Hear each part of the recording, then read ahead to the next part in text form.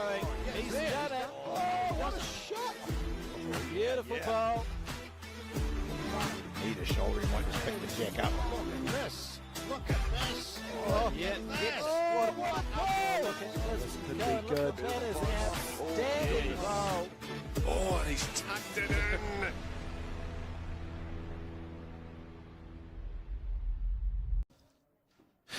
And welcome back to the World Bowls broadcast of the 2025 Champion of Champions Singles, live here from Club Barham in New South Wales, Australia.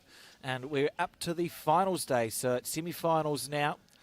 We've got an interesting matchup here, Barry, between Norfolk Island and the other people, England. Yep. England's the word I was looking for. Yeah, definitely, mate. Yeah, it's a young superstars of the game in Izzy and Shay. So yeah, really excited about this match. This is probably what this event is really all about. Young stars winning their national titles to,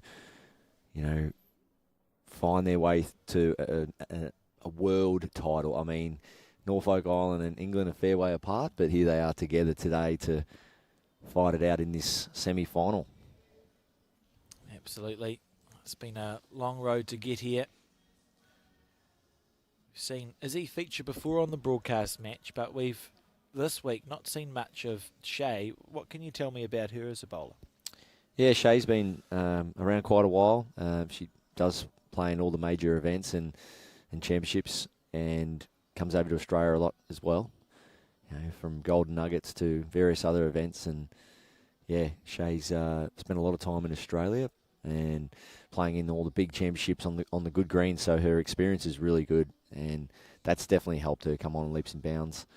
Probably seen her bowling on and off for the last 5 or 6 years, and yeah, just going from strength to strength, and you can see why she's here in this semi-final. Just a consistent player, and as we'll see with one of the things we've spoken about already this week, Alex's unique deliveries and the difference in how people go about it. So we'll see a bit of that here today.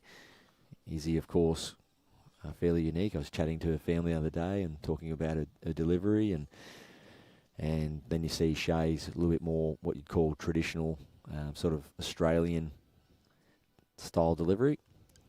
Norfolk Island's not too far away. I've never been. I had an opportunity to go recently, but I couldn't get there. But shout out to everyone over in Norfolk Island. Be on the bucket list.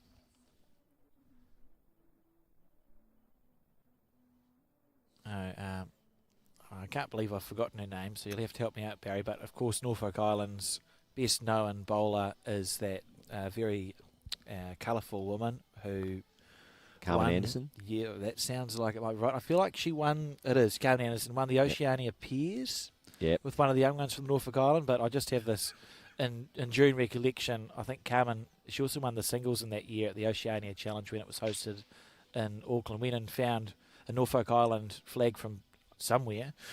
Yeah, very accomplished player. Draped it around her shoulders and was dancing around the drain. Yeah, well, Shay, quite young, only 26 years of age. And as I said, competed in all the major championships, 2018 and 2022 Commonwealth Games. She actually finished top of her group in the singles at Birmingham. And just going down in the semi-finals at Birmingham to Alan Fife. Back then, Alan Ryan. And Alan went on to win that gold medal. So Shay was beaten in the semi-final by the eventual winner at the Birmingham Commonwealth Games. So that's a bit of an insight to Shay and what she's capable of. And what a great game. I remember seeing that live and personal. And, saw how she went about it. And as I said a couple of times in the Commonwealth Games, holds up for good experience for events like this. I believe this is the first bowl of the first set now, so we've just seen the players. They're all entitled to 2 trial ends. The fact that the marker has not picked that one up would indicate that we've got underway here for the semi-final match at Club Barham. And we'll talk more about Izzy soon, but just giving you a bit of an insight to these players. So in this event, 2019, Shay Wilson from Norfolk Island, first medal at World Champion of Champions, winning the bronze in the women's singles. So Shay will be definitely keen to go a bit further there. Oh, look at that. Straight into her work. Touch her with the second bowl. Yeah, both bowls right down the spine there. So also competing in the World Championships 2023. And she actually played with Carmen Anderson, the lady we speak of, Alex. And just going down to Malta in the women's pairs there in the quarterfinals. So when you dig deep through their profiles, you start to see reasons why they are featuring here today in this semi-final match.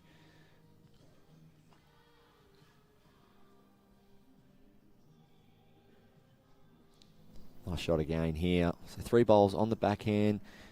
Allows you to set up some really good rhythm, hit some consistent line. We have had that opportunity to watch Izzy a few times on this broadcast. Rank and very consistent player. Still, as you spoke, very young in any sport. She's sort of got decades of top-level competition in front of her should she wish to persist. Absolutely, and I love that element to the fact that she's come out with her family and friends and a big support, and that's what it's all about. Such at a young age, coming out here all the way to Australia. But yeah, to win that national title, to now go on to represent England, I'm sure she's got plenty of support back home for those that have decided to stay up. So what time is it in England? It must be just striking midnight now. So Izzy White off the wing. Well, she's played a big one with her last. Scratched around a little with the first 3, but walked in off the wall nicely there, that little edge. Be very happy with that bowl. So 1 to England on the first end of this first set. Showing great composure there. Now, you do find bowls followers will get up at unusual hours to watch the bowls. I remember when the Commonwealth Games was in Glasgow, getting up at some ungodly hour to watch men's singles semi-final between Ryan Bester and Shannon McElroy back home in New Zealand. Might have been something like 3 o'clock in the morning. I think I got up to watch that, and not alone. Yeah, I'm a bit that way with my English Premier League or Chelsea.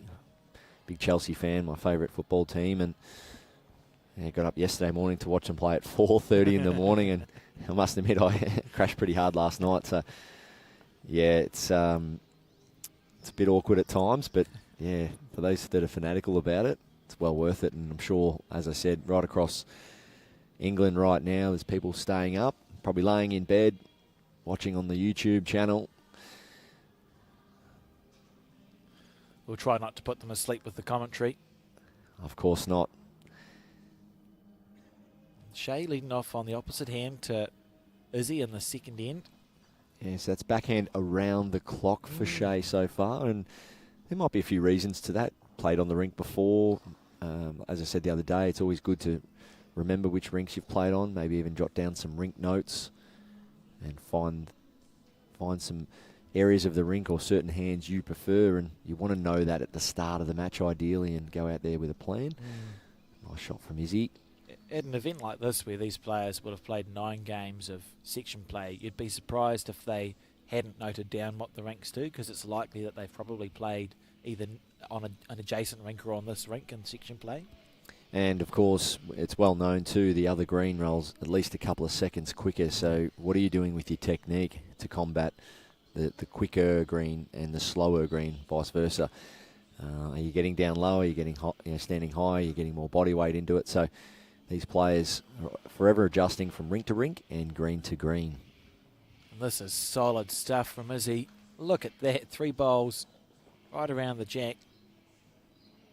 Yeah, so really pretty much the opposite to what Izzy did in the first end. Just sort of, like I said, just scratch to touch. And then she's doing what Shea did in the first end. So Shea needs to find 4 feet of weight here. It's not there. See by look on her face, she's not happy. Yeah, it's when the pressure starts to build with that 4th bowl now. England holding a good 3. It's a narrow target. You've got short bowls, which from the English point of view is a good thing. See what is he opts to play here.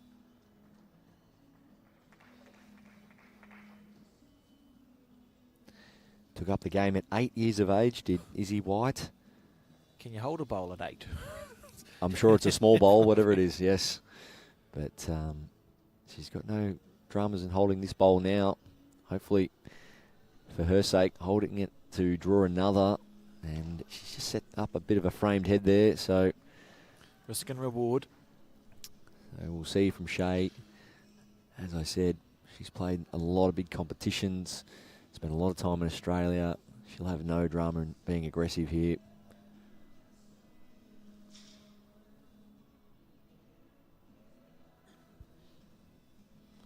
Yeah, it's in the area here. Needs to halve something and stay, or jack clean. Not another hole. We saw too many yesterday. You're kidding me. No, Is there something? Is it something about this event? I don't understand. I don't think I've that's cruel. Ever seen so many bowls look perfect all the way, and then. So if we just keep it on that frame there, Alex, so you'll see those two holes. You know, I mean, if you go through one of those two holes, you are stiff, right? That's the common. But what actually happens though, the less weight you play, the hole gets wider because of the angle of the bowl. So in a perfect world, yeah, Shay does play a little bit more weight there and goes a bit more direct, but still that front end pressure from Izzy created this shot play from Shay, and to go through that hole early day, second end, you're thinking, really? And then that expression sums it up. This is not done a lot wrong there. So let's see. Izzy didn't quite find it on this backhand first end. A few of my pupils from last night did a little coaching clinic. We had about 30 come along for about an hour. It was great. It was great. It was. We were busy trudging along trying to create an obstacle course, Yes. moving the broadcast around. But interesting just to listen in and how some of those basics just to get really set in your game can make a difference. Yeah, it was good fun, and it's definitely a passion of mine. Love coaching, and it's good to see a few people come along last night, and thanks for the opportunity to have a chat to the members. So, great club. Plenty of people around already this morning. Of course, the fields are down to semi-finals now, so it'll be interesting to see how many players get around today. And Expecting a big crowd for the back-to-back finals from 1 p.m. Australian time or AEST. Be quite an interesting atmosphere, I think. I know some players are going sightseeing this morning, I think. yeah, See if they can find a kangaroo or some other Australian wildlife. Shay Wilson, great shot here. Beautiful bowl. No. No, we shouldn't laugh, but you have to, because you just somehow have to smile about it and just go, you know what, it'll change. There's only usually one good thing to come out of being a bit unlucky early on in a game, is because you can say, well, I'll get it out of the way now. When the game's on the line and you need a little bit of luck, you hope it turns then. Yeah, absolutely. Is he willing the bowl on just a smidgen more? Not going to be, so if Shay plays the same bowl again, she'd hope that the bowl or the jack would jump out in front of it.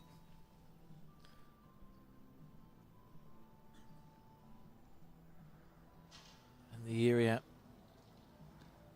area. Surely this time. Oh, slice of hell. Still set up good for the next bowl. Yeah, very good shooting there from Shay. Just missing with her second attempt and picking up the jack with her third.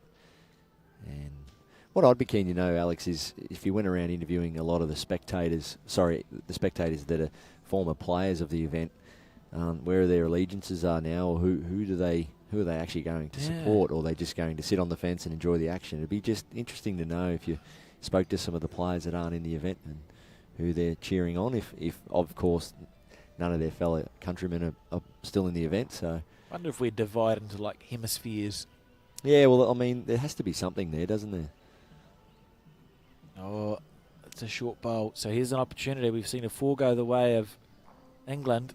Shay, if she can navigate that front bowl at 12 o'clock. surely has an opportunity for at least a 3. Just get that slightly more overhead camera angle. So I suppose the question is the weight that is going to be used here. Yeah, sit the bowl, trail the jack. We know that's a very common shot to play. It's just knowing where you get that extra weight from now, that 4-6 feet of weight. Is it a bit more takeaway speed, or do you step into it with a bit more body weight? You can see there, a bit of both there from Shea. Just missing high. That was the right weight, just to give a bowl a chance. You know that it was an opportunity too as a player. 3 lovely bowls from Shea, and is he able to hold on? So England now take the lead 6-0 after 3 ends. They're only 7 end sets, so you don't want to be trailing by much more than this at this stage. It's sort of as badly as you'd like the game to be going, with a chance to win. And of course, you are tuning in. Make sure you head to the World Bowls website, Facebook page link there as well, and keep up to date with all the live scores of the other games. Obviously, we'll bring you the scores of this game, and we're quite lucky as well through Match Centre and the huge LED screen here at the venue. It's an absolute beauty. You can see all the rinks games going on, all the scores live on the big LED screen for all the spectators, so make sure you keep up to date. Yeah, it's been great to have these volunteers for the entire week from the Barham area, filling in the live scores for every single game that has been played here.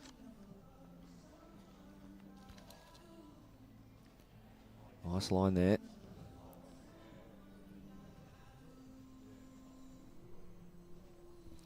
Yeah, some big games going on in the men's singles and women's singles. Ireland taking on New Zealand, the other semi-final.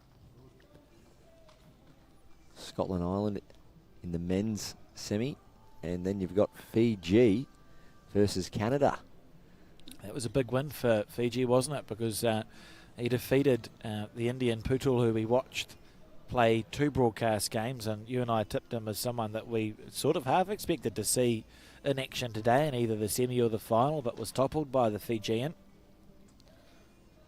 Yeah, it was a good game. I caught a bit of it as we were commentating. I could see across the rinks there, and top quality heads. And oh, I was wondering what was going on there. Oh, beautiful bowl, beautiful bowl. Yeah, nice. That really shuts down the jack for that forehand that Izzy's been playing, so she'll be forced to switch here. The shot's the one in front. Your bowler second. Very good.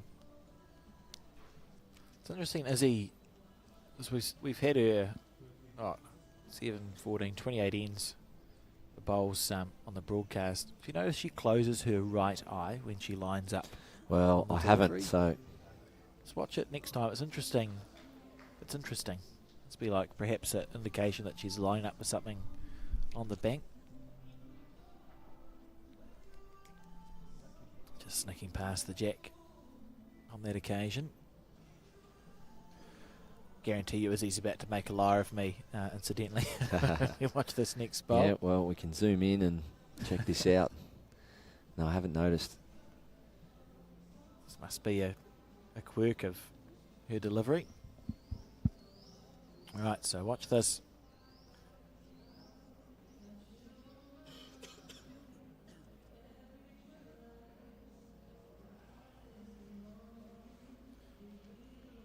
Don't let me down. So it's just like before the release, she sort of closes her eye. See that? Just sort of wink the right eye and then let it go. All right. I'd love to know what, is that just a habit or is it a deliberate thing? I know people that kiss the bowl before they bowl them. I've seen a few different things over the years, but yeah, that's very unique. Yeah. As we've spoken about this week, you will see some very, very different deliveries, and that's usually the result of the places where they play. I think of places like South Africa and Hong Kong and Malaysia, where I've been lucky enough to play, and you do have to find another way to play certain shots and combat the conditions, and it might mean bigger backswings or rotating the body a bit more for power and so on. So it's the great part of the game of bowls, seeing the different ways people go about it. But that's a first, a wink, deliberate wink before delivering the bowl. There you go. Needs it to hold. That's trying to step out. Up and over once on the front bowl. No. She's just trying to maybe turn that bowl of Izzy's out on the forehand there. Just turn it out once. It's another end where arguably Norfolk Island have actually had a better head of bowls. As we see our first score. 1-6 after 4 ends.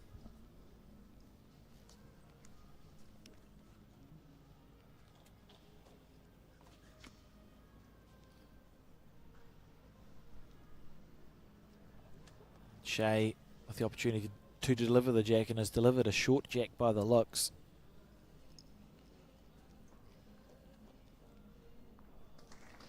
Yeah, Matt up 1 metre. And they're going to look at that because I'm having a look at it myself. So just looking for the minimum marker, and I'm only a mat past the line. there you go. So our marker's just indicating a mat. This will be very close. It's got me out of my chair anyway. What's your instinct, Barry? Make a call. Do you reckon it's up or not? Just short. Yeah, so I sort of, once I saw that jack finishing so short, I had to have a good look at it. And our marker's indicating a mat, and I've got at least a metre from the tee to the front of the mat here, as we see. Only just short. Oh, come on, Barry. You might be right. If you're not, it's only by an inch. Look at this. Oh, my God. Yes. Well, that's a win for the... That's fantastic. Should have just asked you. Oh, I mean, yeah, bowling for 30 years and rolling a lot of jacks. I've played a lot of front-end bowls. Unfortunately, the reason I knew that was short is because I've let down a few skippers over my journey with a short jack. So apologies there, but well, it's coming useful for the commentary. It's not a great feeling when your skipper stands halfway up the green looking for a short jack, and you know you're short. It's not a great feeling at all. So Izzy White leads 6-1, and Shea Wilson from Norfolk Island. Lovely weight, just missing under.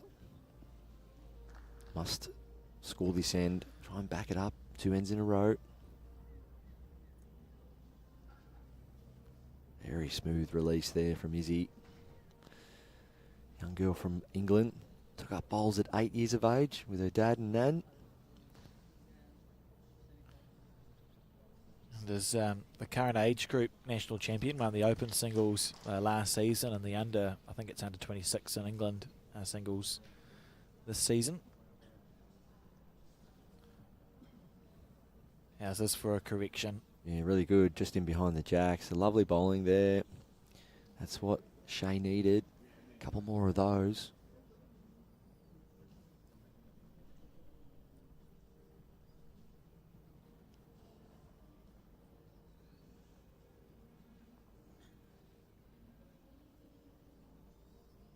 Yeah, fair reply, just sliding under from Izzy White there.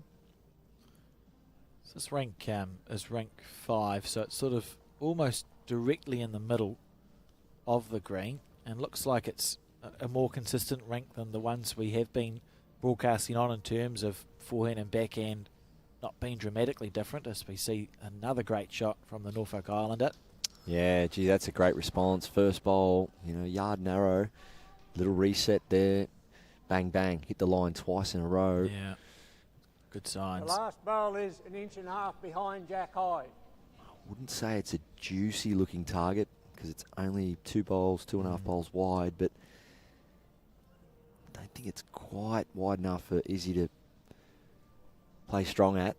Almost want to try and make the target bigger with this bowl. Something similar to her last, but fraction higher would be good. Looking for the jack, just missing under.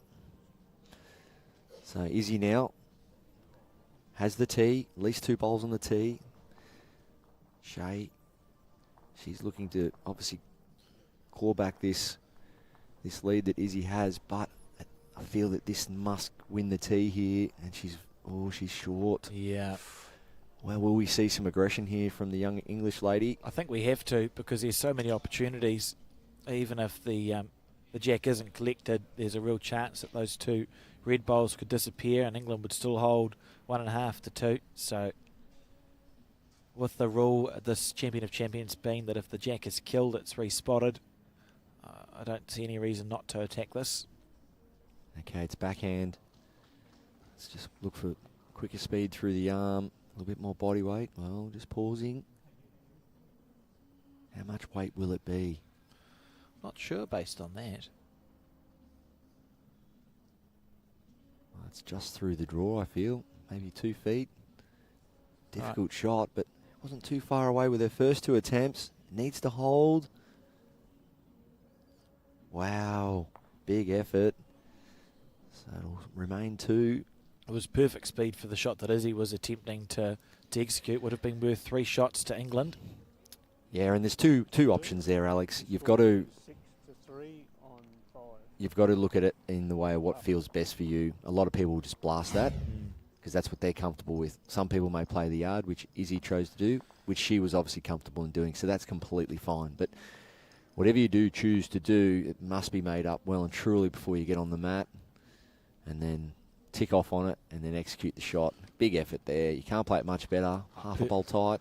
Perfect speed, right? You know, it's right in the area. But we do find ourselves in a situation now where Norfolk Island only trailed by 3 shots on the penultimate end of this first set, making her way back in nicely. I mean, it's a fair reflection too, because I think Shea certainly had those 2 ends where she had second, third and fourth shot and just was unable to remove the shot bowl. So had been playing well. It was a surprise to see the score sit at 6-0. Little wink.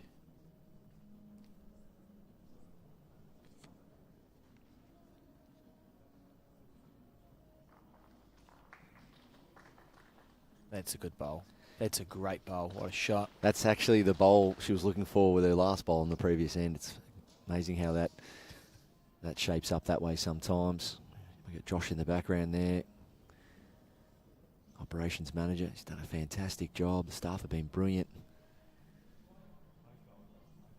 It's a nice shot coming in here from Shea. Looking for that yard of weight. Just sliding past. Very good try. Will we see Izzy stay there? I mean, she is switching. So that's compliments to the greenkeeper, as they say. When you're just switching hands with so much confidence, it means the surface or the deck is running well. Just missing pass there. So both players, you can see they've really found their line.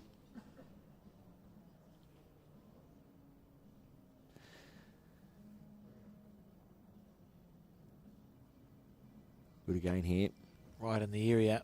Better weight. I think she's done it. That's class. Oh, what a bowl.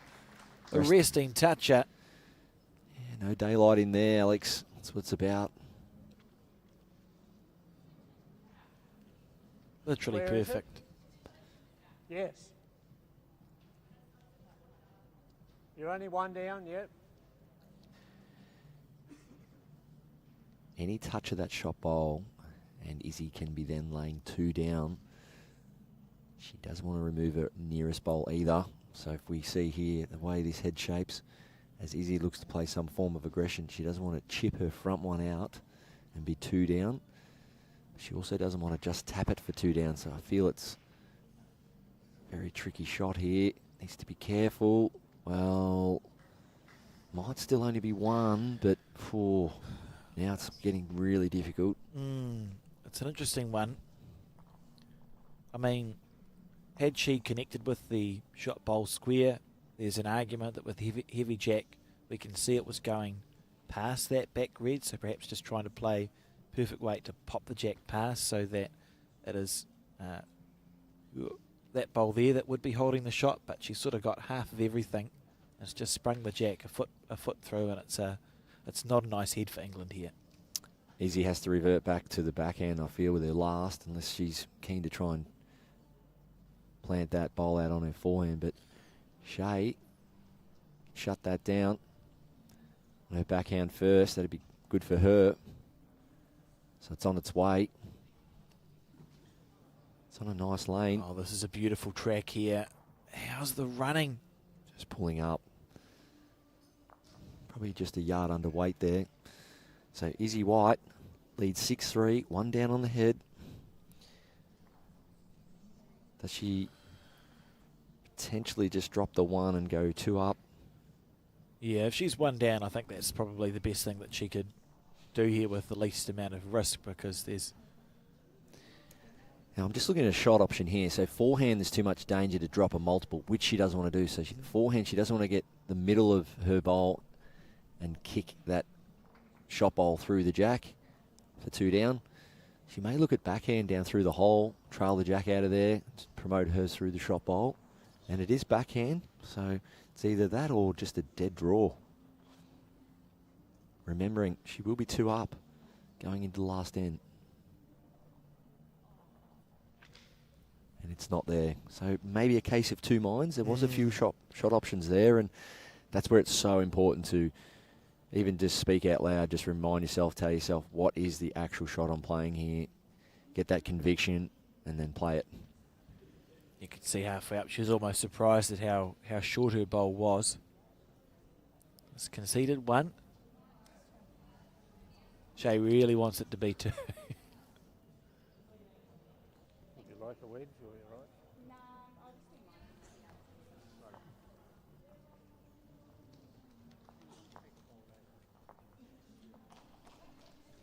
Crowd starting to build. Grandstands in today. First time. They look fantastic. Oh, we're going to get the umpire in. Well, I've had a good look at it from where we are, and I favour it just being the 1, but you do often see the bowl laying down with its belly sticking out. You do often see that bowl usually win the measure. That's just sort of the averages, but for me it's still just Izzy's. Hopefully not. I've been right once today. I want to keep it that way. I back you. Yeah, we'd hope it was Izzy's for second shot, because her shot selection looked like it was based on just being 1 down, so she's thinking 2 up, last end, last bowl. It's fine. Yeah, it's a big measure. It's quite a different feeling if you're only leading by 1. Suddenly drawing the set's a real possibility. So our umpire will press the button again to get the reading. There we go. So that reading goes onto the screen and stays there. And then we bring it around. All you need to do is be able to count. Center of the bowl.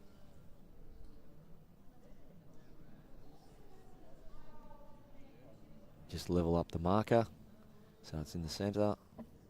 It's coming around. There it is, right in the middle.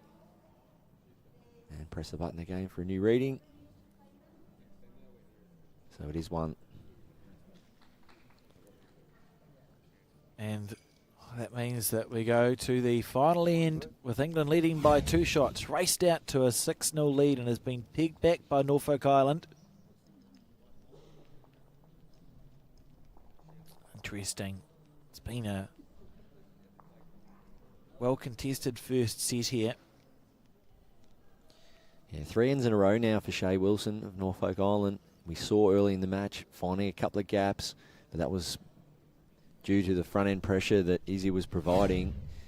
Not quite converting, but you think about that end 1 when Izzy played that big conversion shot with her last. Really set her up. So England going 1-4-1 to lead 6-0, and all of a sudden Norfolk Island 1-2-1, 6-4. And we've had the umpire called again. Oh, you're testing me You're now. 2 out of 2, Barry. You may as well go for 3 out of 3. Okay, so the mat's back, closer to the tee. It's only a mat and a half. He's coming. Alrighty. I've got no idea. I've got this one in. Okay. The girls having a bit of a laugh about it. Makes it quite exciting. So what we're looking for Barry to be right is that this is up. That's correct, isn't it? Oh, go easy on me. I'm 30 metres away. Well, I mean, you're 2 out of 2, so I back you. Right, here we go. So we have one umpire that walks down to the mat where the player is standing. They hook it on, and then there's a mark on this tape here to indicate the minimum length. Here we go. Oh, my stomach's starting to churn. I'm not... Oh, yes. No. No. I thought you Yes. had it. Yes, no. Yes. Yep. There you go. Well, brilliant. You're on fire in the commentary booth, and Well, the mat back just helps. It was a bit further up before, but no mucking around. Shea Wilson straight into it. Oh. So, I quite like that as well. yeah, well, she's got the momentum on the card, scoring 1-2-1 the last 3 ends, and she wants to grab that and run with it. That's a nice start. On the back end. Last end of the set, remember. Yeah, Shea Wilson requiring 2. Anything after that's a bonus. And as I said a couple of times yesterday, it's got to be that through it, not to it mentality when you are chasing that number. Just give that bowl a little extra chance.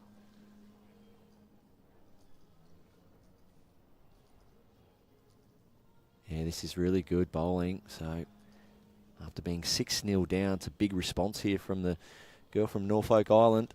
As his heart will be pounding. It's 2 down on the head now. And he needs to find 5 feet of weight here, Izzy White. Really good line. A lot of confidence from that. It's not there. Square. All of a sudden. Signs of pressure, isn't it? Yeah. I'm pretty confident that after this bowl comes to an end, Shea Wilson will be holding first set. Yes, very good shot coming in here. It's just 3 beautiful bowls. So Izzy White, all the way from England. Young star on the rise. Wasting no time.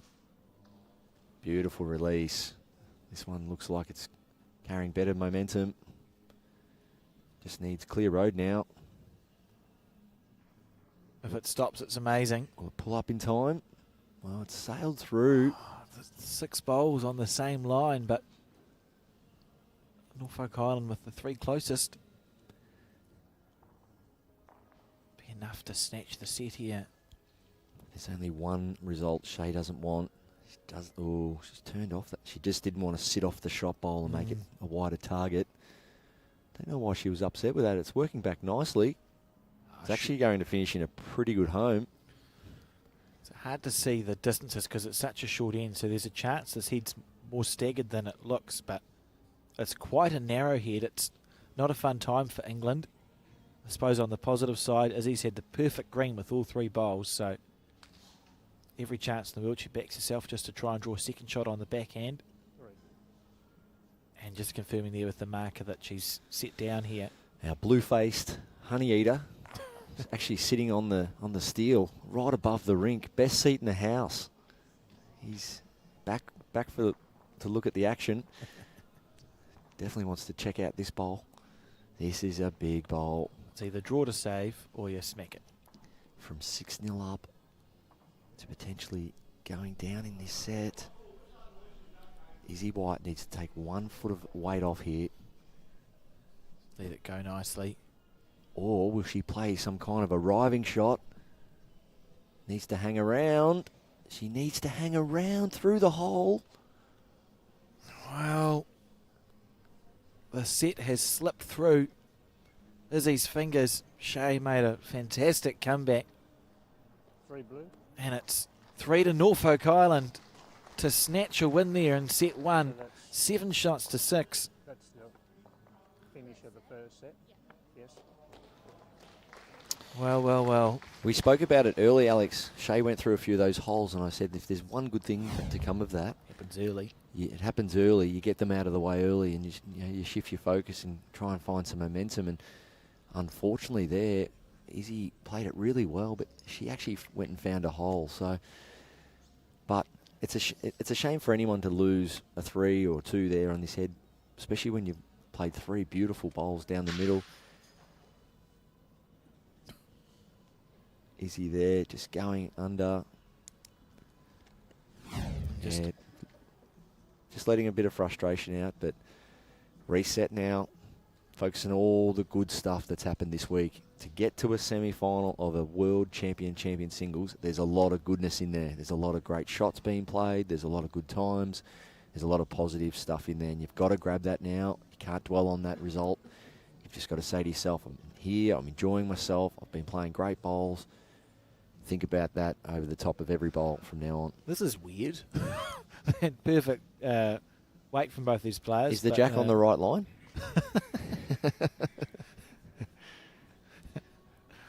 Oh dear.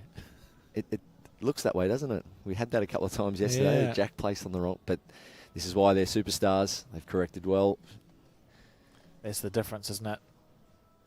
So 4 ends to Norfolk Island the last set, and 3 ends to England. England winning a 1, a 4, a 1, going 6-0 up, and then it was Shea Wilson, Norfolk Island, kept that self-belief, kept concentrating, picked up a 1, picked up a 2, picked up a 1, and then finishing the set off with a very vital 3 to win that 7-6. So Shea White, all the momentum's with her, and she's got one right on the jack again here. And the common denominator or common theme here is this short jack, mat back, short jack. So be interesting to see here if Izzy White gets that mat back. Will she stretch it out? Sort of half expect that to be the case. Excited to know.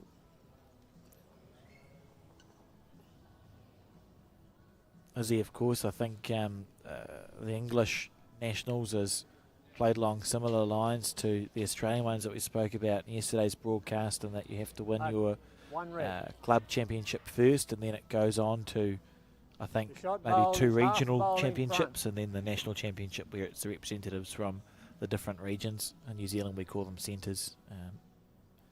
So a lot of you've had to win a lot of championships to get here in the first place. No mean feat. So 3 beautiful weighted bowls in the forehand, and another one on the backhand for Shea, but just missing her line. So looking for a little toucher there for 2 or 3. A real chance. Just wanting the bowl to let go. Not quite. So don't forget, if you want to keep up to date with the other scores going on, other games, other semi-finals, men's and women's semi-finals here. Bowls Australia, World Bowls, go straight to their website, or even go onto the Facebook page and look for one of the links. Click on that. And Alex, what do they do from there, mate? Yes, so where you want to go is the World Bowls Match Centre, and it will tell you, do you want to go see the women's or the men's singles?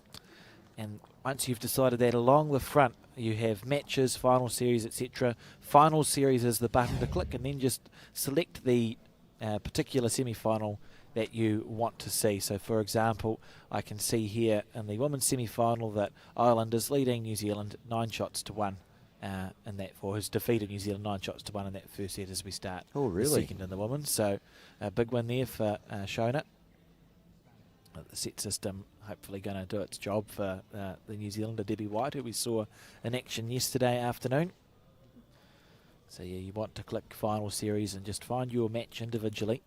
Yeah, Scotland and Ireland there in the men's semi-final. Drawn set to begin proceedings there, so it's a big result. And I can tell you, while we're at it, that Owen Kirby, the Canadian, defeated the Fijian 8-2 in set 1 and is currently 1-4 down in set 2 after 3 ends. So lots of excitement happening here in the semi-finals.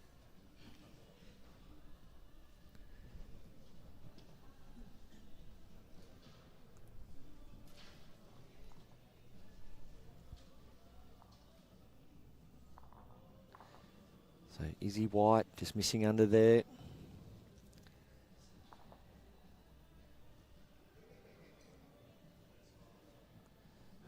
that trail of the jack. It's just thrown both players off slightly here.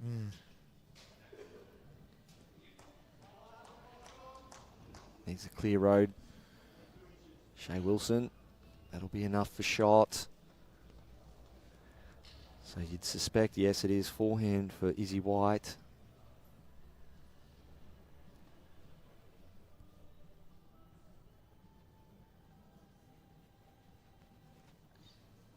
It's out on a high line.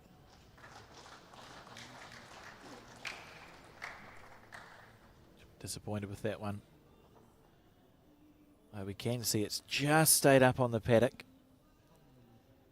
Oh, the crowd down the other side of this green, enjoying the action between Ireland and Scotland. As Shea Wilson draws another.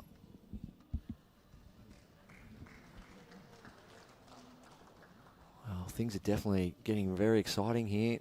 Working our way into the second sets. Players definitely lifting. Izzy White, here it is. Big weighted shot, looking for Jack back. Can she get something off that bowl? Not quite. What you did hear was the noise of her own bowl being removed.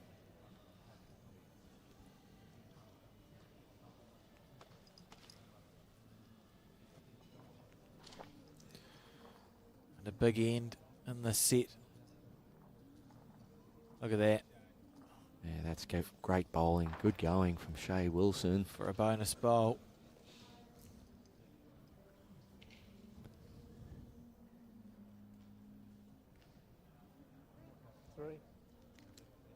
Three to Norfolk Island. Leading now 3-1 after 2 and just looking extremely comfortable out there.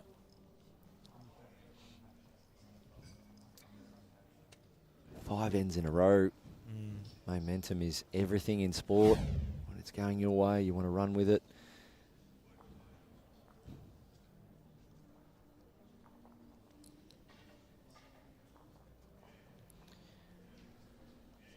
So these players, many of these players out here in the World Champions are trying to showcase their skills in a bid to make the Commonwealth Games team next year in Glasgow, July 23 to August 2. Should be a good games. Great city, great part of the world. Exciting for the sport to be in a space where we're going to be having the bowls in the same place as other sports. So not on a separate venue at this upcoming Commonwealth Games. It'll all be in a very similar space, which is cool, and maybe a chance to expose our game to people who might be there to watch something else and see the bowls on the way. Yeah, the calendar's full. You think of the champions here, then we're off to Malaysia for the World Cup, November 4 to November 8, and then back here in December for the World Ranking Series, which is very exciting. The calendar is jam-packed, and these athletes are all trying to showcase their skills and their ability on the biggest stage to vie for that selection. And so much goes on. Great shot there from Izzy. So much goes on behind the scenes too. The time away from family, the preparation, the training, the time management, and juggling work and family.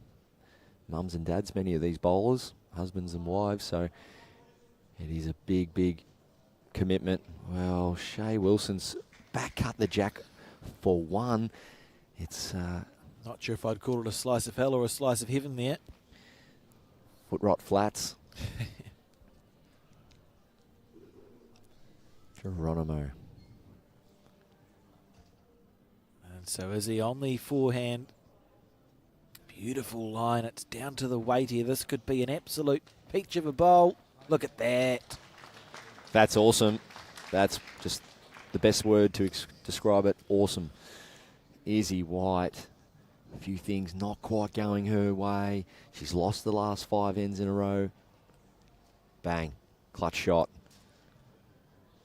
Stiff to fall out. Create a bit of a frame target, but still be happy with how that's sitting. They're the type of shots. If Izzy holds onto this, grab the mat, go long. put the game back on her terms and put the thinking and thoughts back onto Shea. A little bit of pressure back onto her. Really switch that momentum. Oh, if it holds, it's an amazing bowl. Oh, look at that. What a shot. What a shot. Shea Wilson. Beautiful. Almost perfect. Wanted the jack clean for 3. Gets a little walk off the bowl, but that's what you get when you're in the area. Beautiful touch. And now, as he's going, well, there's 5 bowls in front to try and navigate on the draw. How do you get there? Yeah, Izzy can't be dropping a 3 here, Alex. Needs to reduce the count, but there is an option just to go straight for the jack here. So it's one of those ones. You've just got to, that's it, back behind the mat, see the shot, get on the mat, play the shot. Opting for the forehand draw. Big bowl this. Needs a clear road. Can she sit something? No. Sailing past, so it still will be 3 to Shea Wilson. I think when we reflect on this game, it's going to be that bowl of Shea's when she was 1 down to trail it back for what looks like is going to be 3 shots and take a 6-1 lead after 3. That may make the difference here. That was an exceptionally timed bowl from Shea Wilson. So look at this. Izzy played a bomb. Unlucky that it sat out, but still such a hard bowl to play when you think about trailing it back for the Norfolk Islander. She'd been half a bowl narrower. It was no good. Look at this. Yeah, it's 3 threes in a row. On fire. And Izzy, the green that Izzy had was delightful. Yeah, it was. So that's 13-0 across the last 6 ends. So impressive display. And look at this, right on top again. Oh, just underneath the line, actually. Izzy on the backhand. Ball's not over, it just feels, the feel of the momentum isn't ideal for Izzy, but it's only end 4. There's still 3 ends to go after this. There's a way back into this game to force a tie break. It certainly starts, as you said, Barry, with if Izzy can score, we are absolutely going to see a change in length here. Well, the game between Fiji and Canada, Alex, they're steaming along. They're 1 set in and playing the last end. Must have had 2 or 3 coffees this morning to start their day. All square playing the last. Fiji, of course, just losing the first set. Yes, Owen Kirby from Canada winning that first set. So they're an end away from determining whether this game will be over now or head to a tie break. Yeah, a few extra shots in the latte this morning. Both players are up and about, but they are both fairly quick on the mat. We spoke a lot about Owen's delivery yesterday, how it's set up well for that fast green. Seems to be doing well on the slower green today as well. And Shea just continues to pepper the jack. Yeah, right down the spine. See a shot on the forehand here, perhaps? No. Look tempting. Yeah, big bowl here. Izzy White. Just trying to stem that momentum.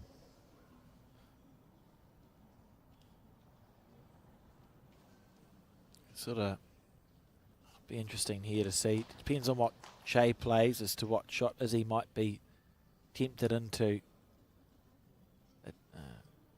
executing here. She's trailing by 5, remember. England trails by 5. There's 3 ends to go after this. Shea just absolutely on fire here. Yeah, and now the shot's gone from England. You could have trailed it back around the corner, but it's disappeared. Is it trying to, is there a kill on if you can get onto that? Yeah, crowd really enjoying that. Yeah, that's that where I'll bowl. be going. You've got to pop the jack back. The jack looks like it bounces off somewhere in that direction. I think it's all guns blazing now for Izzy White from England. I know we're still early-ish in this second set, but it's score or nothing here for the young Englishwoman. Forehand remembering too, if you drop a 3, 9-1, 3 ends to go, there's still 12 to score. I was about to be quite dramatic, but we'll just wait and see, because Take a breath, mate. with the new with the new laws of the game, if the game can't be won, it's over. But I will take a breath. It's a good call. So scenario is, obviously we see the score there. It's at least a couple down. Does Izzy say, listen, the chances of me actually scoring the shot here are quite high, but do I maybe just consolidate, try and get second shot and stay in the fight, or potentially, like you say, don't want to drop a multiple and stare down the barrel of nearly losing the game here. I like this composure though. No hurry at all. We should, unless it's time limited, you should never be in a hurry to get to the mat. Never break the routine up. So if you need to, have a chat to your coach. Yeah, so you're right. The option is you go 6 down with 3 to go. So you need to find 6 shots and 3 ends, 7 shots and 3 ends, because you need to win it. Or you try and kill it by, and that's too wide for the kill because I've missed it on the telestrator, but you try and kill it by hitting that shot bowl as square as you can. And with a bit of luck, it should be worth at least 1 on the 2 metre. If your collision bowl follows through square, it's actually worth 2. Yeah, she actually wants half of the shot bowl, so that the shot bowl goes off to sort of 4 o'clock. In that direction. Jack spits back and she runs through off the half, because the only way she can get a multiple here is getting that half of that and running through this gap. So you come down forehand, half the shot bowl, Jack spits back, she runs through for a counter as well. If she's playing weight, that's the desired outcome. And she has the chance of also halving that shot bowl and kicking off another bowl out of the head. Or you play a 2-foot draw and look to just sit the shot bowl and stay for shot. I can't see anything else here. We've seen a little bit of aggression. Yes, it is. It's forehand. If it holds, it's brilliant. Oh, there's a second result. Well, May have cut that down to 1. yes. May have cut that down to 1. Courtesy of the weight that she played being enough to move bowls around the corner. It's always exciting when you get something square, isn't it? You get something square, bowls tend to move. And that's why I say you should never be in a hurry to go to the mat. You could see Izzy doing the 360 risk assessment, looking at everything there. And the only way she could get a secondary or third result was to play weight that allowed that. And that's the weight she played, Yeah. and got that result.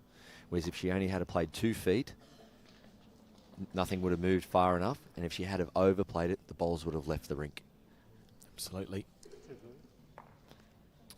But it was 2 in the end, so Norfolk Island now take a commanding 8 shots to 1 lead as we start the 5th end of 7 here. So Norfolk leading by 7 shots. If Shea can score 1 on this end, it's over, and she'll be through to the semi-final. Yeah, speaking of which, Fiji and Canada playing the first end of the tiebreak. Exciting times. I can tell you too that in the other semi-final for our New Zealand viewers on Sky Sport, that Debbie lost the first set and is currently leading 5-1 in the second set after 3 ends.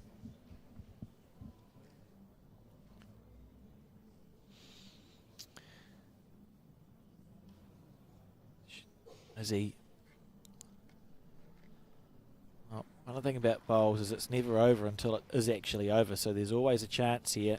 It needs to find something special on this end to kickstart the next 2. 3 ends to go, so technically there's 12 shots of scoring power, but realistically you'd be up in 3s.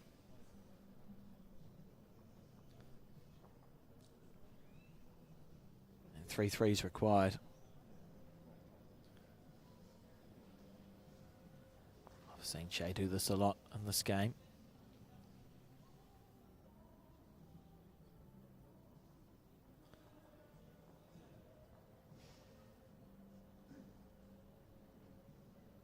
Is he on the forehand?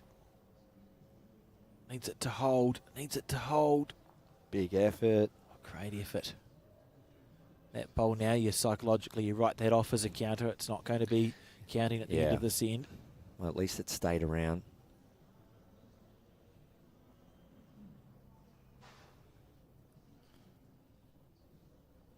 Well, that's 3 very good bowls. Beautiful bowling. Be interested to see if Izzy attacked this on the backhand, if she could get her collision bowl through. She's going to come and have a look at the head now.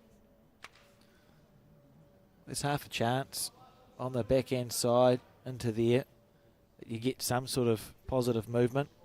And the good thing is your collision bowl, if you get it square, your collision bowl is going to follow through as well. Yeah, that's right. There is the best option is actually getting split here. So things move sideways versus through the jack. And you just don't want jack movement and bowl movement happening together. Last thing you want is one of these front bowls to run through. So the bigger the better here, because you want separation. You don't want jack and bowl staying around each other. So beforehand, right through this. Drive coming. Yeah, she's played it well. Needs it to hold on. Gee, that got away quick. Well, she's caused to kill it. She's caused to kill it, and that's what she wanted. Needed separation, but not a big chance of scoring a multiple. Yeah. Yeah. That's correct. You look at the head. Izzy's lost her collision bowl, which is what she was hoping she wouldn't do if she could have hit it a little bit squarer. The collision bowl runs through the head square, and then you know you've got your collision bowl on the rink somewhere, but unfortunately it's just shimmied off.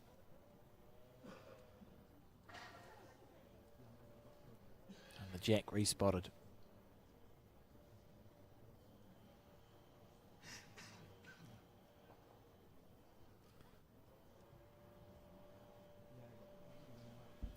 We have seen a bit of everything, though, this game from both players. Quality draw shots, aggression, conversion. But unfortunately for Izzy, it's just been too consistent from Shay. Yeah, I mean, the most you could score is a 2 here, and it's ridiculous, but you'd have to you'd almost have to drive this bowl and try and find a 2, and that's still not enough. So, yeah, I don't know. I don't think it's tough. I'm sure Izzy's done the maths here.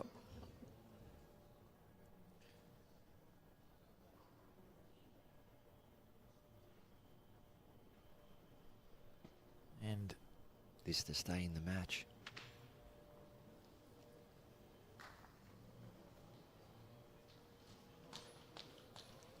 Done well. That's it to hold up. Very good.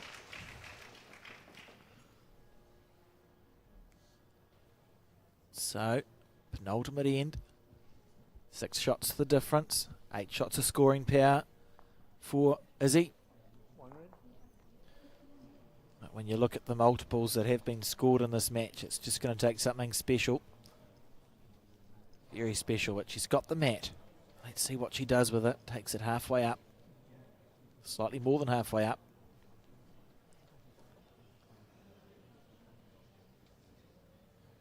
Needs a 3 and a 4 or vice versa. So draw and set is not enough here.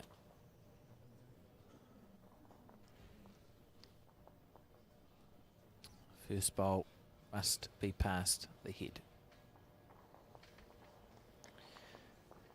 Quality action going on all over this venue here at Club Barham. Bowls on the border. Of course, we are in New South Wales because of the Murray River on our doorstep. You can actually see Victoria through the trees.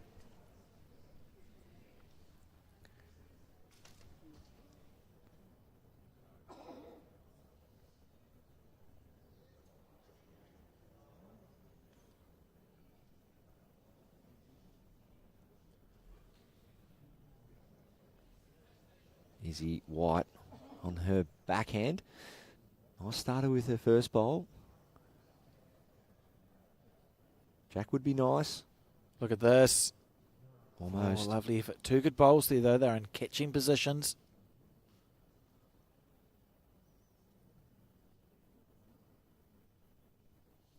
Shea Wilson also on her backhand, looking for 1 metre of weight here. Well, Good speed, just missing under.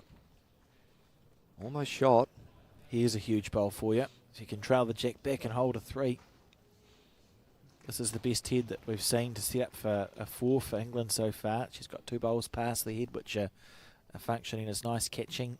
It's a good play from Izzy. Mat up into a new position. Yeah. Jack right up on the tee. This is close here. Trail the jack for 3. Get down a little bit onto the jack square. Beautiful bowl. Unlucky not to have gutsed it a little more than that. But good stuff.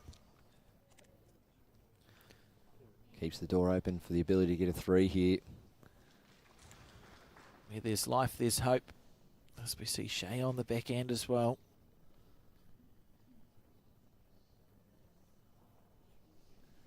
Oh, this is quite good. This is quite good. Sit and stay. What What a bowl. shot. Shea What a Wilson. bowl. Put that on your highlight reel. Copy and paste that every day of the week. That is what it's all about. Really stamping her authority on this game. Where is a 3 here, Barry? Because we know that England must score a 3 or a 4 to keep the dream alive. Is it square through the jack and hope that the toucher disappears out of the head by the time the jack gets respotted? Or Yeah, is well, else? you've got to blast the shot bowl and kill it at the same time. And once the shot bowl and the jack leave the green and the jack's respotted, you will have 3. There is a secondary result, forehand high, rip the 2 bowls out. But I don't know if she'll make 3 out of that. Probably favour Izzy's back bowl to be 5th. But once again, risk assessment with her dad, standing on the bank, taking her time, having a good chat. Get the 2 main ingredients right. Which hand's it going to be on and how much weight will I play it with? Once you've got that conviction, sign off on it, go and play the shot. Good thing is, and you can see it from this angle, a little bit of the jack. If you are getting it as square as you can, we know the jack's going to spit off to the left or the right, but the shot bowl should go pretty square back through there and out of the way. And when it's respotted, be holding 3 shots. The bowl over there at 10 o'clock. It's a nice angle as well for the bowl. And as I said, if Izzy's bottom bowl there down there at 7 o'clock is 5th, well, both bowls all of a sudden is another option. But for me, straight at the shot bowl, kill. Keep the chances alive here, and she's close. She's close. What a shot! What a bowl! What a Izzy shot! White. Double fist pump. We've called it here in the commentary box, and Izzy White has played it. Even a clap from Shea Wilson there. I clapped in the commentary booth, but That's given me goosebumps. that's fair. What a bowl. Absolutely outstanding. You can't. That's to keep your hopes alive in a world champion of champions singles. Oh, my goodness. What a shot. Shea Wilson, which what I thought was probably nearly the match winner, Izzy said, I will go one better. Now, we've got a bit of a highlight reel intro for this World Champions, as you'll see when you're watching the action. That has to go on next year's highlight reel. I'm adding it. It's one of the best bowls you'll ever see. How is Shea Wilson's composure? Needs to miss the front. Well, It's game on. It's game on. it's a live chance. Izzy's done what she needed to keep herself in contention here. Scored 3 shots. That's why you don't hurry onto the mat, ladies and gentlemen. There is so much to be thought about. Plus, you need to control your emotions. Shea Wilson playing top quality bowls to lead this game. 8-5, but to her credit, Izzy White, she's up for it. She's up for the challenge here. She must score a 4. Look how the head's sat. And we spoke about it, but look at that. There's such a good bowl. That's such a good bowl. Double fist pump. Love that. Just outstanding. Yeah, fair enough. Whatever happens from here on in Izzy White's career, she will remember that bowl for the rest of her life. And that will give her so much self-belief at any level, at any stage. She will grab that shot, put it forefront of her memory, and take that into every game she should play. Because the degree of difficulty there was so high. And we drew it up that the bowl squared through the hole. She actually got half the bowl. Yeah. and it went out to the side. But Shea Wilson now needs to go back to that composed, structured bowler she has been for the last 6 or 7 ends. Is he still doing everything right here? Absolutely. Chasing a 4 on this end to force the tie break. She's got a bowl slightly past the head and counting. Oh, how good is bowls? Must reach here, Izzy White. She's done it. So 2 of the 4. Only bad thing about that is any jack movement now is going to make it more challenging, but she's holding 2. Shea Wilson. Just a bit of a momentum shift happening after that bowl. But like she has been for the majority of this match, just composed. And if that goes turning away, that's good bowl. very hidden. Crowd appreciating that bowl. It's probably a cannon coming up with the 4th bowl of Izzy. She'll just draw to add to the bunch with this 3rd shot and then find a way to make and hold the 4. Fiji are through, ladies and gentlemen, in the men's singles final. Rajesh, what a player he is. Izzy White. Yeah, great bowl. And just lining up that, we'll wait for Shea to play her bowl first. She may take away the shot.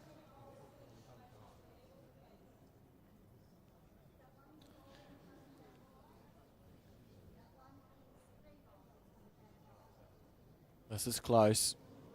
This is close. Worthy of a final, this one, ladies and gentlemen. Outstanding bowl. Before she played that, there was a reasonably simple shot onto the bowl that you see here to cannon the red bowl out, but I'm not sure if it works anymore. Can you see a 4, Barry? There's an easy 3, but that's not enough for England. There is a 4, but once again, a little bit similar to the Rebecca Rickson game last night. It's going to take a very, very tough shot. So it's red through the split, hoping that the second shot bowl leaves the rink. So front red through the second shot bowl, take its place, and then run through for 4. Boom. You sit there for 4. Look, I mean, we saw a shot that was just as hard as that to play on the previous end from Izzy. Yeah, so it has to be first priority is just getting that front bowl solid. So front bowl solid, and it goes through the second shot bowl, and that second shot bowl kicks out. Jack spits out to the side, and she has to run through then. I know it's extreme, ladies and gentlemen, but we are here to give you some form of hope, especially if you're cheering on for England here. And it has to be a 4 because what's 3 going to achieve? So forehand run at the front one, trying to get it square.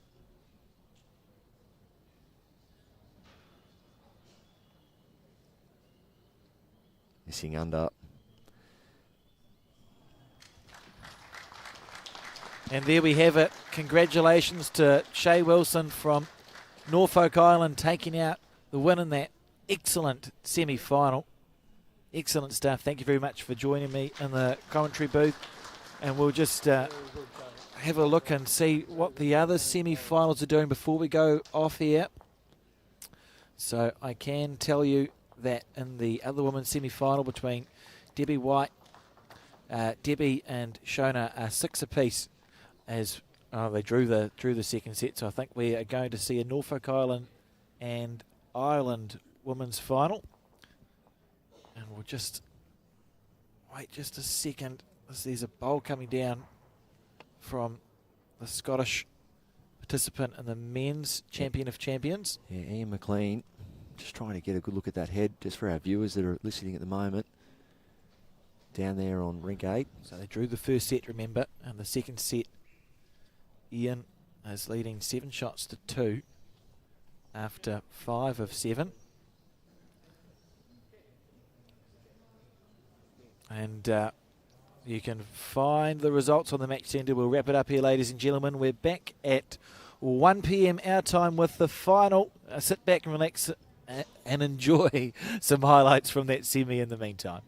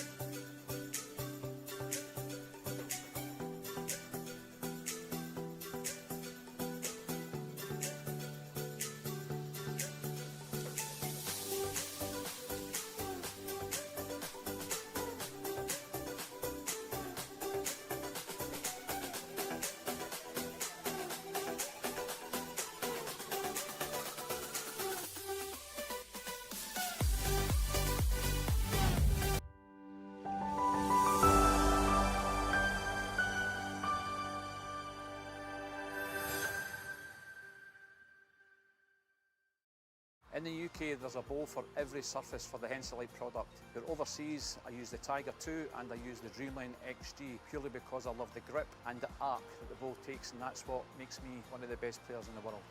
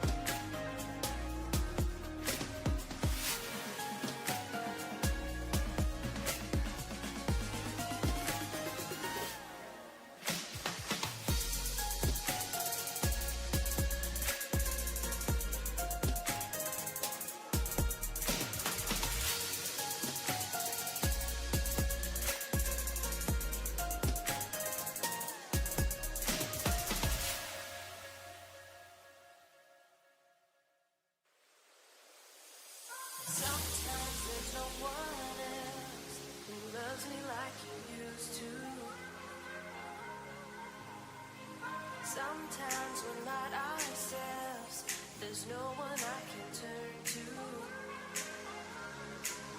And I know all the feelings that we shared are in the past. And I know your relationships are never meant to last. And I'll take some time, but I'll be alright. Moving on, we're moving on. I know times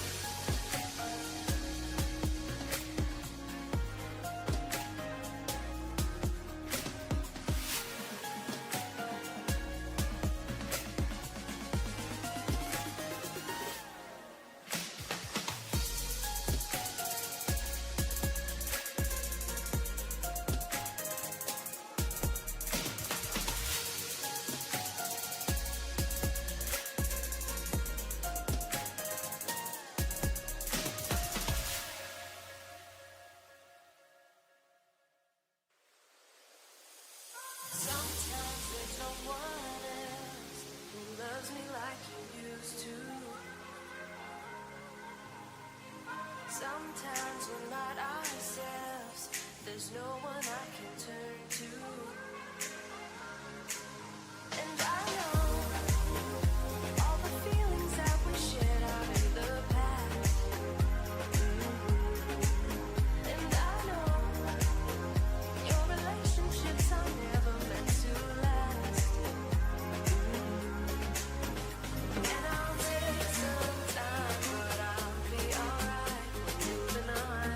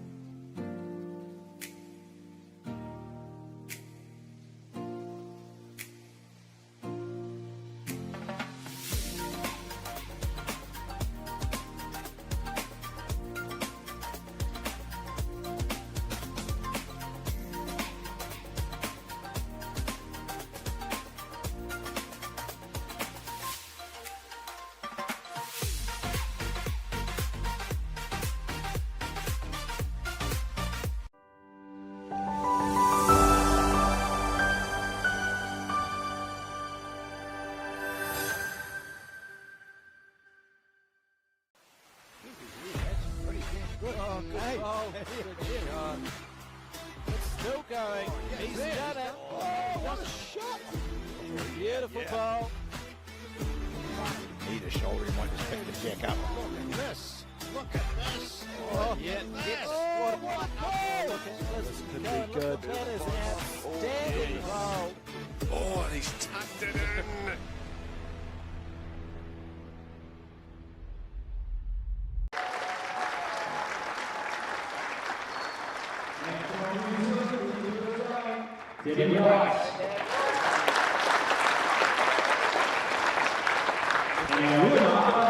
Sharon Estelle. We'll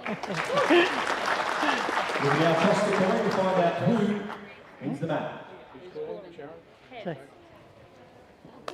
Shane's calling the next. What are we doing, ladies? Good luck. All the best. Enjoy the game. Great stuff, and there we have it, the start of this World Bowls Champion of Champions women's singles final between Debbie White of New Zealand and Shy of Norfolk Island. My name is Alex Reid, and delighted to be joined in the commentary for this one by Barry Lester and our special guest Josh Thornton with some local knowledge to give us for this game. Yeah, thanks very much, Alex. Yeah, it's a pleasure to have Josh here. Josh, welcome. Mate, how are you feeling about being here, a venue you know well, being in the commentary box to talk about a big final here? Afternoon, everybody. Yeah, Barry, look, it's fantastic to see for Club Barham. Obviously, I live 45 minutes away in Swan Hill and lucky enough to play for Club Barham in their VBL franchise. So great to see such a big event in a local area like it is here. And I think, you know, based off the crowd and everyone that's getting around, it just looks like everyone's enjoying themselves and we should set up for a cracking final. Yeah, I caught up with both players before the game, and Shay mentioned the 2019 that she came close over in Adelaide, and she wants to definitely go one further here today. And the New Zealander Debbie White in the same boat, 2019, just falling short there as well. Debbie White picking up the silver and Shay Wilson picking up the bronze. And both players in the pre-match interview mentioned that event, so one of them's going to definitely go one or two further. Just to explain what's going on here, we can see that it's trial end, so as has been the case for the entire event, the players get to go there and back again before every game. Yeah, it's a good two ends to find where your line is, get that speed. I mean, the speed shouldn't have changed from this morning's semi-finals, but again, from rink to rink, sometimes those lines can change. So that's a good indication of getting what you need to do to be prepared for the start of the match. So let's just have a look at the actual conditions here. 40-metre artificial surface, and the rink width is just on 4.8 metres, green speed around 14.5 seconds. So they're the conditions the players are faced with, and also a great crowd both sides of the rink, some corporate hospitality, some grandstands, and it's now just up to the athletes to put on a show for the crowd. Now, Barry, historically, the hand that Shay just played, that's normally the wider side on this green. Now, again, sometimes when you move from a half a rink to a rink across, they can change, but that's generally the wider side out of the two. And of course, Alex, as we've commentated the last couple of days, the other green, just a fraction quicker, well, some people would say in feet, or some people would say in seconds, but it definitely come across to be about 8 feet quicker, a couple of seconds quicker. Debbie forgetting she didn't have last bowl on the trial end there. Can't imagine what these players must be feeling, having won their national title and then played all week to find themselves here in this final. And their semi-finals were two different routes too, where Shay won in straight sets and Debbie had to go to an extra end of a tiebreaker too to get into the final. So just the tournament, the way it's obviously formatted, you can get there in different ways, and it's still they're one match to win a world champion of champion. Certainly is. A New Zealander, I watched all four ends of Debbie's tiebreaker actually, because we'd finished the broadcast and my blood pressure was up. Yeah, some cracking bowls played in the death there in the tiebreak, and that's how it has to be done sometimes. So Sharon Lister is our marker, just straightening up the jack there. What a great view that is, looking to the north direction at Club Barham. So the Murray River is just behind these players, past the caravan park there, and that's another, I guess, great part of this venue, Josh, is there's plenty of accommodation around, and it's a great place to visit. Yeah, Club Barham's obviously very fortunate. The caravan park to the south of us there, where, as you said, and we've got all the accommodation to the east of us as well, which is Club Barham owned. You know, so for an event like this, it's perfect to have all that to facilitate your event. I love that big LED scoreboard in the background. It's been great all week for not only the players, but the friends, the families, the supporters to be able to scan the rinks, look around and see all the partners and sponsors and obviously the scores. Oh, if you can't read the scoreboard, maybe it's a trip to Specsavers required for this final. So, Shay Wilson, 26 years of age, obviously coming out of Norfolk Island. Absolutely loves her bowls, and she's an early childhood educator. And I got caught up with her before the game and just spoke about preparation, because we are in the winter months. And she said she's been able to get out, put in a fair bit of time back home, but still juggling her hours around work. And she has her dad that plays bowls.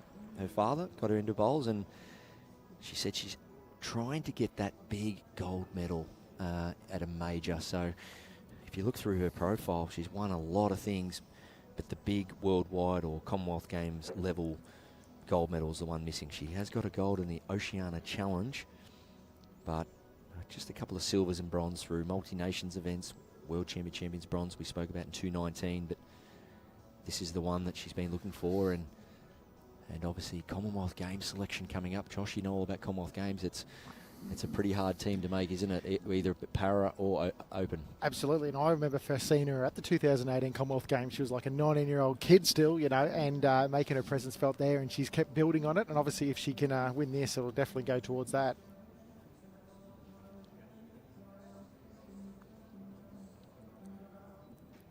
Yeah, she's using Greenmaster bowls.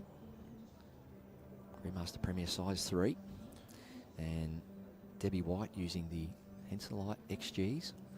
And as you see there on Shay's bowl, red bowl with a red sticker.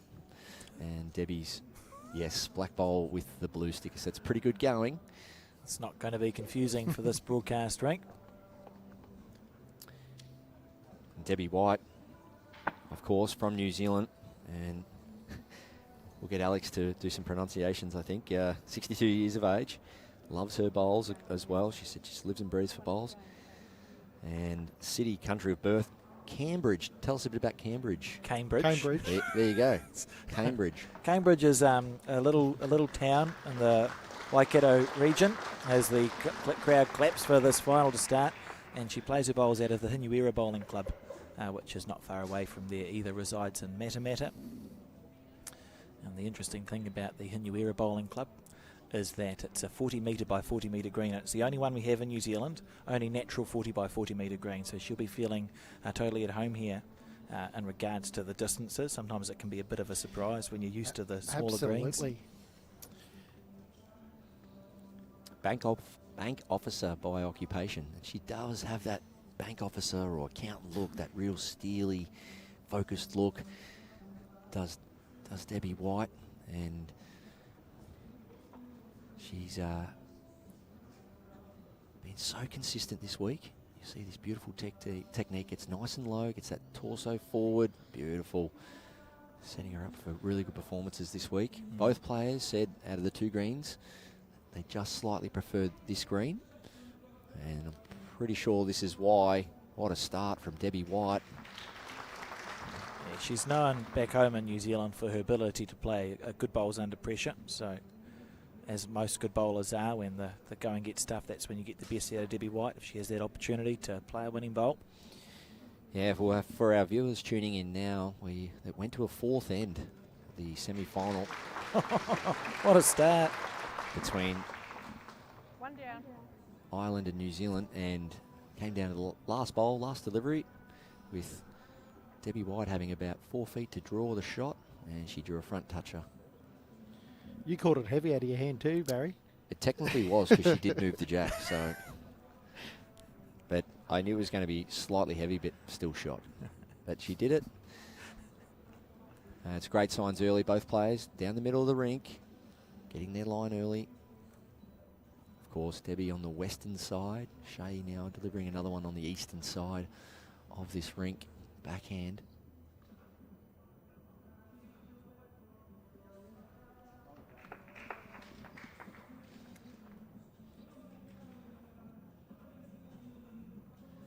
Debbie White staying on the forehand. Not a lot of correction required. She does make contact with the shot bowl. It'll be very handy. Nice arc back to the centre line. This is the hand you said Josh will generally get back.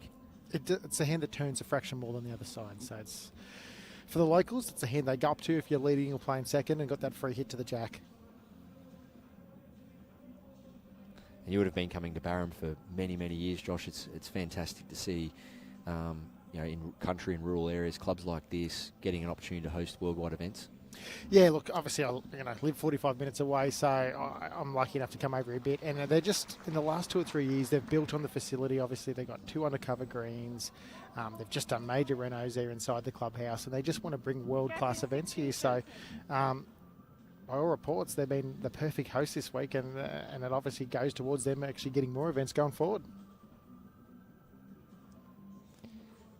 So Shay Wilson just nudging that bowl up of Debbie White's. Let's just open that head up slightly for a little gap to come down on the forehand, promote her own or draw the shot. Half and jack. She needs to stick with it.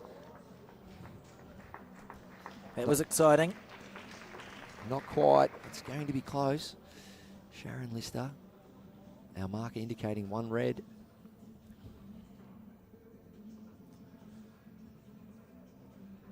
And that's where if you miss long, Barry, it can come in handy like a shot like that. How's this bonus bowl here from Shay on the backhand? Perfect green, but just short of a gallop. And so on this first end of the final, looking like Norfolk Island might be the first to score.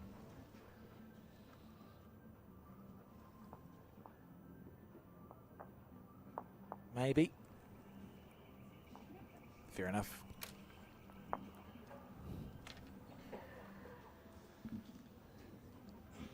Yeah, 1 conceded there, so 1 to Shay on end 1 of the 7-end set.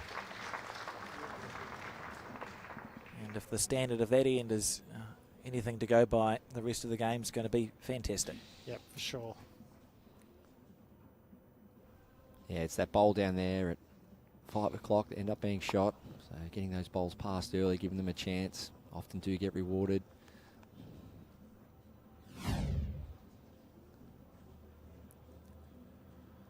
So the jack has been delivered on the shorter side. Earlier this week we saw a lot of jacks that were delivered to the tee, and it just seemed to be more challenging to consistently place the bowl over that longer length. So the players seem to have today and yesterday been preferring those shorter jacks. Absolutely, it's really good to see players doing that, Alex. When there maybe things aren't going their way, just do something extreme, mat up or jack short, something like that. Just take the opposition's rhythm out of things and create a bit of your own. Debbie White there on the backhand. Body language suggests she didn't really like it at release. You see she's just pushed it high. Decent weight. What I really love, part of this event, of course, we've got players from all around the world. And it's great to see, but 3 of the 4 remaining countries are in the Oceania. Of course, New Zealand, Norfolk Island and Fiji. Great shot there from Shay Wilson. So that's a big achievement. I think that will be definitely spoken about moving forward, that it's not about little countries and small populations. It's about just getting out there and doing your best, and it's great to see, and well done to those remaining countries involved in these finals. Needs it to hold on just a smidgen here, Debbie. Just open the head up. Getting to your point, Barry, about the little countries, it just, if anyone obviously watching at home on the feed, you could be anywhere around the world and you could end up playing an event like this if you have a crack at your sport, you know. So I reckon that's a fantastic pathway. Yeah, well, look at Australia. You know, we managed to beat India in the cricket somehow. We're 26 million people and they got billions. And the man to our right, Joshy, Alex, he comes from a country where they've got 5 million people and they dominate in rugby. So it just goes to show. And we cling on to it too. Do you? we just had a bad game against South Africa, so let's not talk about the rugby too much. Whoops. No, but yeah, it's great to see whether you're a small club, small country, etc. You can see how these athletes just got that self-belief, that drive to do their best, and there's plenty of reward in it. So on the probe here, Debbie White. This is close. This is close. What a bowl. That's perfection. You can see there the heavy jacks run away from the bowls when you try and trail them. A lovely shot. Still 2 or 3 feet of distance here to get shot for Shea. She's pushed that high.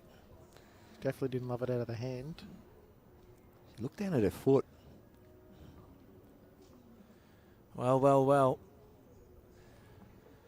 These are the bowls that you really hope you don't miss as a bonus. Debbie's played an absolute bomb with her third and has room here to add. Sometimes they look so easy. On this surface and on this pace, these are probably the ones you shouldn't miss though, Alex. No? Not to put any pressure on her. That's my point. Or not to jinx her, at the very least.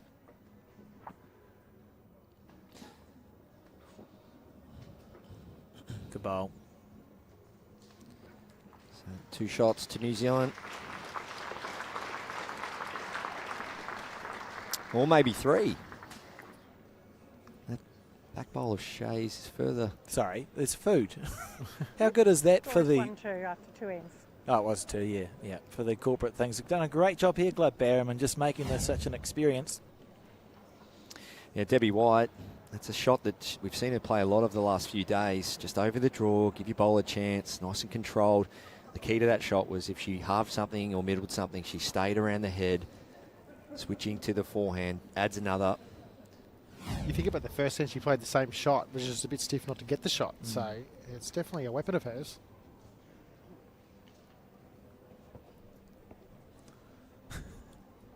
Well, that is great operation. Food out, staff back to their places. Boom. That's amazing. Well-oiled machine here at Club Barham. So Debbie now leading off on the forehand.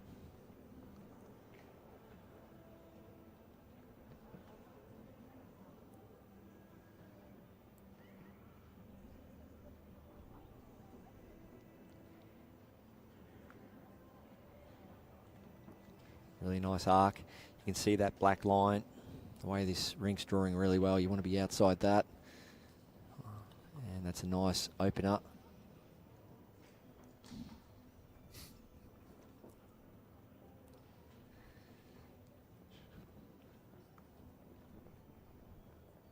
Shea on the backhand side, so leading off on the opposing hand. And it's hung around for a very good first shot. She's done that on a few occasions on her backhand this direction. Managed to get one in close.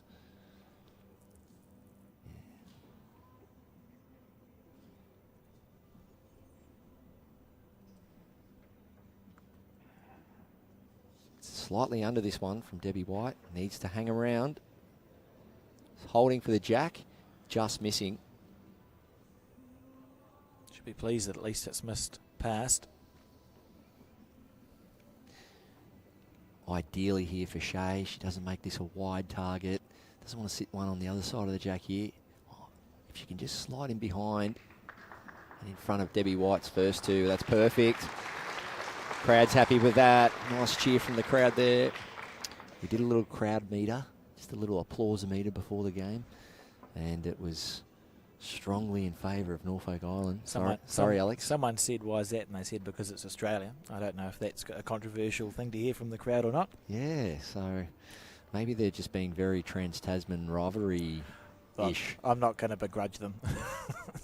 So I think, look, we know that they're both players. There we get Debbie White just missing under, great shot, but I think it's just a not bit a of the touch underdog mentality, the small island of Norfolk versus the bigger sister or brother in New Zealand. I feel that anyway. So Shay Wilson on the backhand, 2019 bronze medalist of this event in Adelaide, looking to go 2 steps better. Oh, good weight, but just slightly on the high side, and still 2 down, Debbie White.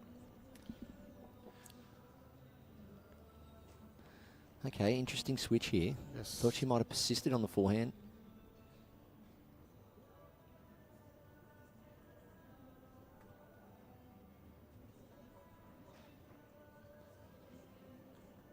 Well, Debbie didn't seem to like it, but it's not too bad.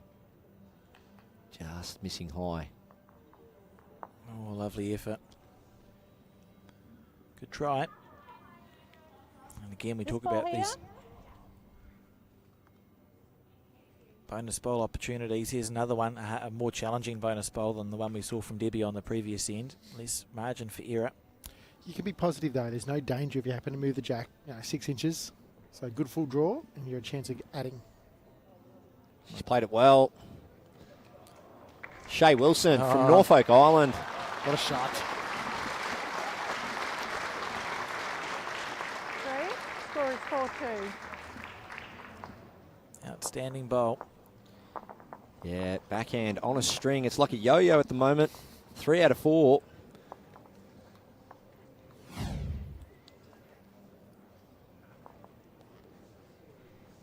You'd use the vernacular dinner plates, Barry. Dinner plates, Dinner plates. tea towel, pillowcase. Yeah, love the dinner plates. If you're drawing inside dinner plates, you're having a good day. That's inside the dinner plate. 3 of them end up being inside the dinner plate. That's great bowling from Shay Wilson, 26 years of age. She wants to make that Commonwealth Games team next year in Glasgow. She wants to win the gold medals. As you said, Josh, a young star. You saw her in 2018 on the rise. Here she is on the world stage again. Nailing jacks. What a bowl. Barry, how crucial is first bowl in singles play? Oh, when they lay down like that, well, happy days. But definitely, yeah, you know, my theory's always been through it, not to it. And as a lead, that bowl went through the jack then, not to it. And it's definitely important, mate. Yeah, if you're not just on it, you've got to be just behind. And when you look at her consistency, Shay White's consistency, they've been around that marker so far. And that's only been the difference, just causing Debbie just to chase a little. And you know yourself, Josh, you No, don't really want to be 2-inch chasing gap. after the first couple of deliveries. Definitely not. Try and build that head first and then capitalise with your last couple.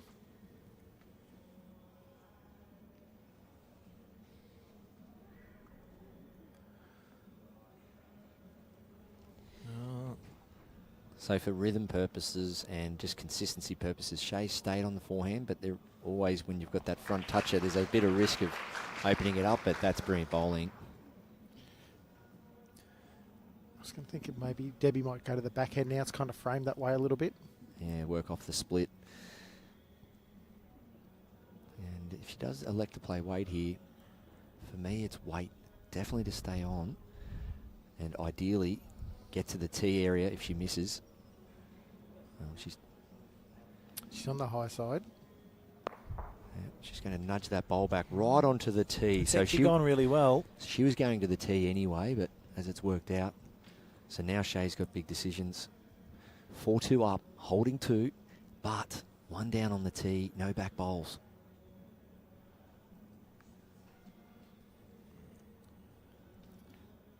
Certainly looks from this angle that the jack's essentially going square back if the front bowl is hit. Suppose if Debbie gets more of the split, it might go back more to the right in the 5 o'clock direction on your screen. It's a bowl jack low.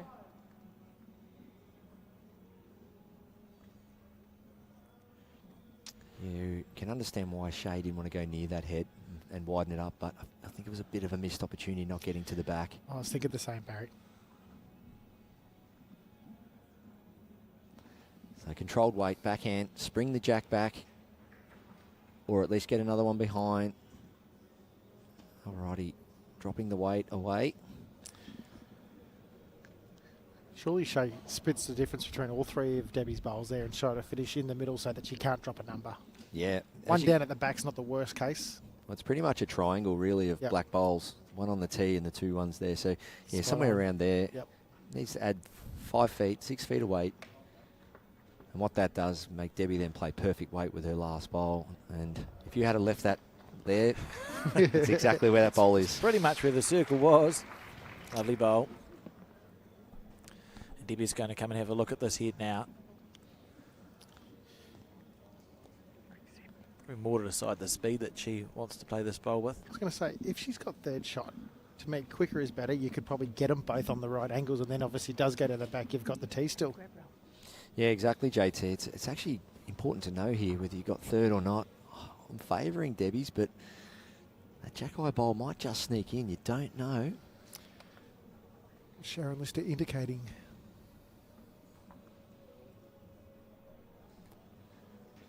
But either way, it has to be firm weight, contact, whether you get the ultimate result, jack back, or you split and stay. Feels like a big moment. And with this particular head, it comes down to your favourite hand and favourite weight.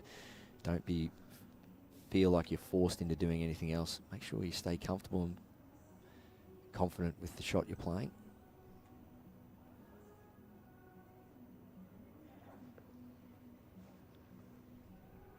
It's on a good line. Is it there? Needs to hurry. She's trying to spring the jack. Big attempt. Lovely effort with that far more controlled weight. It's going to be 2 to Norfolk Island. This 2.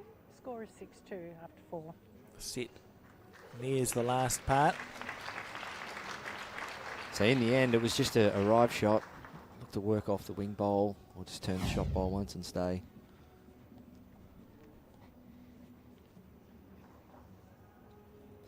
There we go in the foreground there with the gentleman with the glasses. Jimmy Yates. Jimmy Yates. Former world indoor pairs champion. Just inducted into the Bowls Victoria Hall of Fame. Yep, it's a bit of bowls royalty in the house. They could come on as a super sub if one of the players need a hand. Yeah, well, I mean, we've got Josh here, but now we've got proper royalty here, so it's good.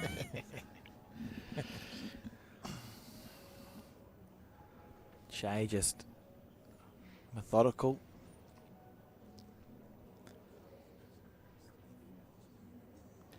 Nice conditions, great temperature for bowls. It's been a bit cool the last few days. Oh, wow. Nailing jacks for fun. Great bowl.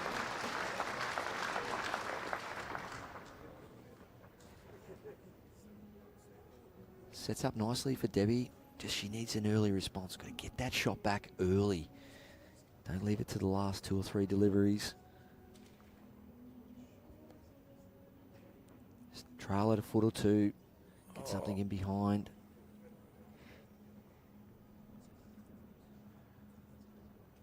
Okay, probably a yard shorter than what she'd like.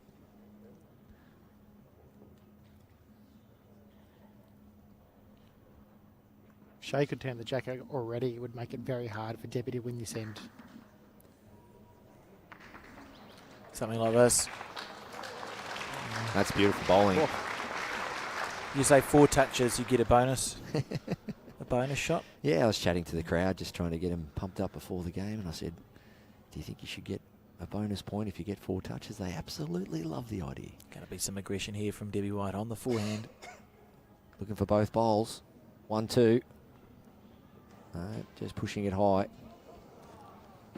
That's where you want to be, though. It's good speed, isn't it? Now surely Shay now again reaches, try and turns her own bowl over, and if she misses, she gets to a good covering spot. Yeah, I'm just thinking if she just gets to the tee now, does Debbie still play big weight? Make her play that hard, fiddly little 4 feet kind of weighted shot. I think so. There's actually a world where Debbie doesn't move the jack if she plays that weight right. Yeah. And gets a good connection on the 2 red bowls. I think we're going to see a commitment here. Your black bowl? It's close to 3 feet, the gap. I thought it was a pretty good stroke. Yes, she pushed it a bit high, but I thought it was a pretty good stroke. So I think she has to be pretty confident with that actual delivery, the feeling of it and how it came out. So I think stay committed. Rip these bowls out. If she happens to stay for 2, that's a bonus, but at least get both out and go from there. Back the weight off. Looking to play some kind of arriving shot here. It's not far away. This is very close here, Debbie White. Needs to hurry for the shot bowl solid. It turns away. Oh, lovely effort. Lovely effort.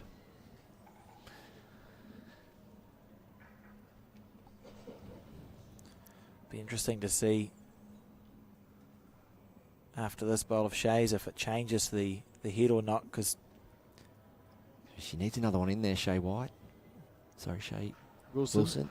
Needs another one in there. Well, she's done it. So that's a huge bowl, because as the head sat, those 2 bowls of Shays were very vulnerable. Now it's more, I think, jack movement for Debbie White. Well, we're going to play a more perfect bowl now too, Barry. so are we thinking, well, what hand we'll try draw on the screen, so we'll start at the beginning. What hand do we think Debbie will play? Still got to be forehand, surely. Forehand, there's no reward if you're a bowl narrow. So if you're going for the angle off the burgundy here, if you're a bowl narrow of what you're going for and you miss everything, whereas if she plays backhand looking for the shot bowl through jack, at least if she's a bowl or 2 tight, she can clean a couple out. So that's the residual result. So it is 50-50, but I think she might give up on that forehand runner. Just depends on whether you want shot or you want to cut it back. You know, Yeah. At the stage of the match, 6-2 down. 2 ends to go. Shot's probably pretty important right now.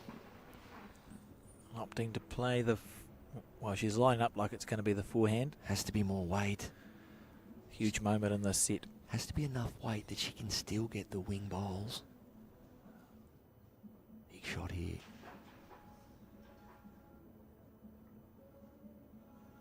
Quicker. And that's not far away. Good Debbie area. White. Now it's going to have to be a hit and run. Well, not getting down in time. It's a lovely effort. 3. After 5 ends, score is 9-2. 5 ends. So on the penultimate end and 7 shots the difference. So we'll move on to the second set if Debbie is unable to score 3 shots. Yeah, must score 3 shots. Not an easy task the way Shay is bowling. Hands on the hips. It was 3 well played bowls, but Shay is just playing so exceptionally that you actually can't afford to miss by that much. There's another head where you might miss by that much and get a good result, but it's not been the case. So when athletes, sports stars, golfers, whatever, are at the top of their game, they make everything look easy. And when you just look at Shay's delivery at the moment, it's definitely in time, it's in rhythm. You can see she's nailed her weight there, not quite got the line, and there's a sense of extreme confidence over her at the moment. But one thing we know about this lady here on screen, she's a fighter. Absolutely she is. This event means so much to her. And she knows she won't go down without a fight. The first New Zealand singles title that Debbie won was race to 21 back home, and she was something like 19-6 or 19-7 down in that final. So she knows how to knuckle down and find a way. And let's face it, with sets played, you can lose the first set, don't go your way, and you can just get it all back, and you can still win this match very easily. Be great for the broadcast too if we had a tie break, wouldn't it?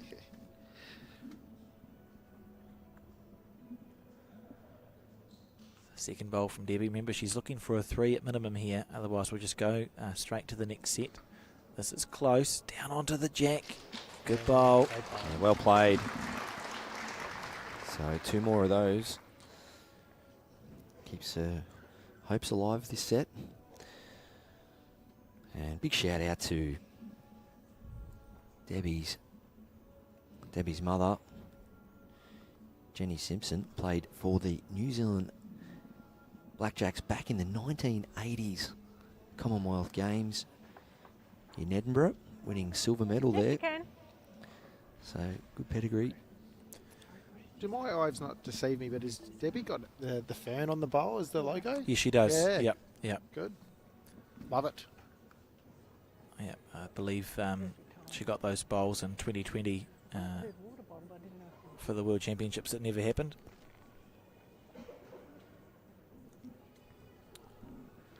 Anyway. So I was going to say, is that a sore point for you, Barry?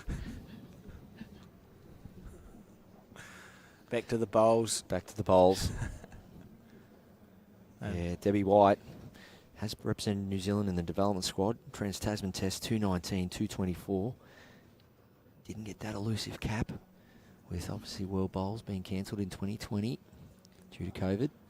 But I tell you what, Debbie walks away with, well, I think even a top two's pretty good going. She might be on the radar for further honours down the track. Yes, played lovely bowls all week.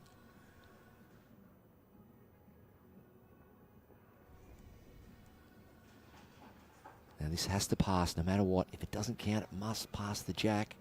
Wow, that's turning in sharp. That took off. It's made it harder now. These 2 or 3 bowls to move to find a 3.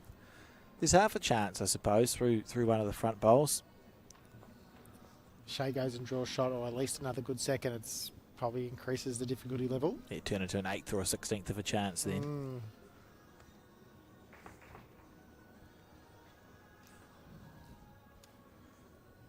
Shea just looking so settled out there on the back end. Yeah, look at that. Nice release. Definitely on the tight side. Doesn't want to turn anything of Debbie's up.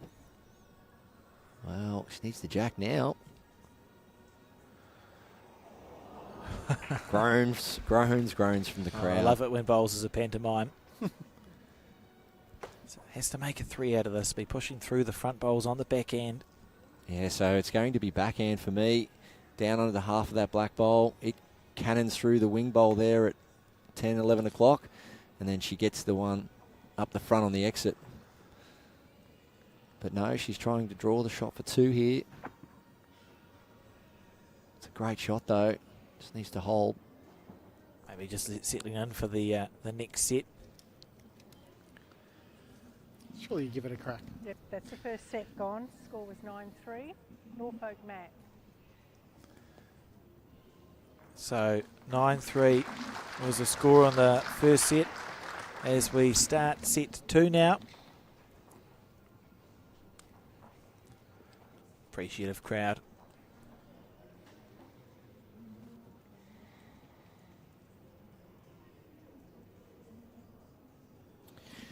Yeah, just reflecting on that first set. So Norfolk Island picking up the 1 first end. New Zealand responding with a 2 on the second end. And then we knew it was game on, but then after that, Shea Wilson went 3-2-3. And then Debbie White picking up the 1 to finish off the set. 4 ends to 2. As we've seen all game, Shea Wilson really enjoying this. Well, you would call it a wide drawing hand, even though the other hands, they're actually both drawing quite nice. Yeah, I was just going to call it the wide hand, but they're both drawing very nice. So you can see Shea's enjoying it, getting some really nice touch and rhythm on that wide side. It's one of those quirks of set play, isn't it? And that there's no reason why this should feel any different to the previous end. But certainly if you're on the losing side of a set, it is such an easy way to reset and start again from scratch. Shouldn't be, but it is. And on the flip side, for Shea, her luxury advantage is she can draw this set and she knows she's going to win, so she can even be a little bit defensive if required.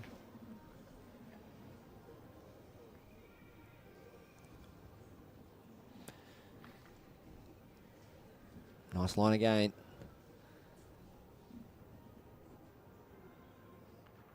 In it goes. It's this rhythm from Shea. It's hard to play against when your opposition is just plotting bowls in there like that. Yeah, she was super relaxed. I had a chat to her before the game. 8 inches gap.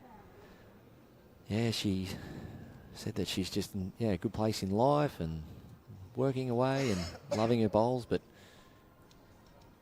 definitely has her clear goals of what she wants to achieve in the game, and this is right on the top.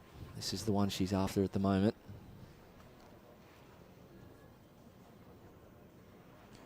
Beautiful track, just a smidgen short.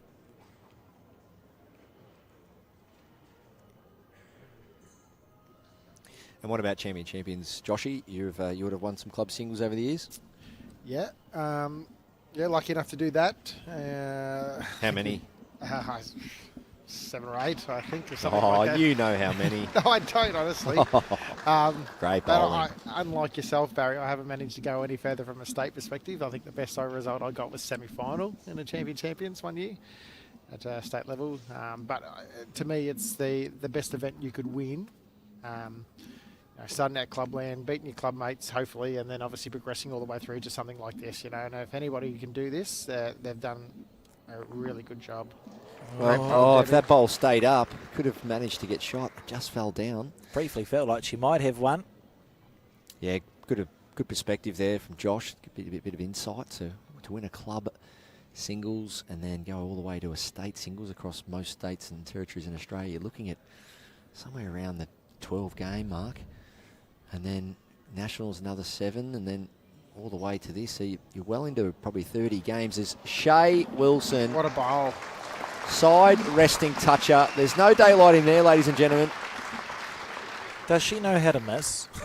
It's been an incredible exhibition of draw bowls from Shay. Absolute rhythm machine at the moment. It's the first end of the second set. Debbie with the last bowl.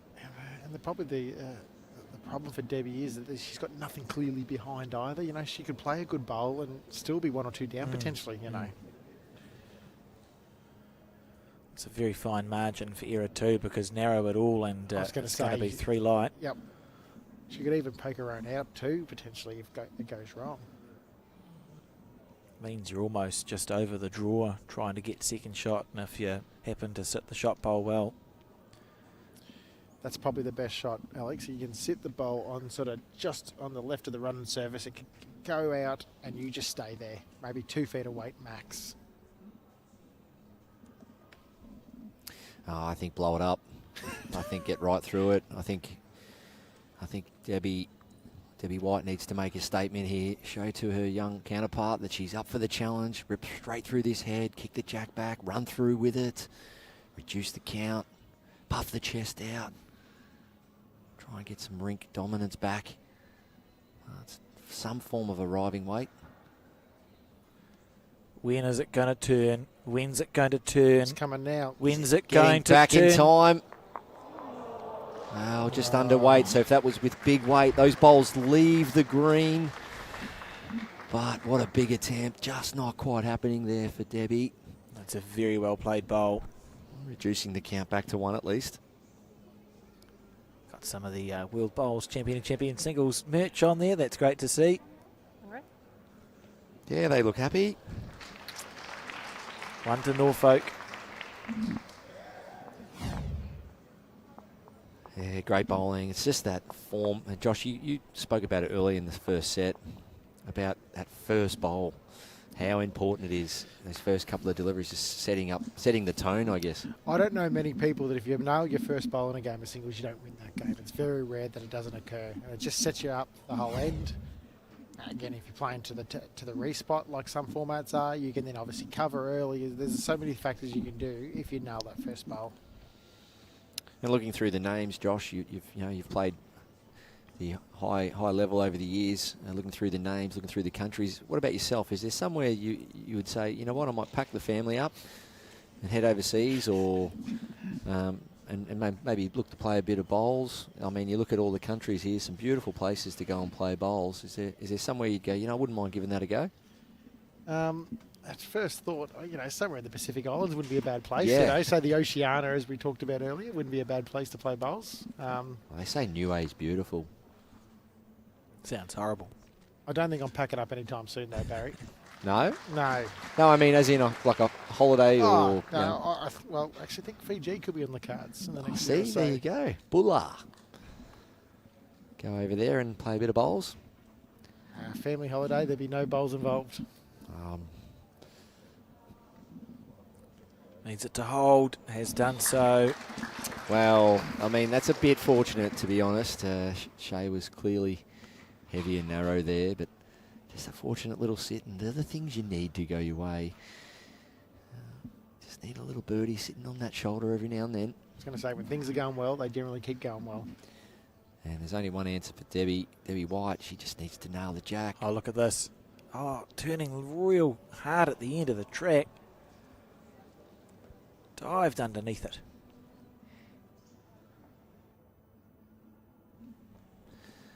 Oh, it's a packed house. It is a packed house here at Club Barham.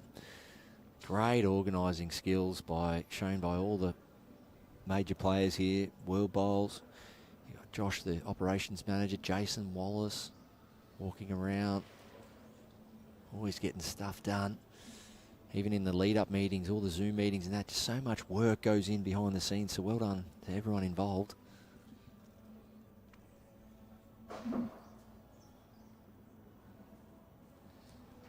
Debbie White, forehand it is.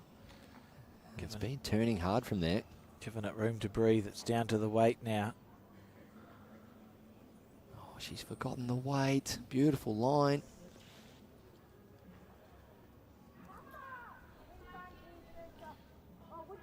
This is shot bowl here. And how far in front is that one? It's actually behind Jack. It's an inch behind Jack high. Thank you. Still find that confusing.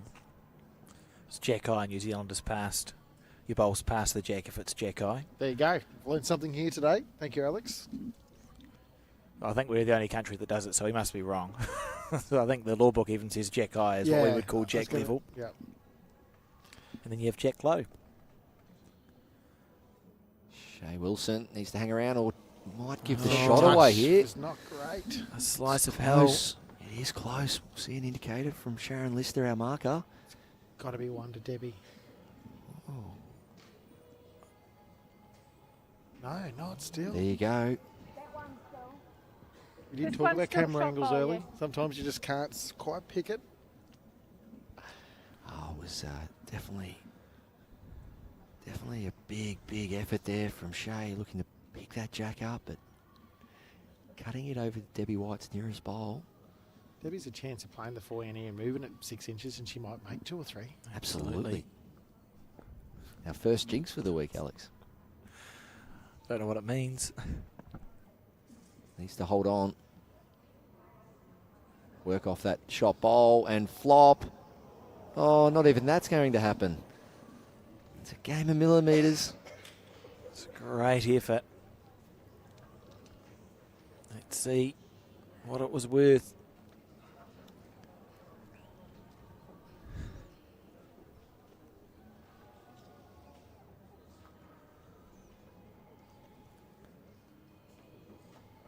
Crowd absolutely enthralled here at Club Barham. Yeah, great numbers. Good to see. And of course, some of the players that are no longer in the event staying around to support the other athletes. It was 1 to Norfolk Island, so Shea takes a 2-0 lead as we start end 3 of 7 here.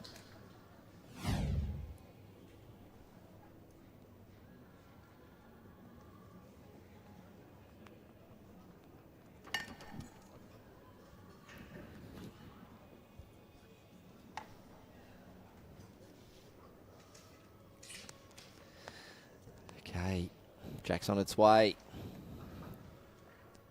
Jack length 26 metres.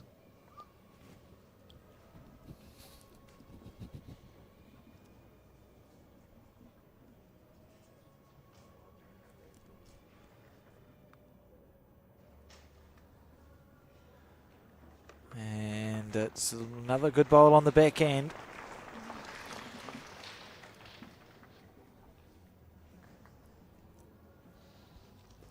Josh, you've been bowling, what, 30 years? Yes.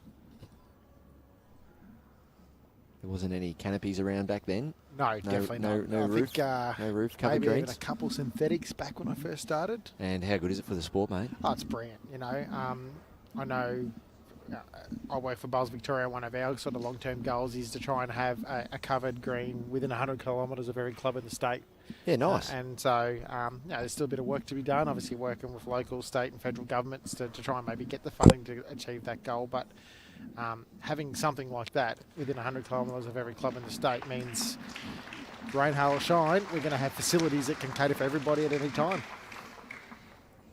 Yeah, well said. Shay Wilson, that backhand.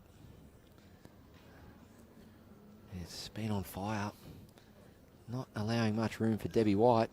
It's hard to play against sometimes. Yeah, plenty of roofs going up. Double roof here.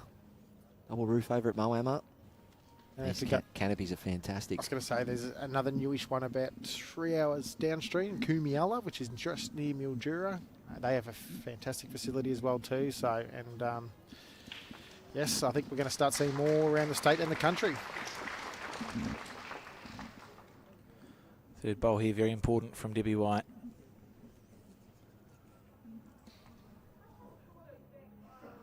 Just asking some questions about where her bowl is in relation to the jack. And switching to the forehand because of the answer. I'm thinking big weight then if it's forehand. I can't see anything else. Oh, it's 4 or 5 rolls on the bowl at 10 o'clock to the jack maybe. Yeah, tough shot. 7 or 8 rolls on this bowl. 7 or 8. 1, 2, 3, 4, 5, 6, 7. Okay, she needed 11 rolls. Tried 12. Yeah, tough shot that one. Well, Shay, I think she'll run for the hills here. Out the back. Cover any jack movement. Debbie White, she'll be charging up there on the forehand, looking to trail that jack out of there. Oh, Shay Wilson. What a bowl. That's perfect.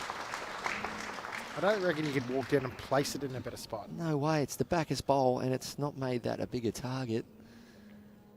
Don't lose hope though, Debbie. You've got to stay strong here. You've got to stay committed. One bowl away from changing this game. Got to play bigger weight.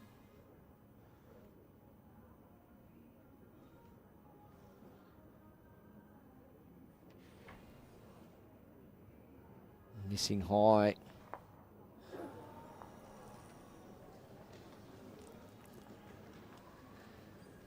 So it's going to be at least 3.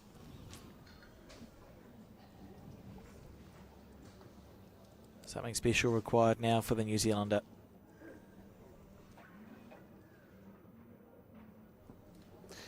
Yeah, no risk, no reward, I think, for Debbie White moving forward now. I think when something sets up like that again, I think it's a full count.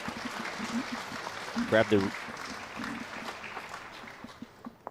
the moment. Grab an opportunity. You see a head like that, it's quite a wide 3 to 4 bowl target. And Alex, the last few days we've seen that from Debbie. Yeah, she's got that shot in her locker, absolutely. Just missing high, of course. It does happen. But I think a little bit more aggression wouldn't hurt there. Clean a few out. Obviously restrict the count. Shay's made it really challenging because she's been playing so well. It is perfect bowls required from Debbie. It's been, I can think of 3 bowls Debbie's played that have been within. A bowl or 2 have been very accurate, but she's had to be perfect because of how well Shay's gone. Correct. Yeah, spot on. So I still think, though, Debbie's only one end away. You know, she can pick up a 3 or something just to reinvigorate her a little bit, just to give her that sort of feeling of hope. And then look for something different tactically. Absolutely, yeah, mat up. Pit to pit, mat up, whatever it is, something different. I think for me it would be mat up. Put the jack around the tee, bring in the length nerves for Shay. Make those draw shots vulnerable around the tee. Not a bad start here from Debbie. Just needs to work its way back now. So that's a nice opener. yeah, lovely bowl. It's quite a long length, this one too. As you can see there, the jack's only 2 metres up.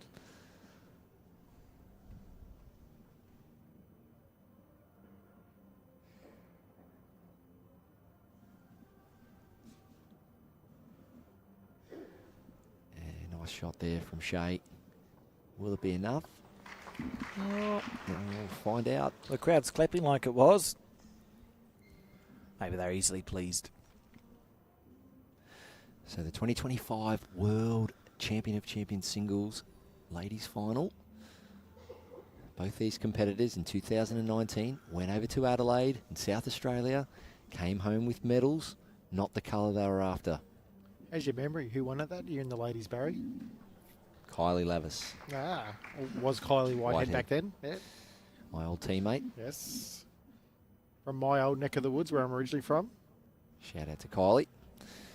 So, Shay Wilson on the backhand here, looking to find a yard of weight. And she's definitely done that. Has it stayed for shot? Not quite. So 1-2 New Zealand.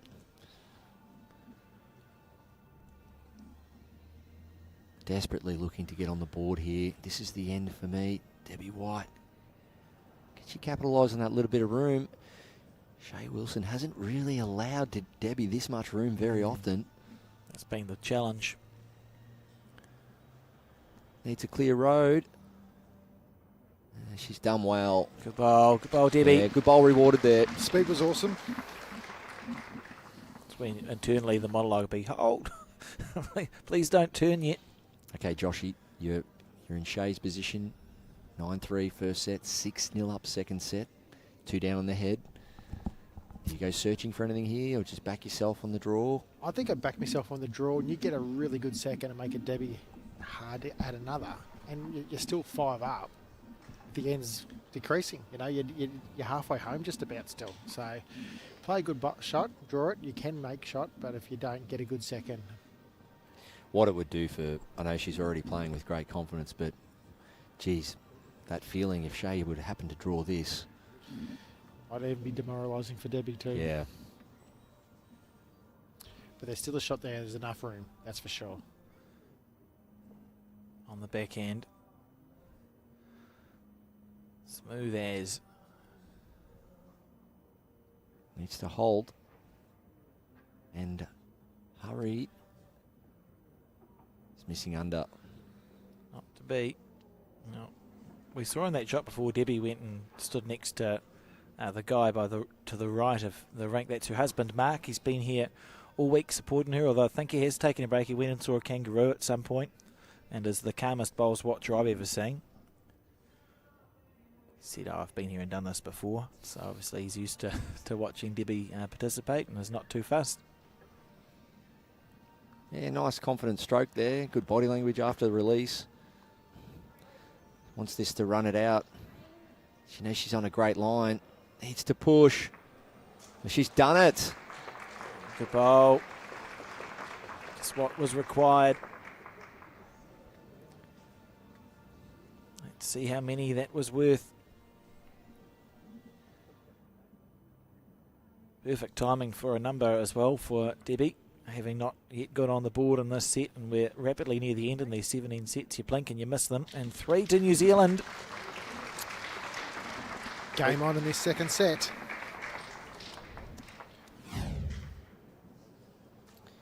Yeah, didn't have to play any fancy shots this end, did Debbie White. Most of the match she's been forced to play some form of runner, sit something, conversion shot, trail shot. But 3 nicely weighted and drawn shots. She get the reward there. 6-3.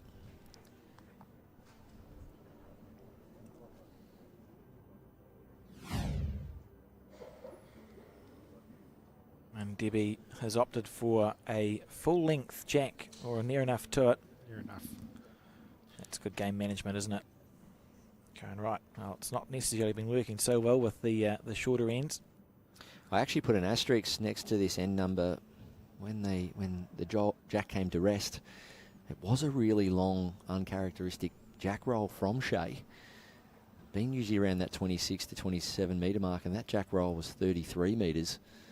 And that 6 metres maybe of difference just might have thrown Shay slightly off. And I think Debbie said, well, I feel comfortable over that length. I'm rolling that again. Like I said, from Hinuera, her bowling club is 40 by 40 metres, so I know at New Zealand, the Hinuera club quite enjoys throwing the 2 to 2 metre lengths. 'Cause when we go visit that club, it's unusual for us. We don't know what we've been hit by. I think any club that's got the 40-metre greens tend to use that as an advantage when they're playing against the posting clubs. I know my club has 40-metre greens, and it's something that I often try and get my guys to do as well too. Okay, there you are. Good luck.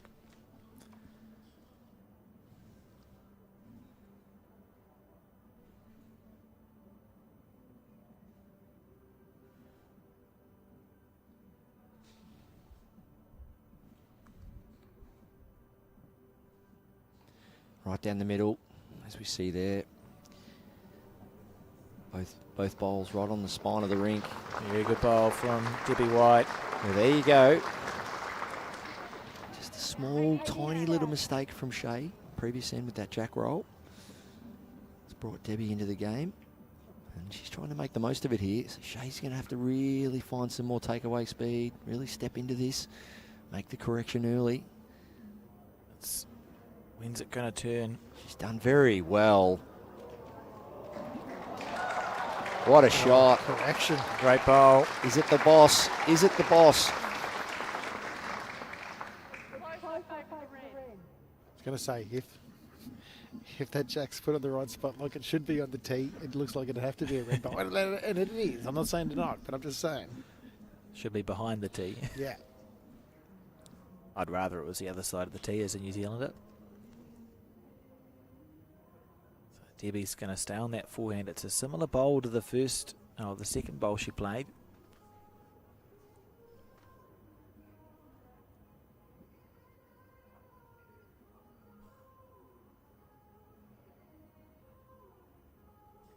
Forehand. 1 yard of weight would be ideal. Sit that last bowl of Shay Wilson's and stay or promote her own. She needs just connection on something now. She's going to turn her own bowl up for a secondary result and stay for one. So things are slightly changing here at Club Barham. Bowls on the border. That went well. The old cannon, 4 foot apart cannon. Easy shot. If you say so, Barry. Well, there you go. Half an hour ago, there's no chance Debbie White would have got that result. Is the game shifting? A fickle game we play.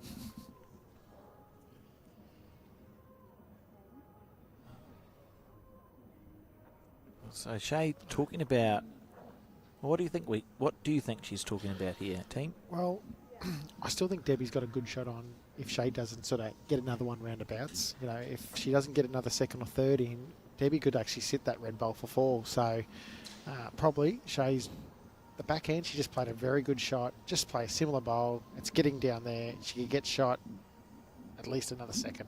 There's no reason to think she wouldn't be close either. Yeah, it's got to be living strongly in her mind that she can play that again. That backhand draw, something within about 18 inches, gets her second or third. When is it going to turn? This is close. Just a bit heavy. Oh! Wow. The whole venue were holding its breath. Now, ladies and gentlemen. Flick the jack enough to make it. Now, what she did there was take a coat of paint off the jack. This is the moment. This is the moment. First set, 9-3. Now all of a sudden, Debbie White can make a full count here, or at least 3.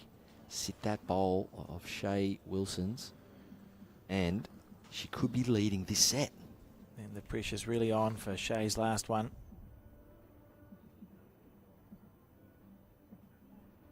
So, taking her time on the forehand.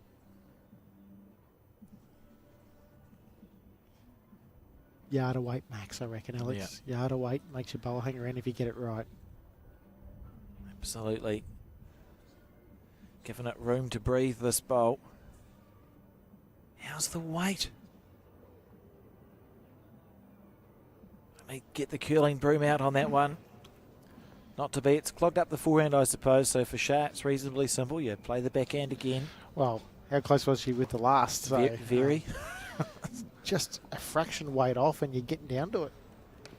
You almost don't even give yourself the psychologically. She's just playing the same bowl, isn't she? You back yourself to miss it by a millimetre, and you're going to be okay. Why bother trying to change something?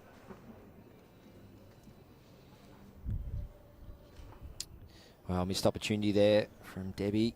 So this would really hurt if Shea Wilson happened to draw the shot or trail this jack for 2. Looks to be on a tight line. Well, hasn't quite managed it, and so we're going to see this slow and steady comeback continue from Debbie White.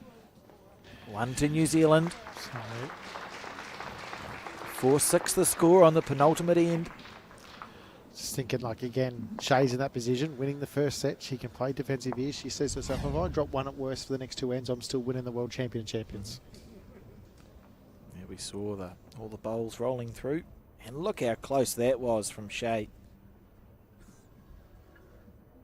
Yeah, that's fair. That's fair. I might have been a little bit more animated than that if I'd missed by a millimetre.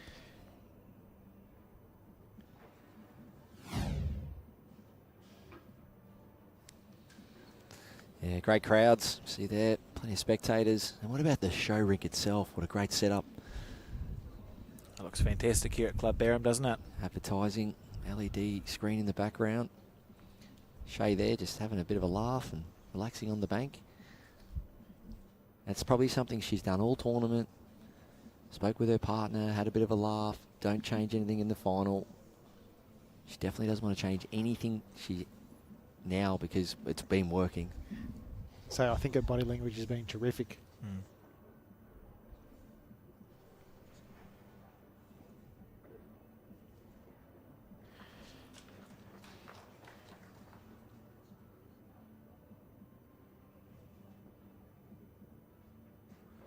Shea on the forehand.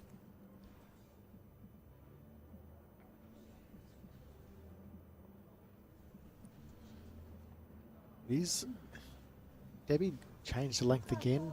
Alex as well too. She didn't go for that longer end again. She's opted for a more medium length. It's interesting, There's different theories out there. Sometimes you go, if you're playing someone who's drawing really well on one length, you vary it and back yourself to get there first. And get their rhythm off too, you know, so.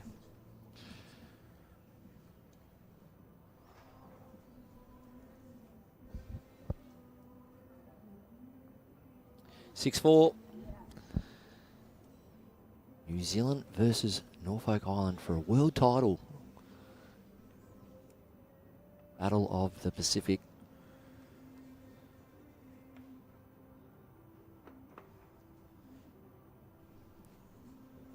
I expect to see Debbie perhaps tempted to switch to her forehand shortly as we see the jack snick back a little bit. Well played. Good bowl. Some emotion.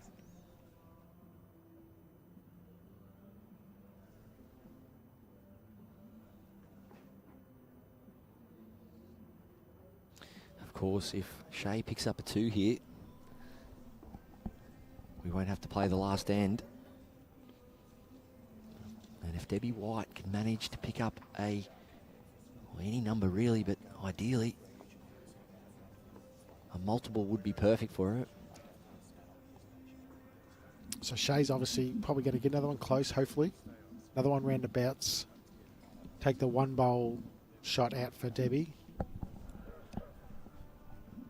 That would still be on, obviously, Barry.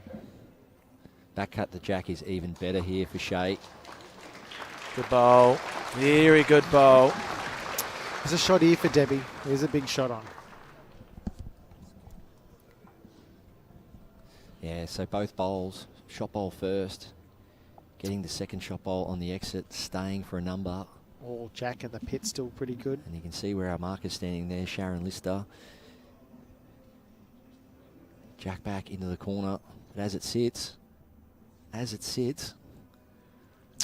yeah, good call, Barry. This is the world match. title on the line right now.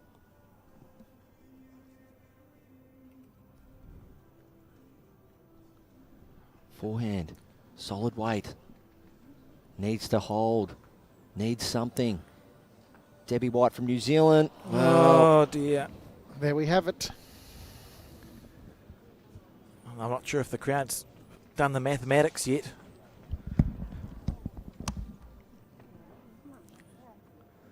I think Debbie's that's done it. the maths. Yeah, there we go. She knew. And what a moment for both of these players. But congratulations to Shay from Norfolk Island, crowned the 2025 World Champion of Champions singles winner. What a moment. We'll stay with it. I think Barry's hopping out onto the broadcast rink now. While we're waiting for that, thank you, Josh, very much for joining us in the commentary booth. It's been great to have your comments here. Thanks for having me, Alex. It's a fantastic match, and yeah, enjoy the men's final coming up shortly as well too. Cheers. So we'll just stay with this for the moment as Barry.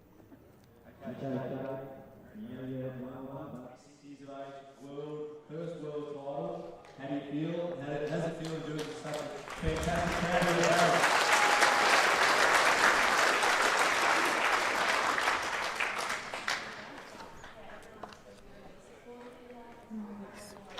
Congratulations.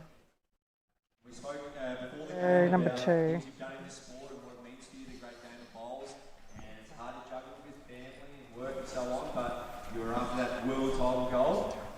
Must feel very Yeah, no, it was really good. And Debbie was great at playing opponent, and really loving the play. the game itself. You came out, especially on your backhand. You're really knowing the line, really knowing the length. Was that a pre-match routine or some kind of goal for you? That was just purely based on the previous game. I felt like I was getting the hang of that and had to do better, so it's just been like stay there and stick to it. Yeah, paid off. Shay Wilson from Norfolk Island, world champion of champions for 2025. Well done.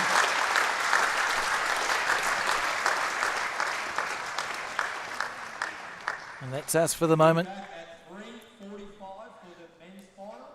As you heard, join us at 3:45 AES time for the men's final. Until then, we'll see you.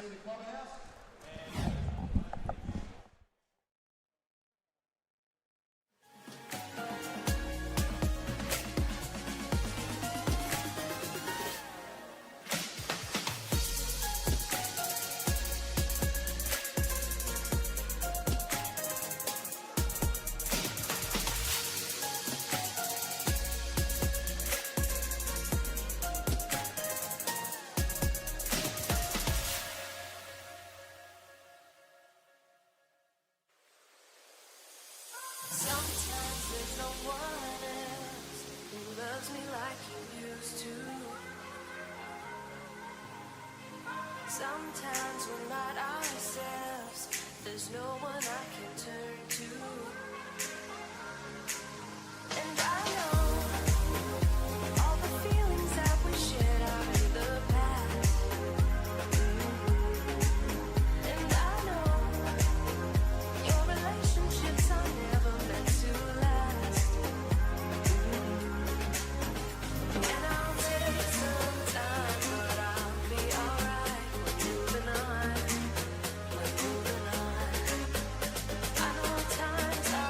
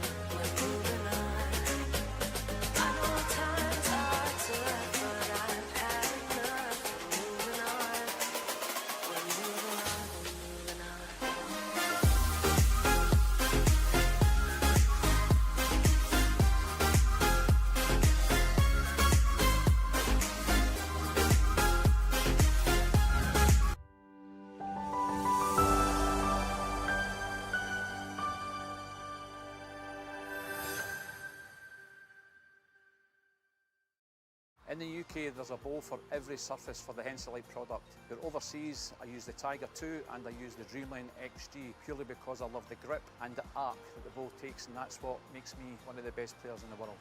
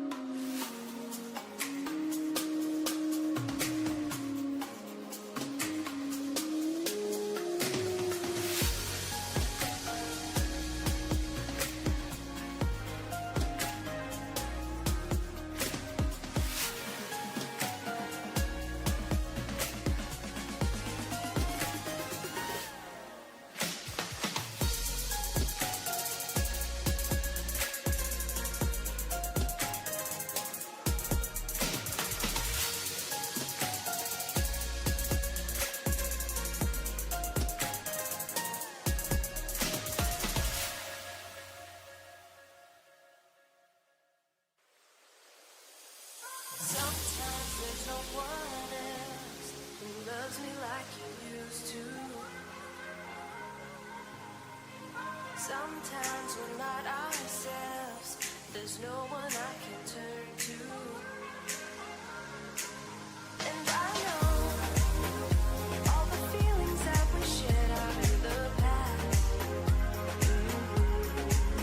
And I know your relationships are never meant to last. And I'll take some time, but I'll be alright. We're moving on. We're moving on. I know times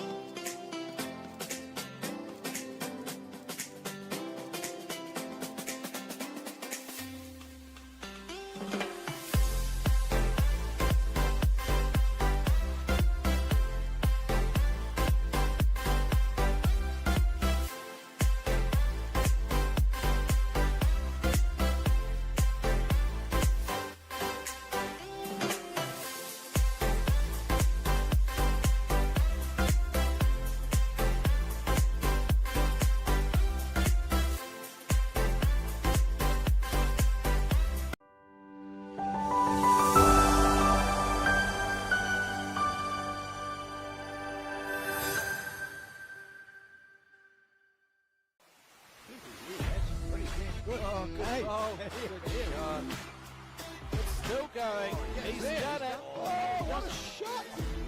Beautiful Yeah. ball. Need a shoulder, he might just pick the jack up. Look at this! Look at this! Oh, yeah, this! Oh, what a ball! Look at this. could Go be and look good. at that is an outstanding ball. Oh, and he's tucked it in!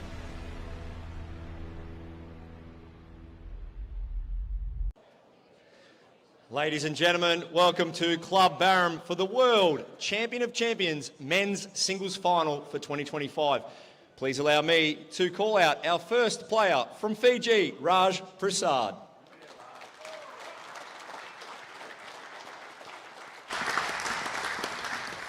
And from the Northern Hemisphere, the country of Ireland, David Copeland. And our marker today is Mr. Rodney Bates, and our umpires Sue Hogg and Bobby Carson. Round of applause for our umpires as well. Can I please call up Neil Gorey, the Murray River Council Deputy Mayor, to toss the coin.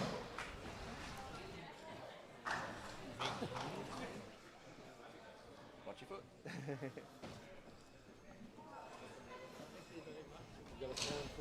We've got a coin there. Raj, you can call.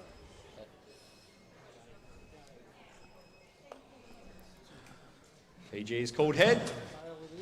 Tail it is. David, take the mat. Yep. And David's taking the mat. Enjoy the game. Reminder, please, phones off or on silent. Good luck to both players. Good game. Great stuff, and there you have it. The final of the men's champion of champion singles is about to take place between Fiji and Ireland here at Club Barham for the 2025 World Champion of Champions singles, and we're going to see two trial ends before the players get into it. The ITO there just talking to the two players to discuss various bits and pieces.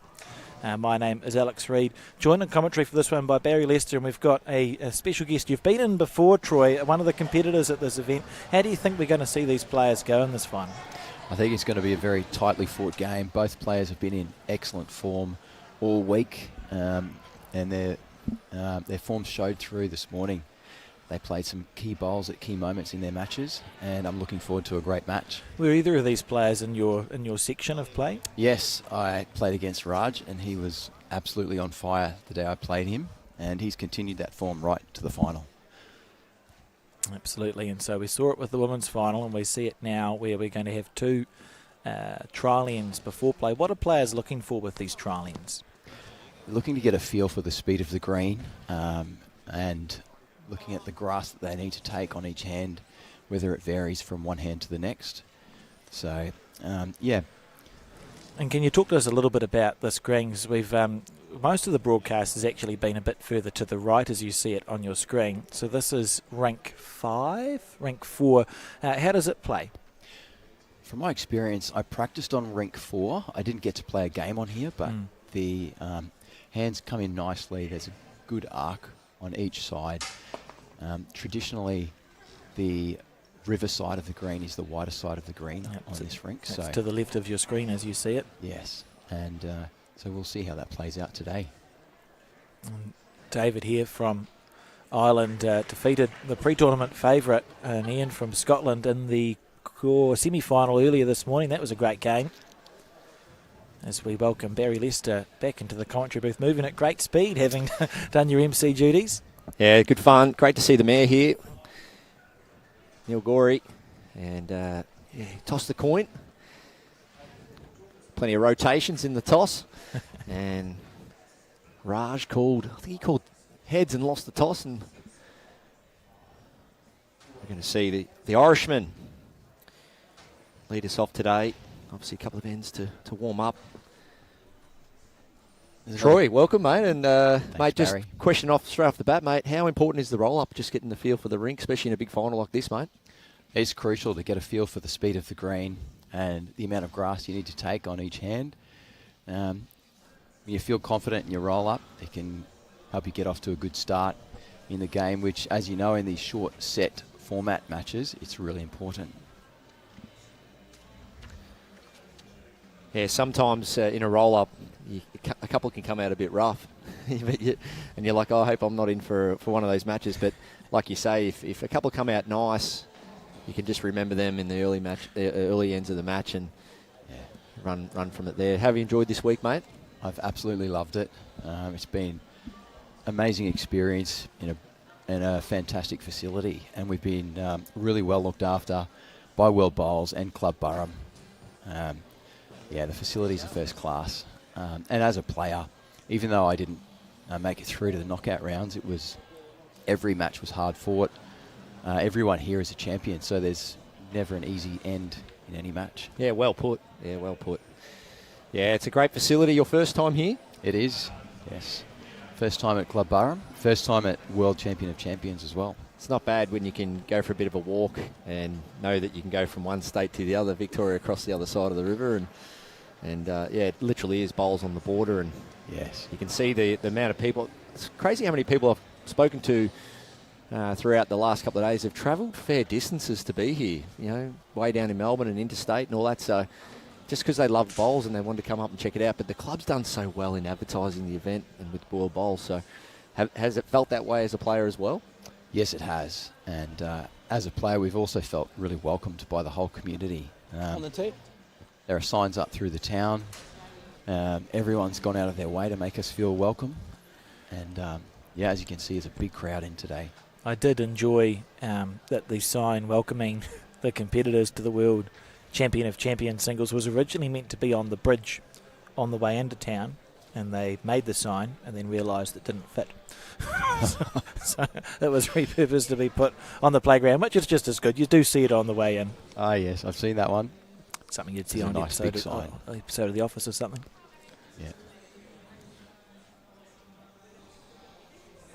No, it's great. Everyone's excited for a big final this afternoon. As you can see, it's a great setup with the corporate tables and the grandstands in behind. So that's the bridge there, I think, where the sign is. Someone told me there was a bridge there once. Car just went over it.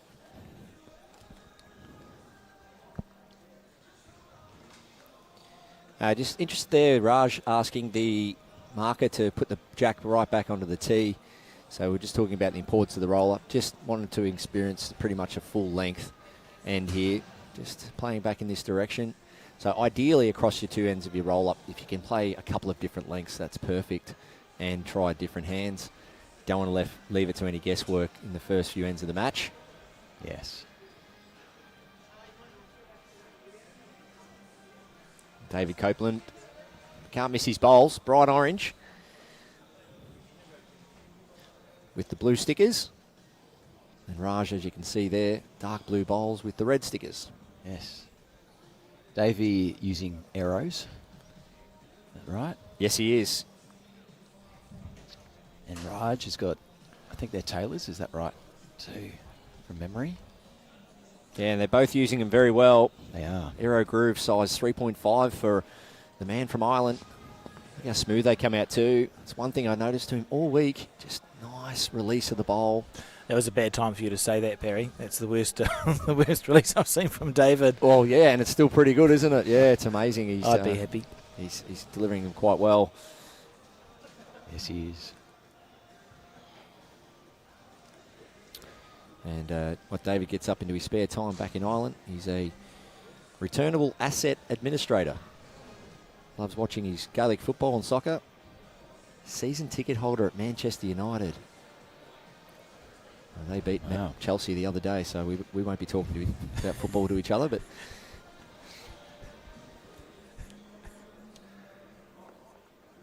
I noticed some Chelsea bowls during the week. I think they belong to a Spain competitor. yes, yeah. He saw my post on Facebook and decided to get the same. So did he? Yeah. It's amazing what you can do with the logos these days. So green speed, 14.5 seconds. And with you'll notice with David using the Aero Groove, we'll be taking a much higher line if you've tuned into the last match than what we saw. Good bowling, that Dave. wide drawing bowl. Good bowling, Raj. Rodney Bates, our marker. Wishing both players well.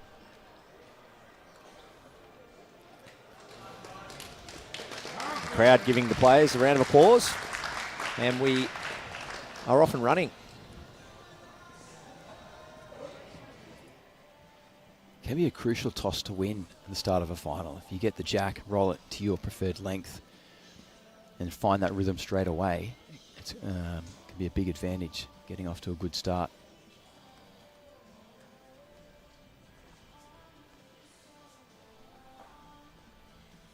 about a 3/4 length here. We just watch David's delivery here. Yeah, bowl nice and square at release. And these bowls, you'll see they draw a beautiful high line. Raj Prasad, very accomplished player for Fiji. Using the Greenmaster 4 heavies. Home club, the Sheridan Bowling Club in Fiji. So shout out to them. Started bowls in 2011. He's an experienced campaigner. And what a beautiful start from Raj. Yeah, lovely bowl there.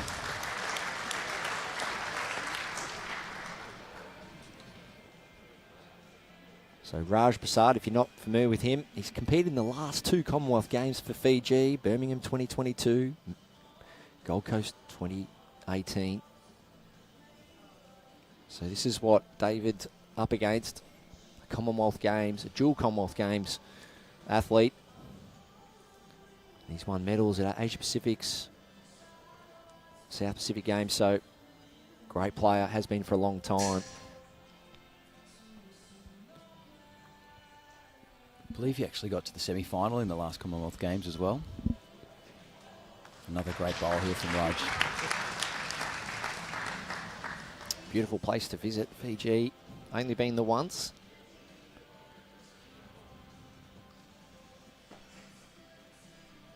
David Copeland on the forehand.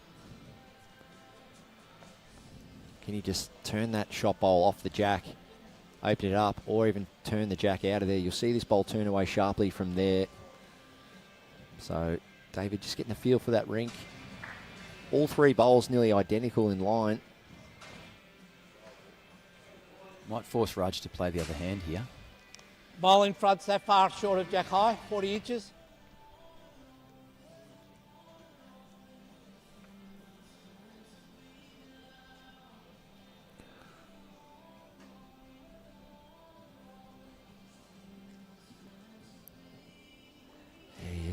Important switch here, especially get something past jack for Raj. Doesn't want to turn this into a target for David. Oh, that's great going. He's done that. Lovely bowl.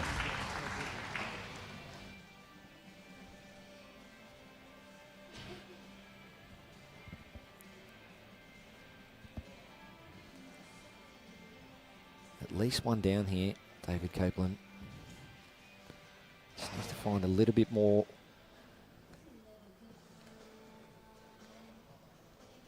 Not far away here. More grass. Is that enough? Yes, it is. Well, there was a silence in the crowd anticipating a big bowl there from David Copeland, and that is massive for his confidence. Not quite finding it with the first 3, coming up with the big one with his last bowl. And that's what I call, ladies and gentlemen, a pressure act. What a shot. And as a player, if you can execute those shots under pressure, it gives you a lot of confidence going forward to the next end.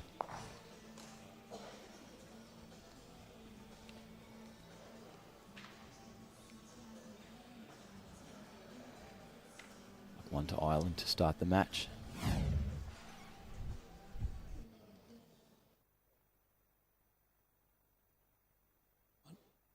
One blip.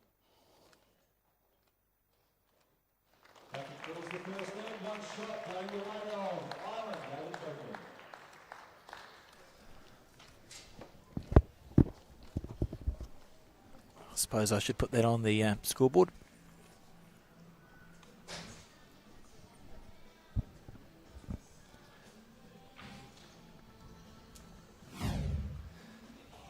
Yeah, Troy, you're just talking about confidence there. So after David's first 3 bowls, might have been easy with his last to say, you know, I'll just try and reduce the count here or that. But how big is it to back yourself? Important to back yourself early on and say, well, no, I think I can play this shot. And that really sets you up for the rest of the match.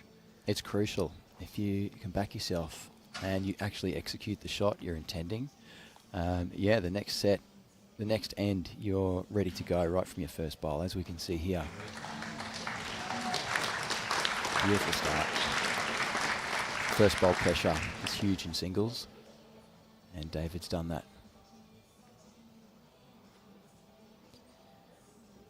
Yeah, that's how you want to start, especially missing your line with the first 3 deliveries in the previous end. So nail it with your first and the next end. That's where you want to be. Nice response there from Raj. 1 inch gap, shot bowl, 1 inch gap to the jack. Our marker, Rod Bates, very experienced campaigner.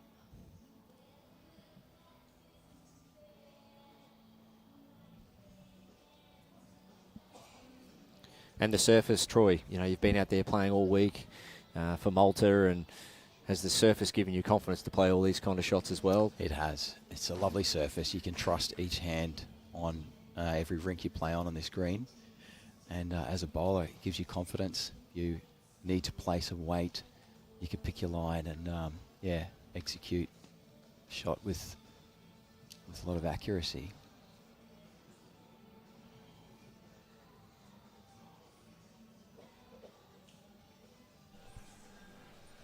David Copeland staying on the backhand here. Home club, the Dunbarton Bowling Club in Guildford. So shout out to the Dunbarton Bowling Club. And talking of clubs, it's Yarra Glen is where Rodney Bates plays out of, the marker. Sure does. Wherever Yarra Glen is.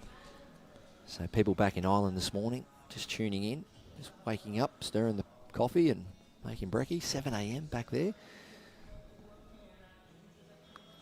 Trying to cheer on David.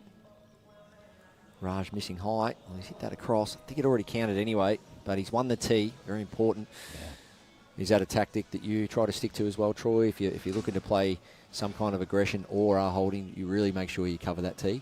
Yeah, that's really important with the respot rule. Get that tee covered. Gives Raj options with his next shot now.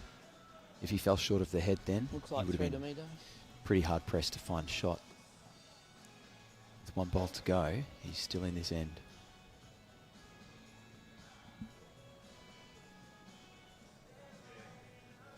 Both players in their previous matches have had terrific weight control, I've noticed. As you can see here with Davey's first 3 bowls. Imagine he'd be coming behind the head, trying to match Raj's back bowl. Yeah, you could see him there doing a really good risk assessment, walking around the head. Look at all the places that the jack may end up if contact's made. I don't know about it killing, but I do envisage it definitely going into the ditch. So I think winning the backest bowl is the key here. And he's going to get the tee and potentially the backest bowl. So. Orange bowl is closest to the tee. That may force Raj into just arriving now, kicking the jack back a few feet. But for me, I think still load up, get right through this, cut it back.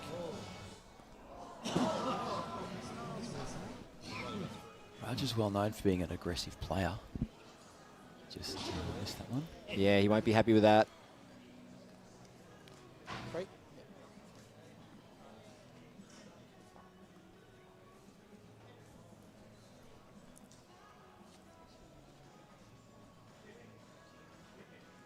I think it's 3, but wanted you to check. Happy. Looking like it's going to be 3 to Ireland.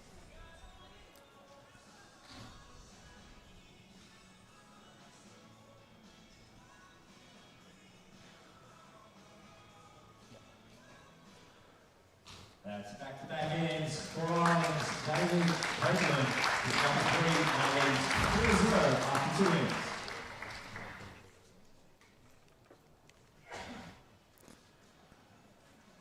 So we relive some moments from that end. Beautiful delivery from David.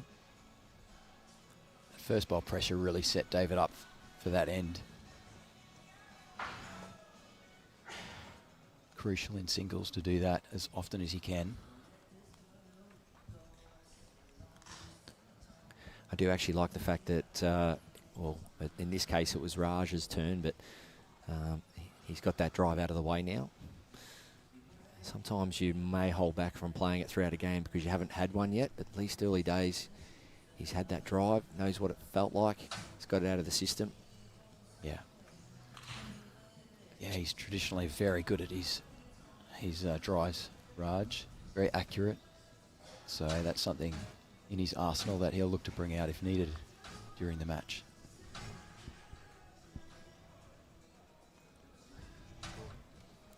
Both players just missing their weight by about a yard. One under, one over.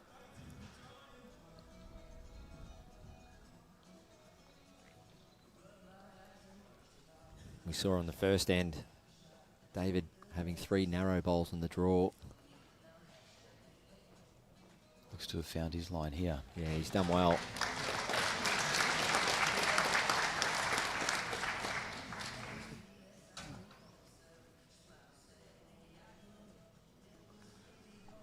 Sure, both players will display their nerves differently, but there has to be some nerves.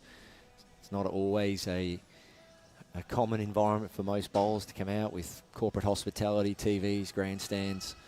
A player that can just embrace the environment first, can really look around and say, this is where I belong. Watch me put on a show. Definitely helps early days. That's for sure, Barry. As you said before, that self-confidence and self-belief plays a big part in getting off to a good start in these matches, as we see David draw another one. It's a matter of just trying to reduce now, I feel, for Raj. Add a yard, try and get up to the shot bowl.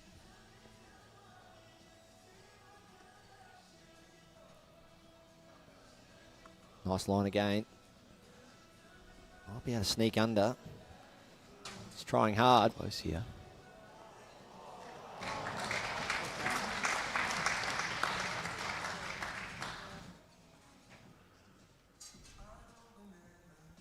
Good second shot. Yeah, still a bit of room for David to add another on his forehand. Talk about some of his achievements. Irish Outdoor Singles 2024. David Copeland. Irish Outdoor Triples Champion 2013. Shot ball. So Shot ball titles- gap is 2.5 inch. That one there, 18 inches to jack high. So the titles just keep coming. Northern Ireland Private Greens 4s. So he's done everything, 4s and pairs and triples. Irish Indoor Pairs Champion.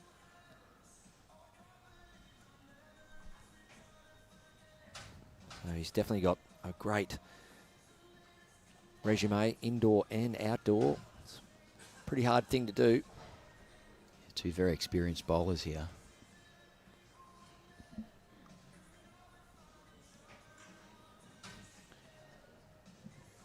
So got a combination of 20 Irish caps at under 25 level over the years. Both indoor and outdoor, so that's a fair effort from David. But We'll make it 5 after 3.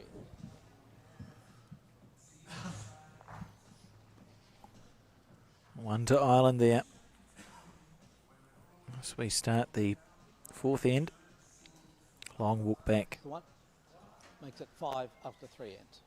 One shot in the way of David Copeland from Ireland. Now leads 5-0 after 3 ends.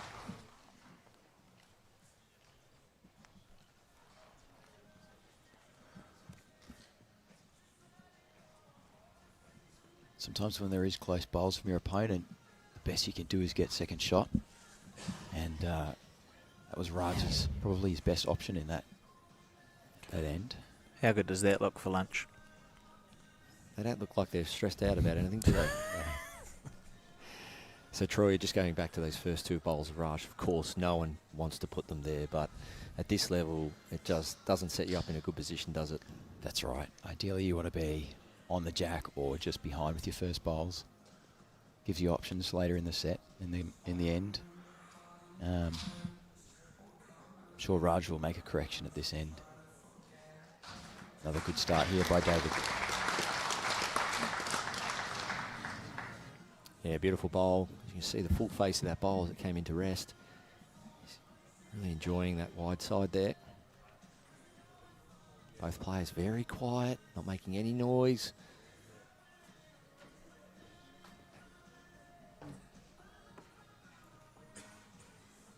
Unfortunately, Raj is just stuck in a bit of a tight situation here in terms of probably with his delivery, his biomechanics, a little bit of nerves, a little bit of pressure. I think he just needs to probably change the mindset here. Look to play through a target or just open up his shoulders a little bit.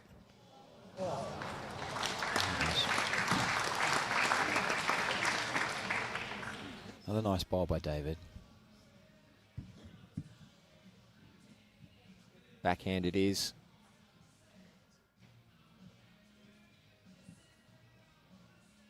Needs to hold. Didn't look happy after releasing that bowl. He's just pulled the line a little bit. He's managed to get third shot there. I feel though David can't keep this head the way it looks at the moment. Just change the angles up. Second best result would be just to get something in behind those two orange bowls. He's just flirting with that front bowl again. Can he miss it 2 times in a row? Little slide, but he's made it a slightly bigger target. Probably a little bit better.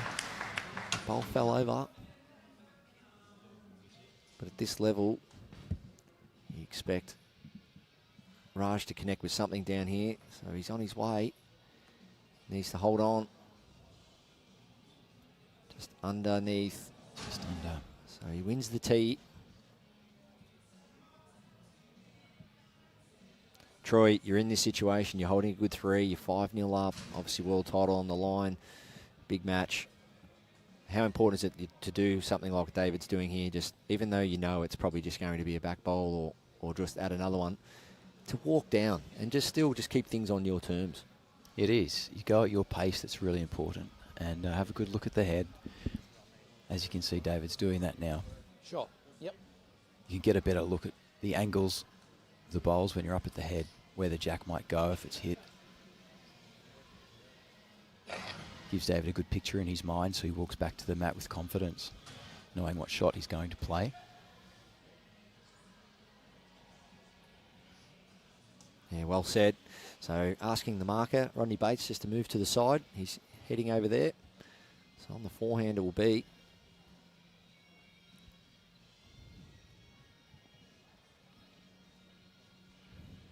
Just looking to cover that area over there where he is actually 1 down. I think he would want to be around that bowl plus win the tee. Not quite, so I think we see pretty decent weight here from Raj.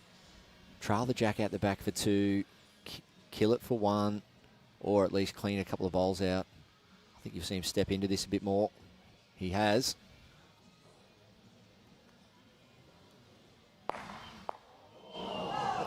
Well, when you play weight, you can get results. Trying to cut one out. Not quite sure. It's either, I believe it's 1 or 2.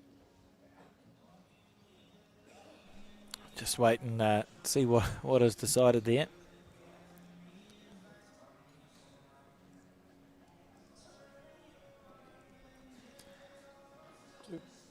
And it's going to be 2. 7 after 4 is. 2 shots in the way of David Copeland from Ireland. Now leads 7-0 after 5 minutes. 2 ends to go, and Ireland leading by 7 shots. I'll be feeling like he's just in a nice space here, David. He's looking very calm and comfortable out there. It's a big end for Raj. If he can win this end and get a multiple. Need at least 3, of course, to stay in the hunt to draw the set. What I really like, he's not having to play too many other different shots, David, so far. And we've seen with Raj, forehand, backhand, big weight, little weight. Whereas David's been able to really settle into that nice routine. Outside the first end, really, he hasn't had to do anything other than just pack them in there. So, and that's great to see there. Just same thing, just hitting that line, feel the weight. For David, it probably feels like, you know, any other day when he goes to his indoor or outdoor club and is practicing his just grouping of the bowls and has been allowed to do that. He is. It's important for Raj. He can win the end to get hold of the mat, change this length, get David out of his rhythm. I think someone just fell over somewhere. It's okay.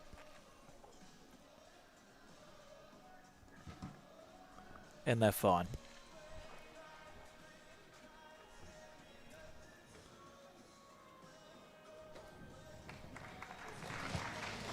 Nice reply. Shot bowl there. That is one bowl past Jack High.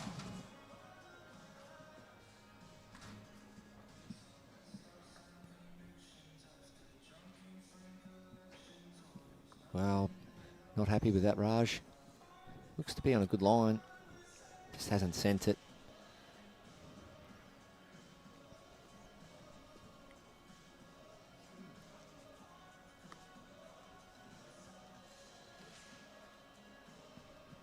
David Copeland from Ireland.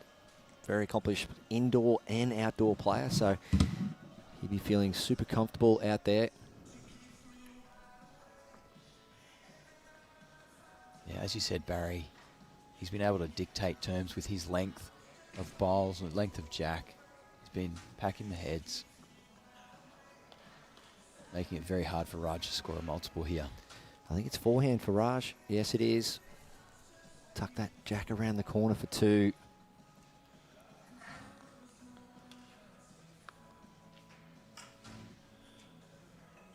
It's out there. Will it get back in time? Weight's great. Even a clear run would be good. Well, not quite, but does help a little in case the jack does get moved. I think that's David Copeland's program. Down on the forehand, trail the jack. Can make 3 or 4.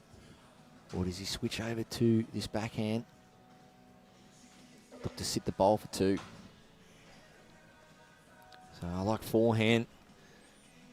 2 options looking for the jack. If you're a bowl tight, you sit the bowl for 2, or at least the shot. And if you get the jack right, you can make 3 shots. Yeah. He's played this hand so well, the forehand. He must be confident playing this shot. Yeah, be looking to shut down this first set here. He played one early in the match on the forehand, trailing the jack, but this time he's looking backhand. I think he likes the bowl jack option.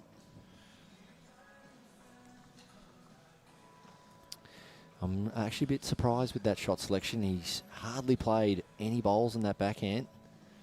And as you know, Troy, and you can enlighten us a bit more, we haven't been out on as many rinks as you have, but most rinks generally on indoor surfaces are a bit different, rink to rink. They are, they can be. And as we were talking earlier, most rinks here have a nice arc to the jack.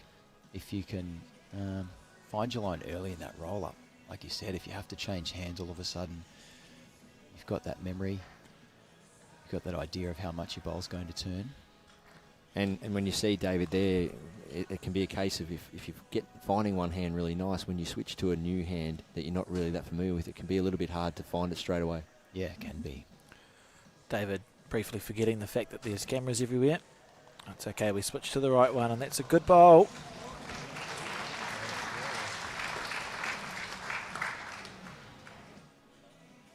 Maybe made it in for 2. Certainly looked like it. Just wait. Oh, David saying I think it's just the 1. Just wait confirmation. I believe 1. Really thought he had the running for 2 shots there, the Fijian. Might as well see an umpire out there. 1 makes it 1-7 after 5 ends.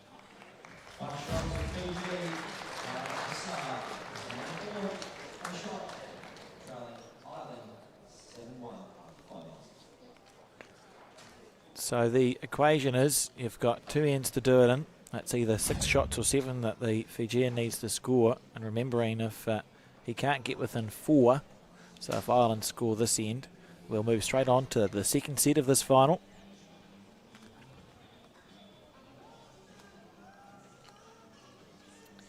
Okay, will we see anything different, Troy? So just, have you got a bit of a tactic yourself, like from a hand or an end or a length or anything where, okay, you might not be going as well as you would like? Have you got a go-to length or anything? I personally like to bring the mat up and go minimum, roll the jack to the tee. I find if that usually gets my confidence up. I usually can find the rhythm, and if my opponent's bowling well at a longer length, that can disrupt his rhythm a little bit. I like it. So it's just that sort of cosmetic look, that different look in the eye where the jack's placed, and just the thought of that mat being up. Yeah. Is it something you'll practice a fair bit? I do. Practice rolling the jack, minimum, maximum length. So you've got that option in a match. If your opponent is finding it on short ends, you can stretch it out, go T to T, and it can help you get a bit of an advantage sometimes.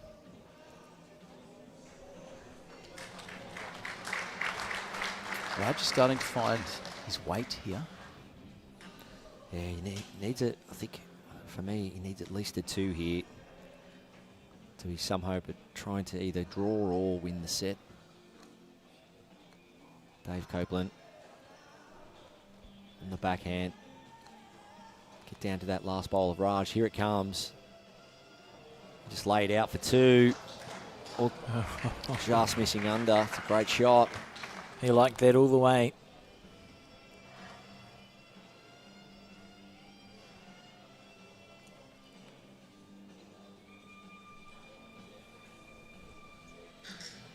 Raj Prasad on the backhand, looking to add another one here. 2 shots is what he needs. Ball's coming home. Just, it's close. I believe it's a measure. Well, that woke me up. Well, it's good when your marker can project their voice, isn't it, down Last the ring? bowl, 2 bowls in front of Jack High. Yes, please. Quite like that, David saying, can I have a look? And the marker going, yes, please. That would be great. Fair enough.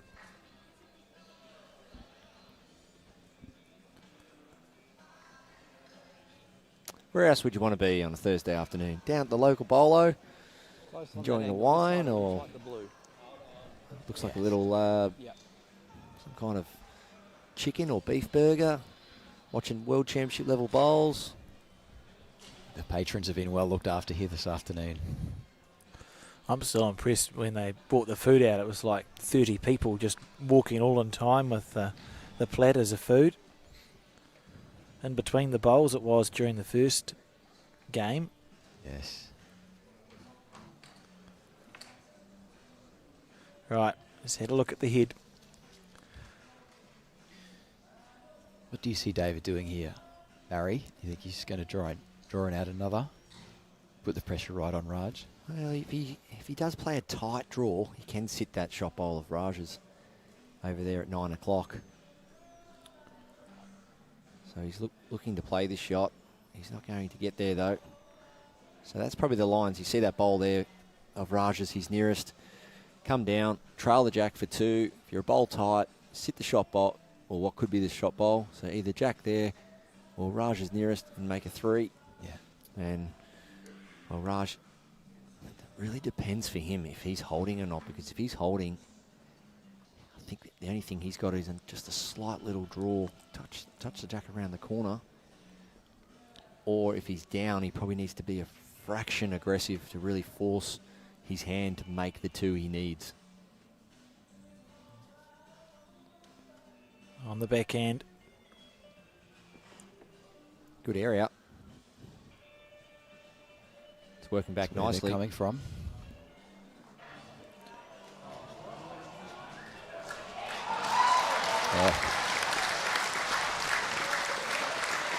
It'll be a disappointing one, wouldn't it, if he's not quite ticked it off there, because 1's great, but it's not going to be enough to keep the set alive. Yeah, it's a tough angle. It's actually closer than I think. You see there, David Copeland's not really sold on it. If he walks up to play this bowl, he hasn't got a winner there. Must be two down. We'll wait for our marker now. So the marker goes in once the player's left the head. Has a look. Come on. I think we'll see a measure. 1 and a measure. Be brave. Tell us it's 2. There it is. We'll claim it's 2. Makes it more interesting. There's only one bad result for David. That's the absolute outside of that shot bowl, kicking the jack across for 2 down. But that would be stiff. He has to reduce the count here if he is 2 down. But if he's 2 down anyway, it's from 2 to 2, isn't it? So it's not the end of the world. yeah. Good zone. What did you say, Barry? Outside edge of that for too light. Well, who'd have thunk?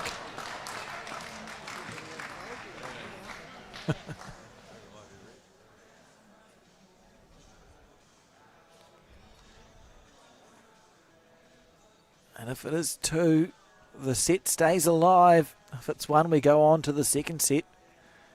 Umpire. Umpire. We're going to see 1.5.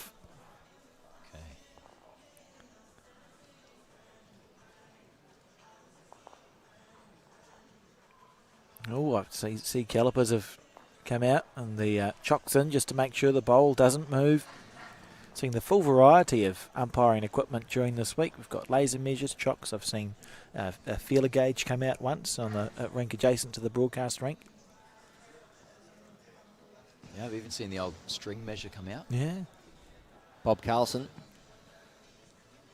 one of our brilliant ITOs. Those engineers' calipers.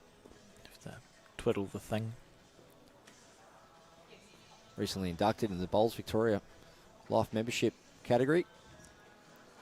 So we're looking for, if it's an orange, we're going to go to set 2. If it's a blue, we continue. So it's perfect form. Knuckles on the floor. Look at that. Bobby, he's the man. Like he's done it before. Orange for a set win to Ireland. And there we have it. It is. One shot goes the way of BG. It's the end of the first set. And at the end of the first 7-2, set, start of the second set. Copeland for Ireland winning the first set. 7 shots.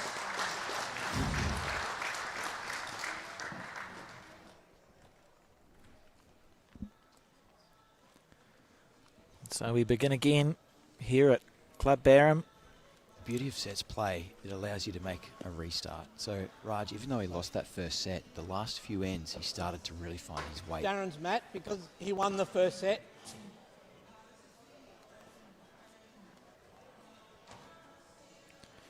Look at this. Thank you. So this was enough in the end from David. We thought it was going to make it too light, but it's just moved the jack back towards the camera enough. Look at the reaction here.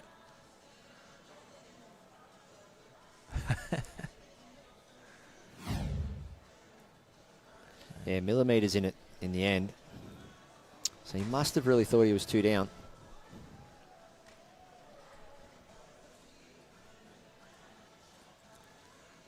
It's looking settled. So 45-minute set. So on a pretty good pace.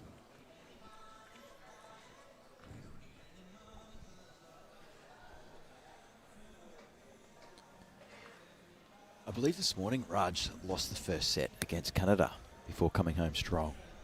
So it'll be interesting to see if he does that here. And those are the performances as a player that you lock away in the memory banks, aren't they? When you can find a way back into a game, you think, right, I know I've done it before, I can do it again.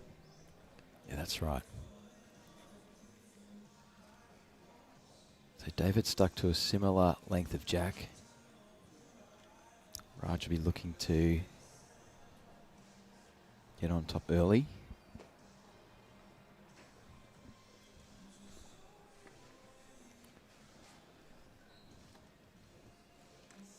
Both players just a little bit heavy. That can be the result of anything. Just a little bit of wandering thoughts. Just thinking about, you know, David's case, winning the first set. Raj, you know, making sure now he has to start maybe with a new plan, give those bowls a chance, and there's a sense of a bit of adrenaline there as well. And, you know, things can be played on a bit of emotion the first few bowls, but I'm sure both players will settle pretty early. Oh, look, if this is a good bowl, it's the best chance Raj has had of scoring a number in a while. Yes, he's trailed it back. That's a nice shot from the Fijian.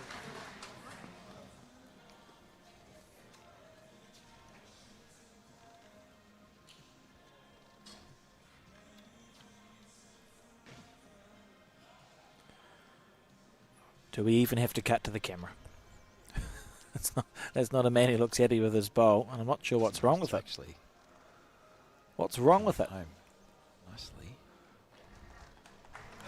Oh, maybe it's disappointing for a man of his talents, but I'd be quite pleased if my bowl was that close to the jack. And of course, the winner of this match will be winning the title for the first time. 2 new winners this year. Shay Wilson taking out the women's final over Debbie from New Zealand. And that was a big experience for both players. But for Shay, young Shay at 26 years of age moving forward, only helps her career.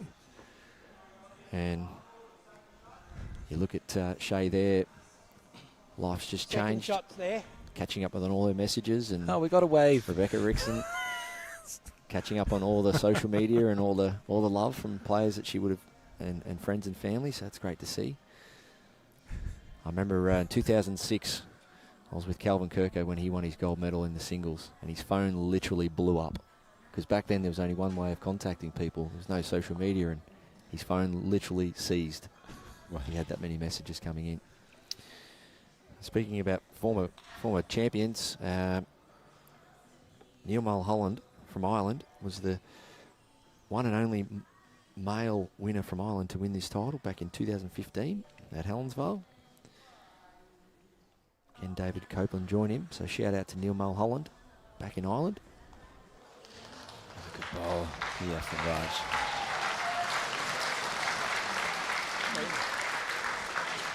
Starting the second set positively.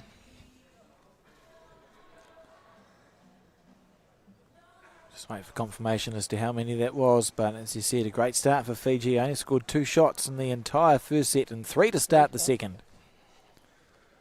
I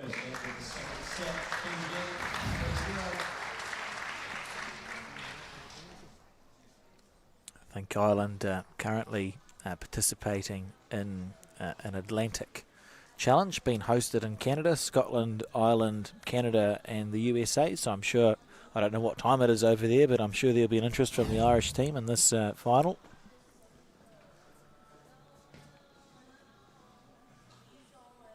Sure would be. If anyone's interested in watching some coverage from that, the Bowls Canada YouTube channel is broadcasting. They've hired some professionals in, so it's a well put together production from Canada. I had a look out of interest because I wasn't really sure what the bowl screens were like in Canada, and they're quite nice. A little bit slow, but they're quite nice. It's worthwhile having a nosy. Oh, very good. I haven't seen enough bowls this week, obviously. Raj looks to have done another nice Good first bowl. bowl here. He's back. As we can see, he's stretched the jack length out a little bit. You mentioned Troy. He did win the lose the first set this morning. In his semi, he's trending towards what he did this morning. Yes.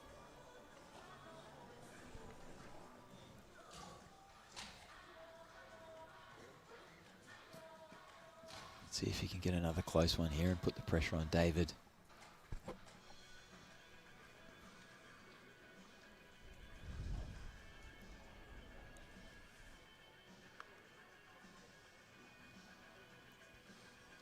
They've just pushed this one a little bit wide.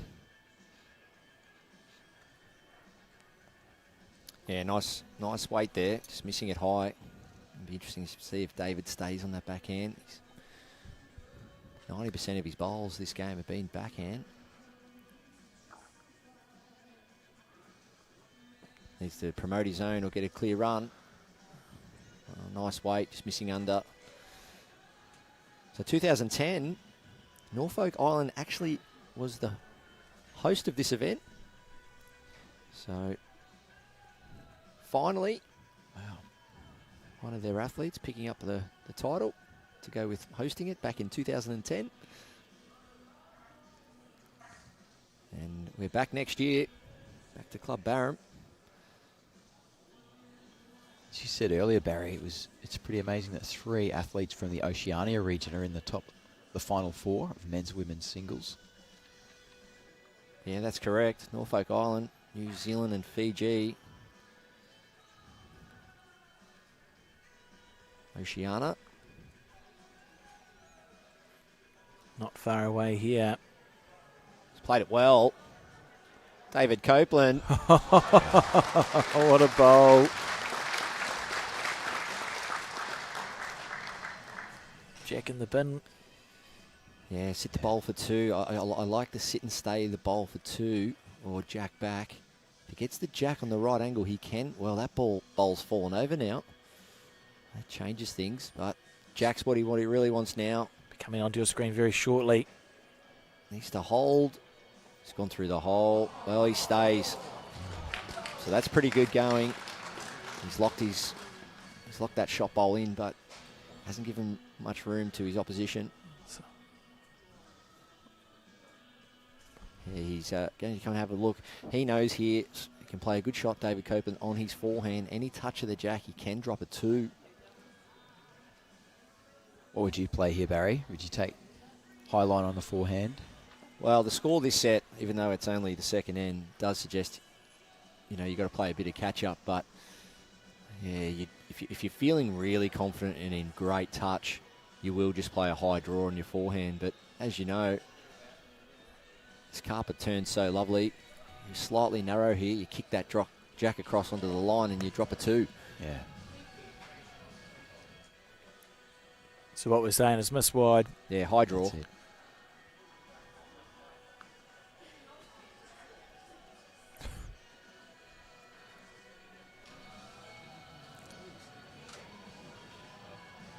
One run. I'll make it 3-1. One.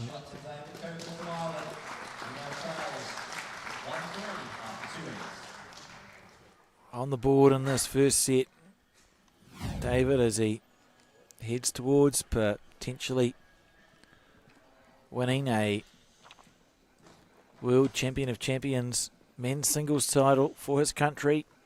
Oh, it was a beautiful bowl he played there to sit for one.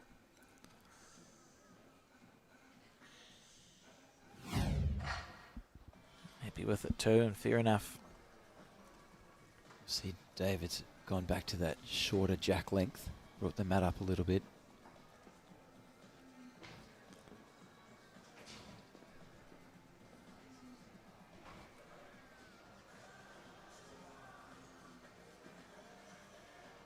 How's this for a first bowl? One more revolution. Oh, great try. Beautiful green.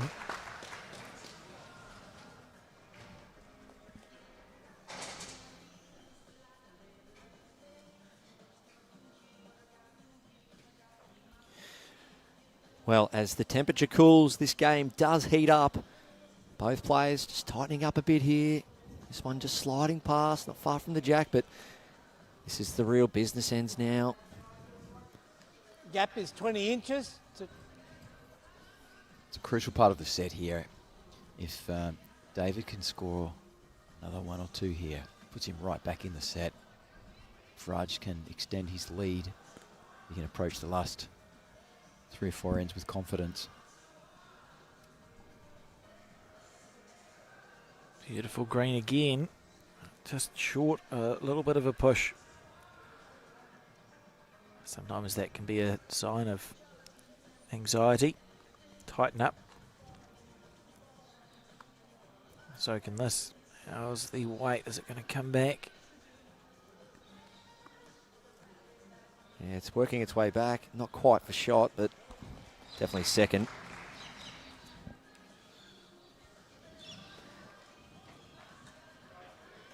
So the final day here of the 2025 World Champions. Men's singles. Shea Wilson from Norfolk Island taking out the women's title. Who will be the winner here in the men's title? As we get to the time of day, it's just starting to cool down.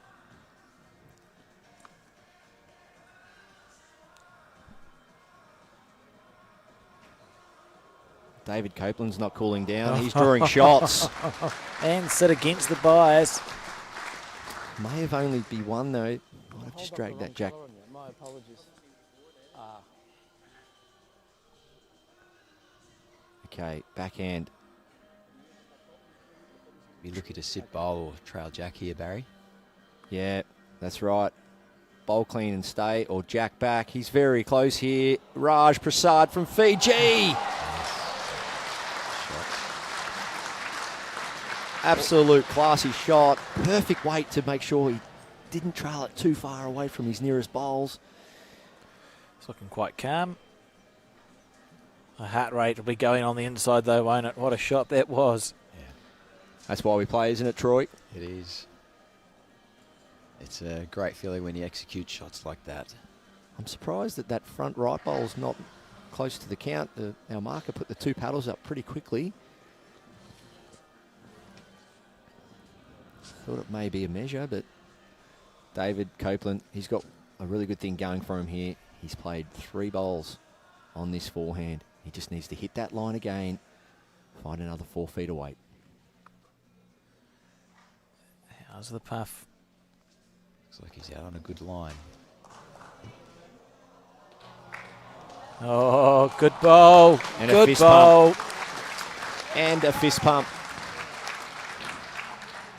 These players, they've left their families behind, they've left their jobs, they've travelled all this way to be here on the big stage. It means a lot to them. Can see how much of that shot bowl do you think?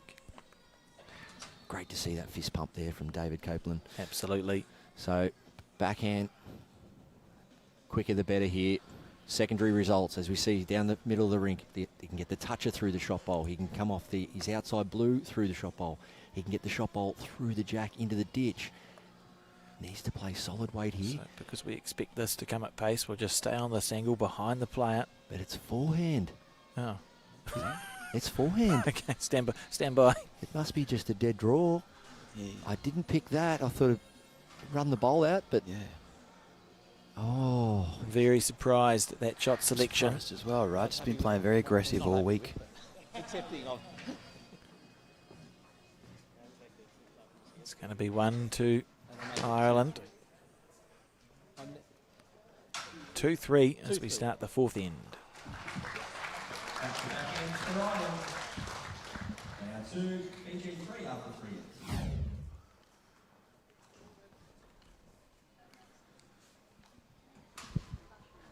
So Troy, I've seen Raj around the traps at international competitions over the years. We know he has that weighted shot.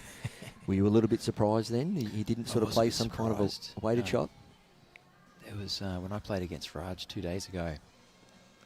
He was very willing to play running shots, and he was deadly accurate with them. So I was very surprised he didn't go for that option there. Is it potentially the occasion? You're on a world champion singles final. There's hundreds of people watching. Don't want to play a shot. Try to understand why that might not have been played. Perhaps it looked different from his end. Yeah, and that's the only thing you can think. But the other one is too, David did draw it on the open hand. Did come down and draw it and put one a foot away. So Raj may have said, well, I am leading. I'm only going to be 3-2 up. 3-2 up. And why don't I just try and draw it? What's the worst thing can happen? I'll be still leading the set. So, yeah, that could be his thinking. Just keep steady, maybe just stay on the draw. And plus that weighted shot earlier that didn't quite hit the mark might be playing on his mind a little bit. Oh, great. Good ball.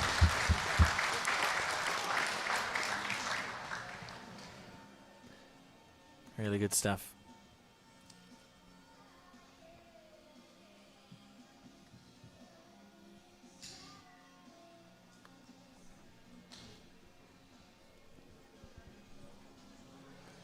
David's close again here.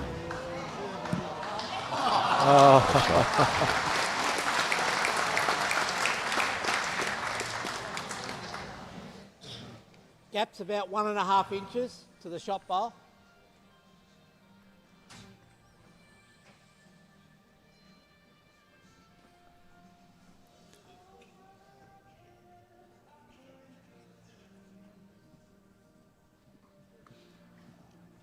Raj out on the backhand, needs to hold, as we've seen earlier in this match and the previous game.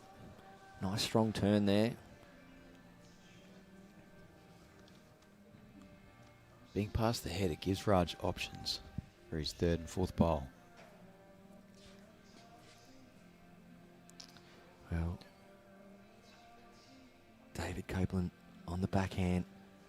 Can you repeat the dose? or will he look to cover any jack movement? He's done pretty well here. It's a good area.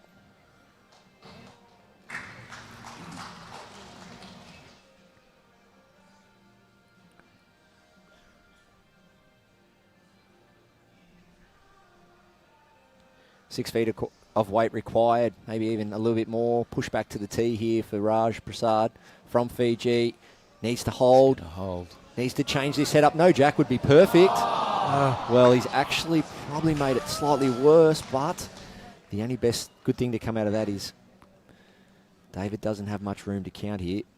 Yeah, Raj has second shot. So, I was going to say that's how the head looks. Well, that's how a head looks, I suppose, but it's not the one we're looking for. It's your head, so you can stand where you like.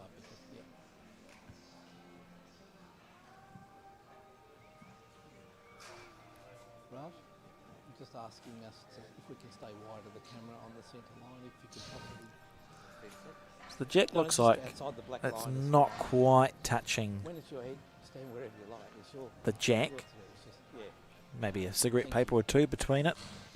Now I'm just watching David's body language, just trying to get indication for what he will play here.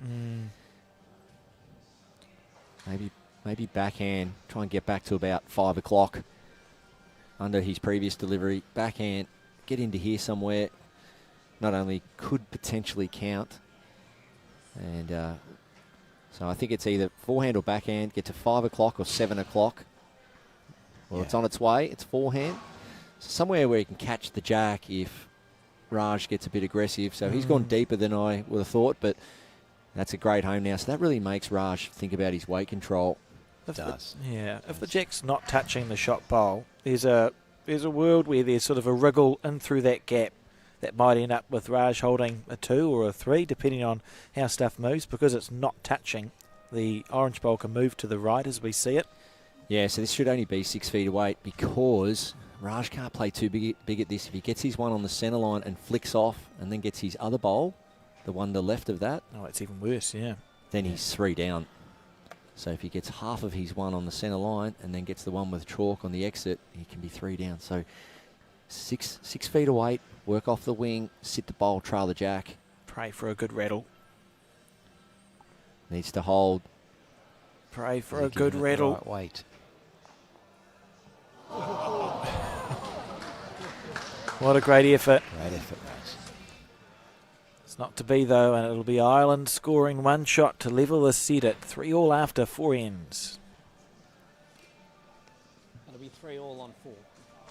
After 4.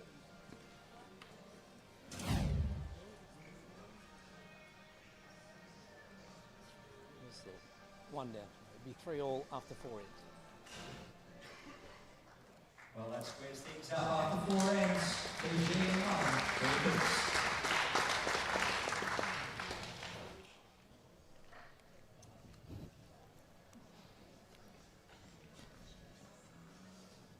So we can see the players are really finding their weight and line now. The last few heads have been really consistent.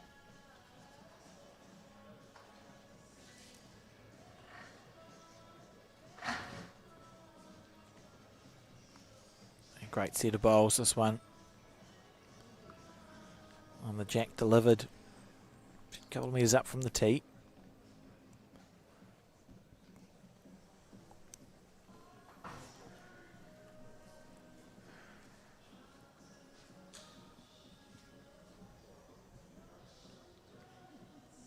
A nice line, just running fast.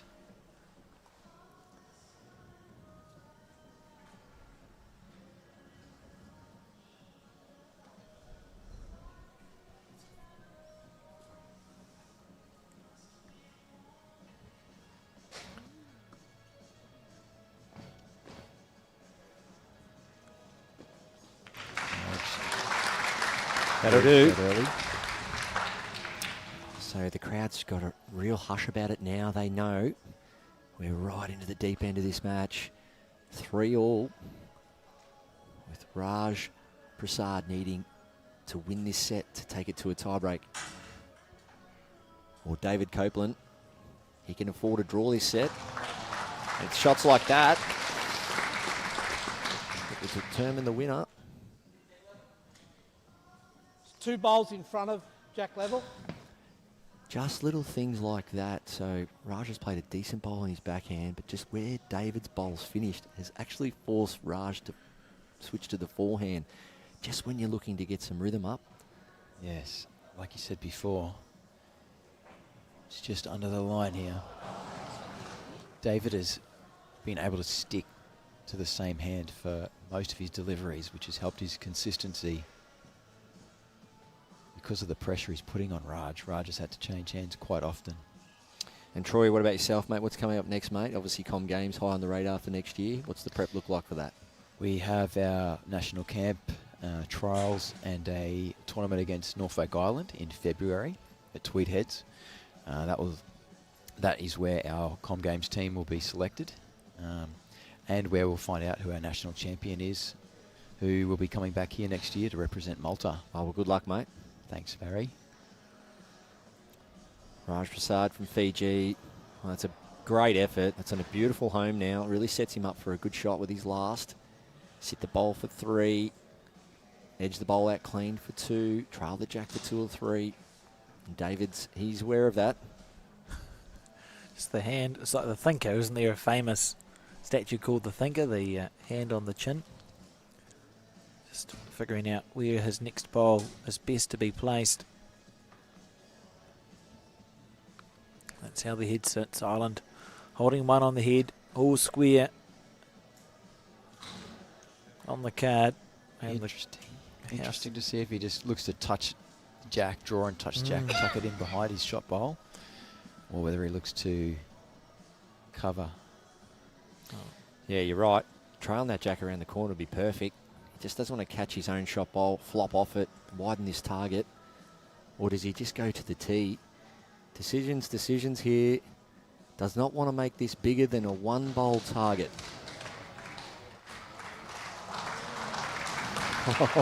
That would be a 2-bowl target. Well, it's actually a 3-bowl target if you include the jack. So it's gone from a very small target to now 3 bowls wide.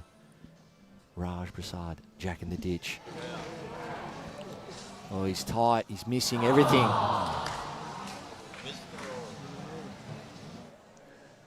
Very disappointed with that bowl, Raj, and it's going to be 2 to Ireland. As we enter the penultimate end. 5-3 after 5.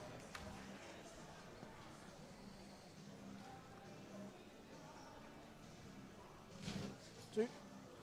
Makes it 5-3, 5 ends. That's 2 shots to Ireland, and they'll take the lead. 5-3 after 5 ends.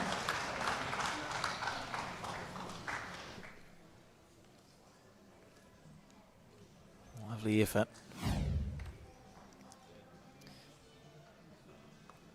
Raj would be disappointed with that. He's been, as we were saying earlier, very confident and deadly with his drives during the week. Can't overstate how important this penultimate end is.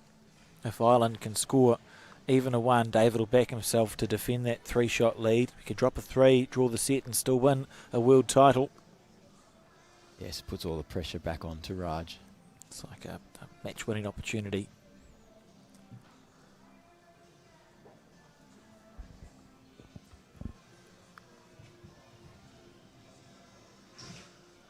For those watching all around the world, just to let you know what we will do at the conclusion of this game, as we will sign off on Sky Sport New Zealand.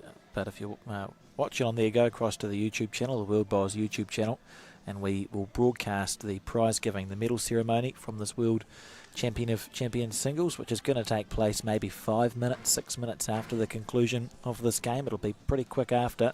What you'll see is highlights from this match and a couple of adverts, and then we'll be back with coverage of that medal ceremony. So just because the game is finished doesn't mean you have to stray too far from your television set if you want to see your country recognised with the medal.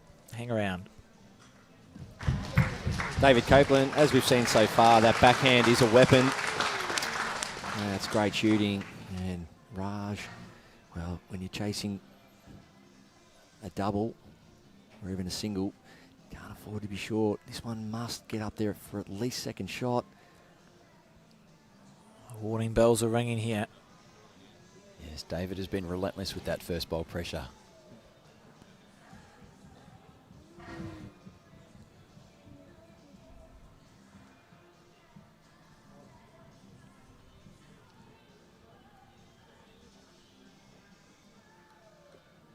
Backhand it is.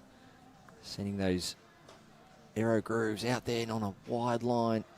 Turning back nicely. He's just been missing under with this one. Well, that probably takes it back to one. We'll soon find out from our marker. One shot. Oh, I went from holding a world championship in his hands to not then. Raj Prasad needs to play a big bowl here. Really needs to win this end. You don't want to be chasing a big figure in the last end. Just needs to finish around Jack high. His line's going to be good enough. He's just sailing through. So David Copeland, if he draws this, he will be holding the world title. You'd chase it down, wouldn't you? Yeah, he'll chase this no matter what. Well, maybe not. That doesn't sell me. Oh dear. I'm thinking that he'll get down after this for sure, but okay. So from where we're sitting here with the camera angles, we feel it's just the one. So go to the last end Bowl here from regardless. Raj. Raj really wants to score. oh, if he draws this, it'll literally bring down the roof, but that's impossible. But well, he needs to stay away from the orange. Needs to stay away from the orange. Oh. Not to be, and this game continues to plod on. It's going to be 1-0 Ireland, who will take a 6-3 lead as we go into this final end of the second set. I think if it's 2, it's all over. 2, it's game over.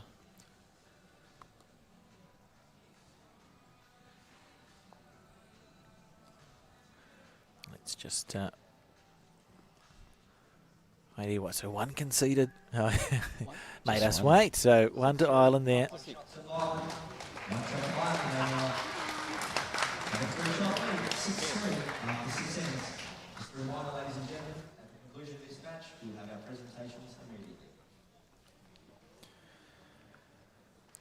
Dave. David will be trying to control the adrenaline at the moment. He's going into this last end with the box seat.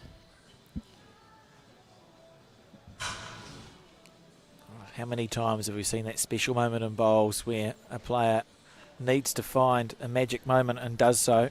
Wouldn't that be great to see Fiji force a tie break? B.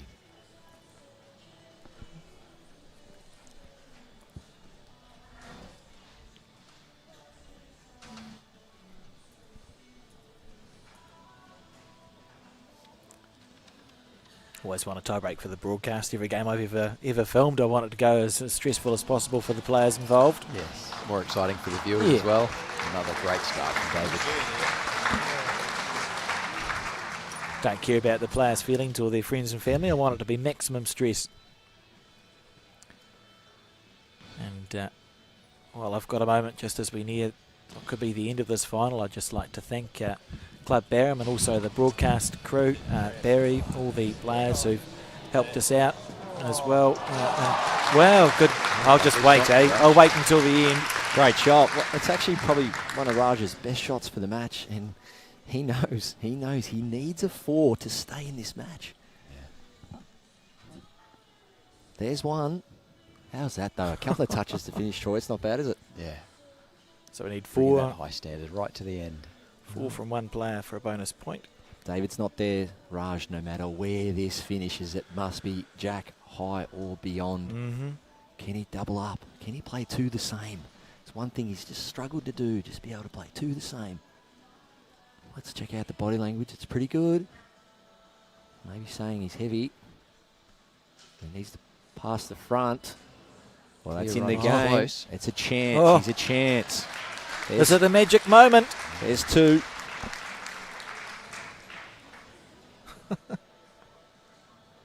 How good is bowls?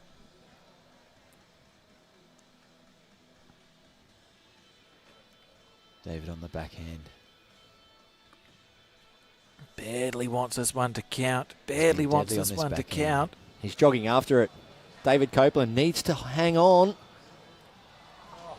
Well, Okay. some late drama brewing here.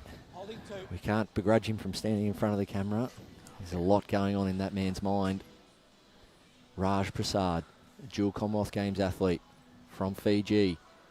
Can he draw to hold 3 shots? He's let it go well again, I tell you. He's on a great road. Needs to work in now.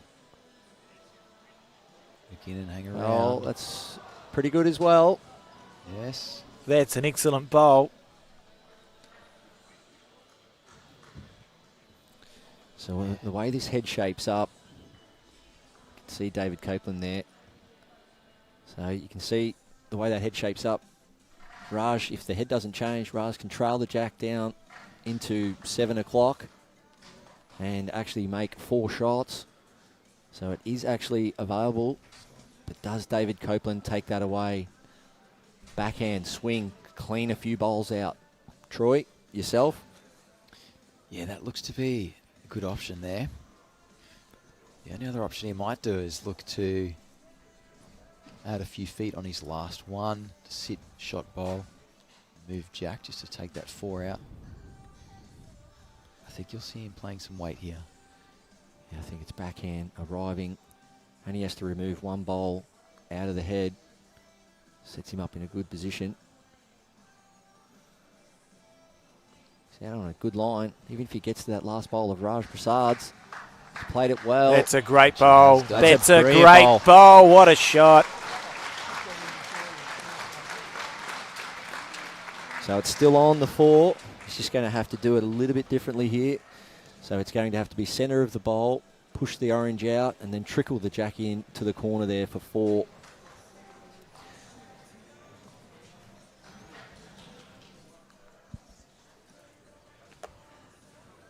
What a shot that was under huge pressure. So he's been playing really well, not cruising, but feeling confident this entire game. The Irishman blinked, was 3 down, 3 down, looking down the barrel of what could be a tiebreak. What composure that was. That's a big bowl under pressure. Now here's Raj. Can he answer back with a big bowl of his own?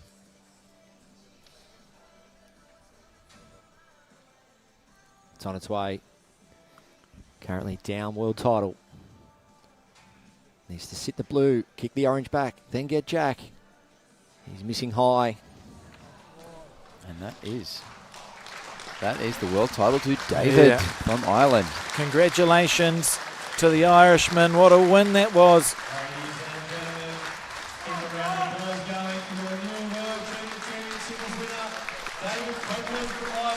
Congratulations, David Copeland. Very confident performance. Rightio. You see who's won. We'll go to the highlights now. We'll be back with the prize given after this. Well done, Ireland.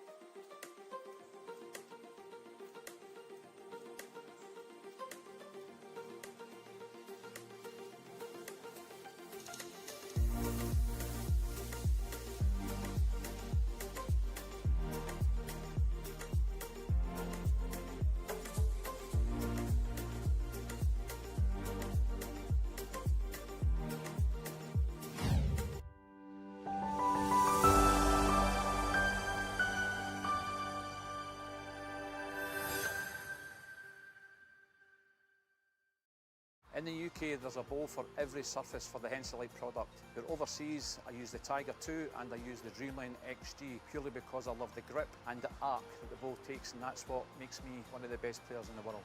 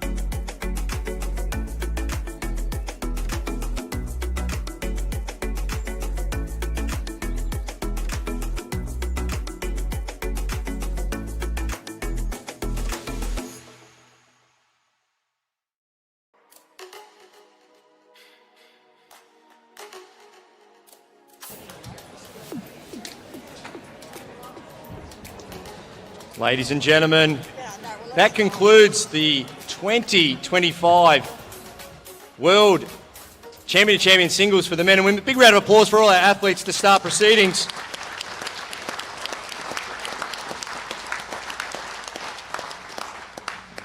There's been a tremendous showcasing of lawn bowls for the last 4 or 5 days here at this beautiful establishment in Club Barham. The amount of players that have travelled all around the world. We see 57 entries, 33 nations, and there can only be 2 champions that can come away with these fantastic trophies. So well done to all our competitors and well done to our champions. Let's please start by acknowledging our dignitaries, athletes, officials, volunteers and our sponsors. Councillor Neil Gorey, Deputy Mayor of the Murray River Council. Round of applause, please. Councillor Gary Pappen from the Murray River Council. Steve Fullerton, Chair of Club Barham. Jason Wallace, CEO of Club Barham, and Neil Dalrymple, CEO of World Bowls. Ian Evans, President of Bowls Australia, and Matthew Kennedy, CEO of Bowls Australia. Round of applause, please. Well, we can't go through all the highlights. You'll have to replay them through the YouTube, but there's been so many, and it's great to see from the age of 23 right through to the age of 79, athletes from all around the world competing. What an amazing effort. Well done.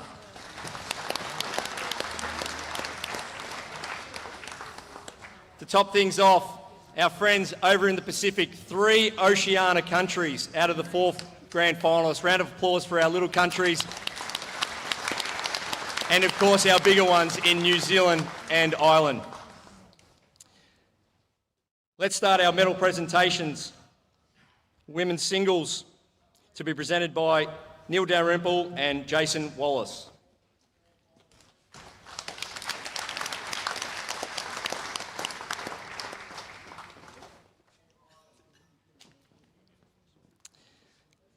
Can I please present our bronze medal to Shauna O'Neill, Ireland, and Izzy White of England.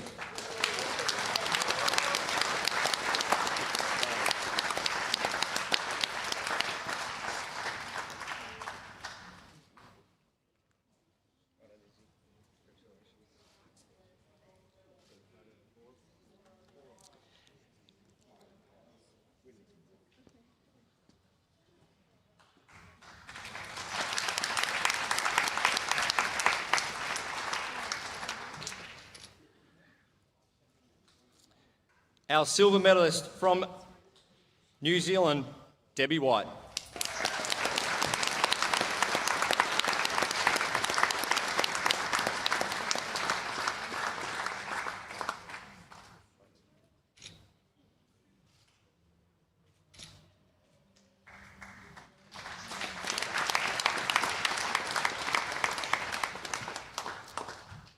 And our women's champion for 2025,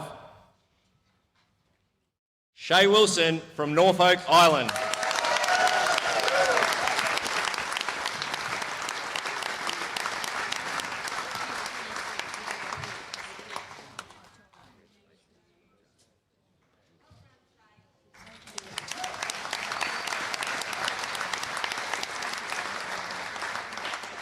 Could I ask everyone may stand please for the national anthem of Norfolk Island.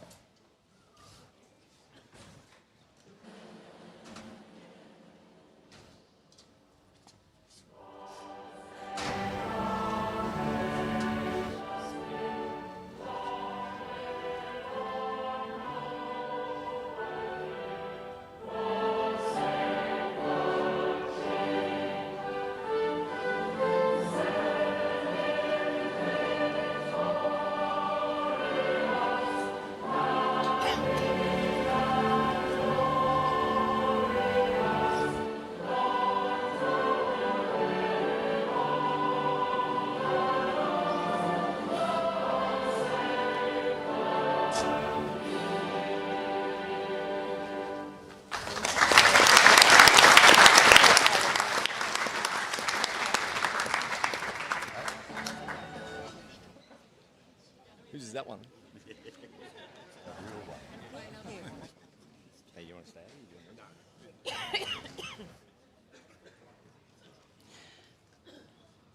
In our men's singles, please can I ask Steve Fullerton and Neil Gorey to present our men's medalists.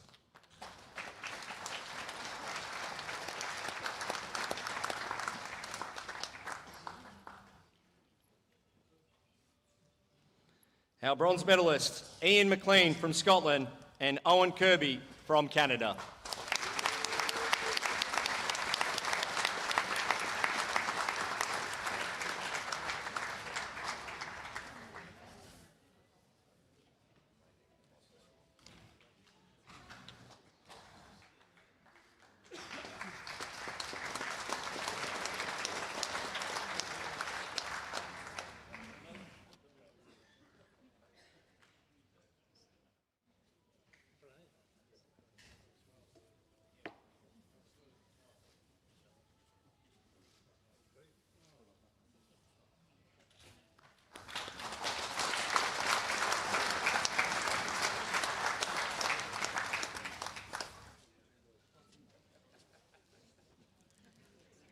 You're famous.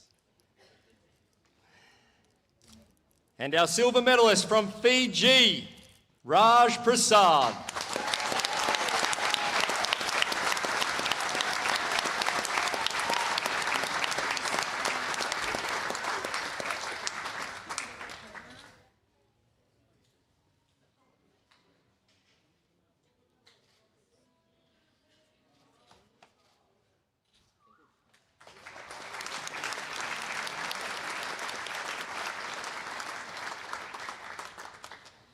And our men's gold medalist from Ireland, David Copeland.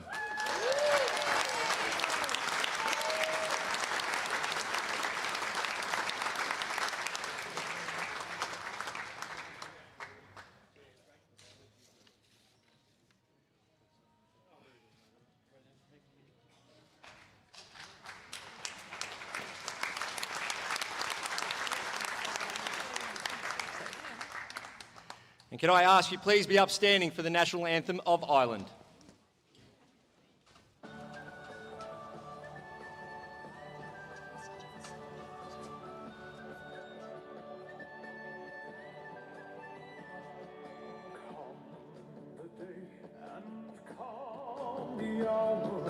Come the power and the glory. We have come to answer our country's call. From the four proud provinces of Ireland.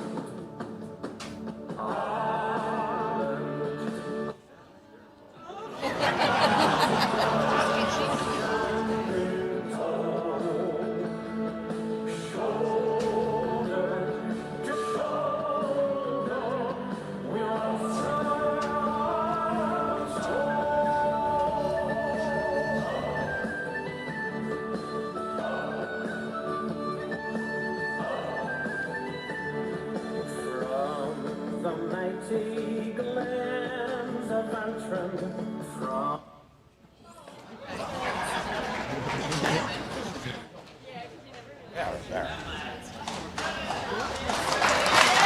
Congratulations, David. I'm sure that's not the last time it's being sung.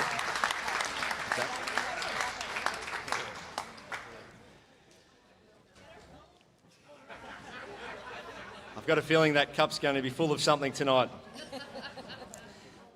May I invite to the microphone our women's champion, Shay Wilson, to say a few thank yous.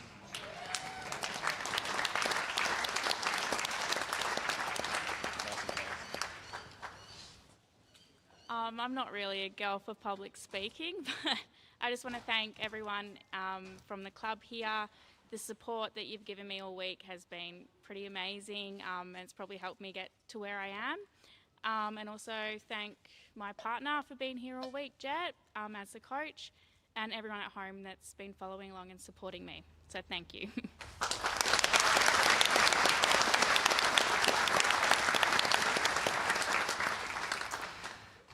And I'll ask and invite our men's champion, David Copeland, to come up and say a few words as well.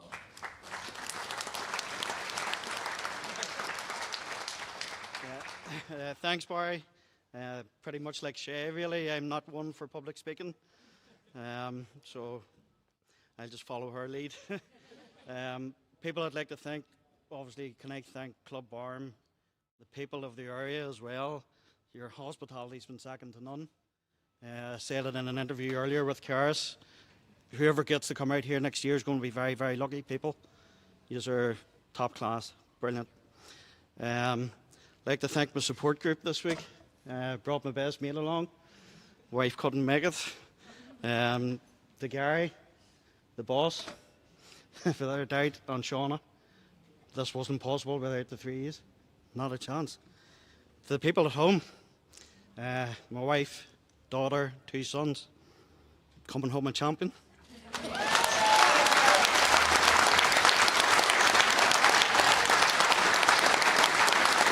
Well done, David Copeland. You hear the emotion in the voice. That's what it's all about. They've travelled from miles away to be here. And once again, Club Barham, when you hear it straight from the athletes themselves, great job. Give yourselves another round of applause. Well done.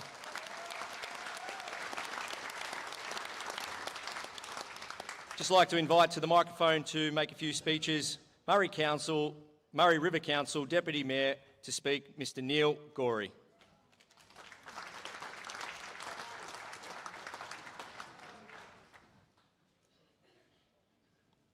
Look, thank you very much. It's a real honour to speak today. To see our local community, a community of 2,000 people now on the world stage, is just brilliant. And also to thank all these bowlers who come from overseas to come to our smaller community, to benefit our community, and to put on such an epic display of bowls. It's just brilliant. I'd also like to go back probably 12 months ago, talking to Christy, the tourism officer from Murray River Council. The work actually started probably 12 months ago.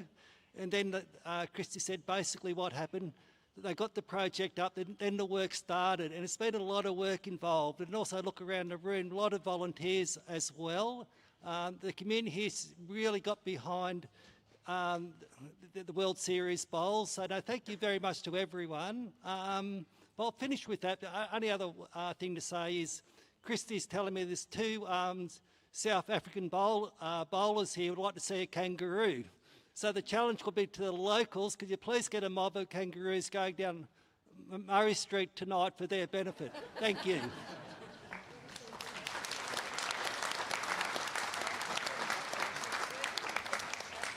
Well said, yes. Plenty of wildlife in the area. We've been blessed with that. Great place, great wildlife. I'd like to also invite up Club Barham Chair of the Board, Steve Fullerton, to speak and make a few announcements.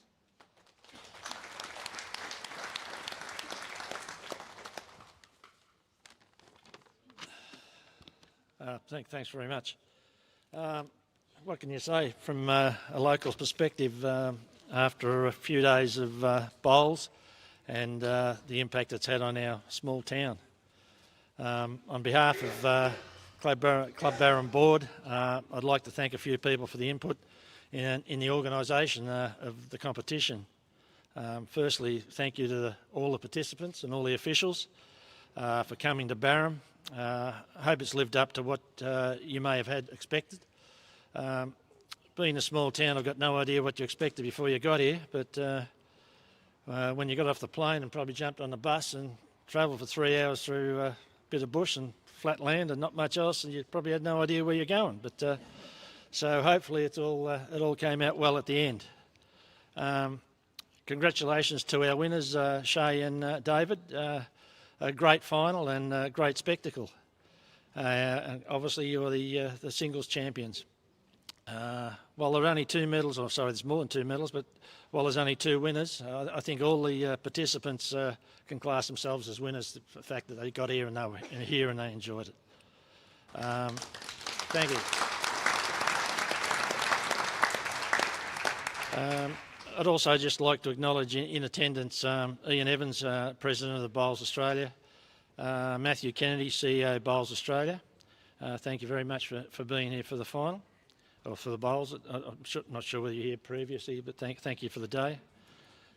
Also like to acknowledge our Murray River Council Mayor John Harvey. He's done a lot of work for us on behalf in previous days, both on this event and previous ones, as well as Neil Gorey for his few words before. Thank you to Neil Dalrymple, CEO World Bowls, and the team at World Bowls for allowing us to hold the event here. It's when we first discussed whether we could do this, I mean, the first thing was, well, shit, we're only a small town, how the hell are we going to do this? But to the credit of all the organisers, I think it's turned out really well. Thank you to our CEO Jason Wallace and the Club Barham team for securing, organising and delivering what is obviously a premium event. Jason's enthusiasm and passion to be a leader and an innovator is greatly appreciated by the board, and sometimes we've got to throw a rope around him and try to hold him back, because he's always got a million ideas of what he wants to do and where he wants to go, but obviously this is a good choice and a good winner. Speaking to a number of people over the period, I haven't heard anyone say that they haven't enjoyed the experience. So I think that's a plus on our backs for the event, that it's turned out so well. Thank you to the YouTube crew. I've been watching a bit on the tally at home, and thank you for your expert insight and also the promotion of our town. I think it's gone a long way for a lot of people that didn't come out. As we come into the close, I hope everyone can enjoy the rest of the night. Those that are travelling, wherever you're going, safe travels, and we look forward to seeing you next year. Hopefully in December the weather will be warmer and people will enjoy the weather when we're having the inaugural World Bowls Series final. So thank you for that. Look after yourself, travel safe, and all be well. Cheers.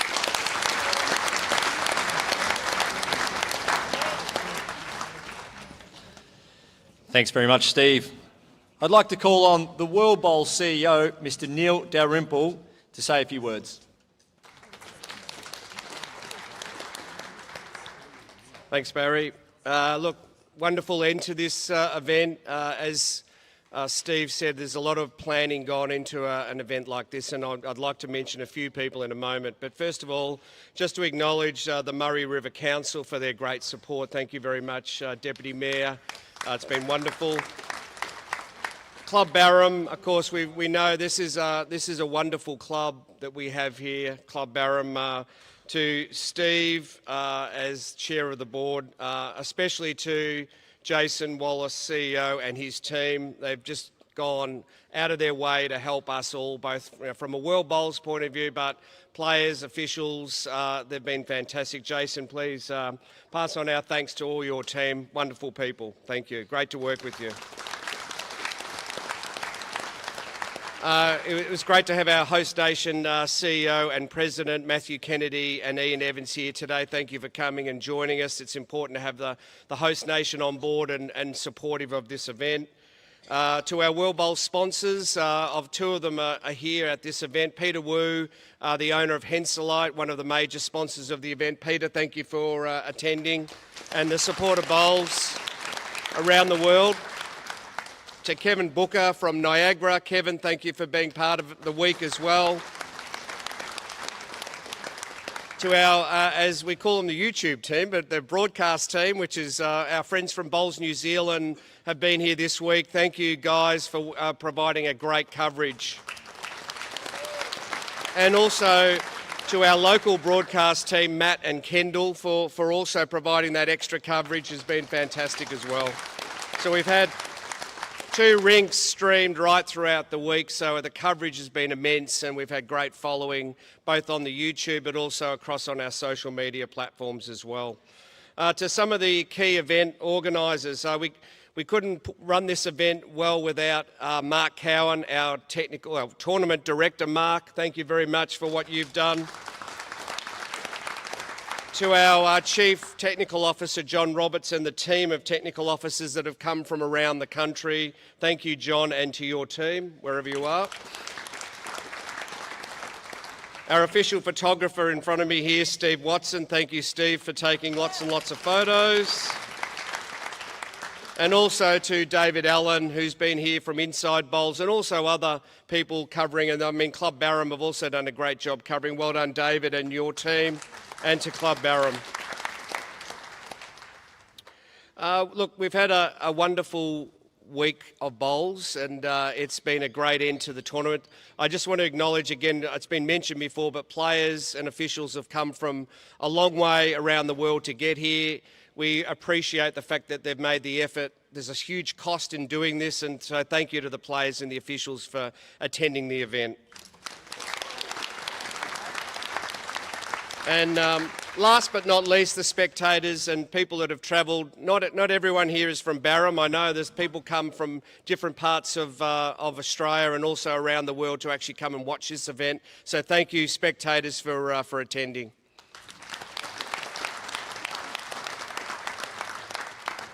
And finally, just on behalf of World Bowls, I would like to call on Steve Fullerton just to come forward and accept a plaque and an expression of our gratitude for the great work that Club Barham have done and hosting this event. And we look forward to coming back next year, the 6th to the 10th of October. We can't wait. And also the World Bowl Series finals, as we've mentioned before, in December, the 9th to the 12th. So please come and watch some great international bowls back here at Club Barham into the future. So thank you, everyone.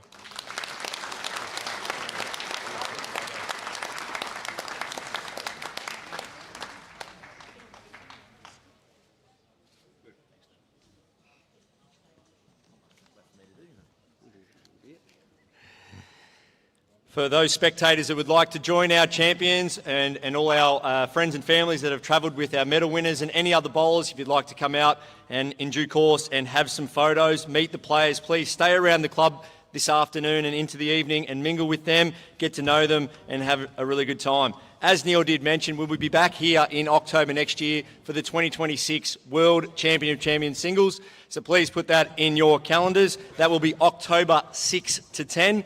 For those travelling, please travel safely and we look forward to seeing you next time. Thank you.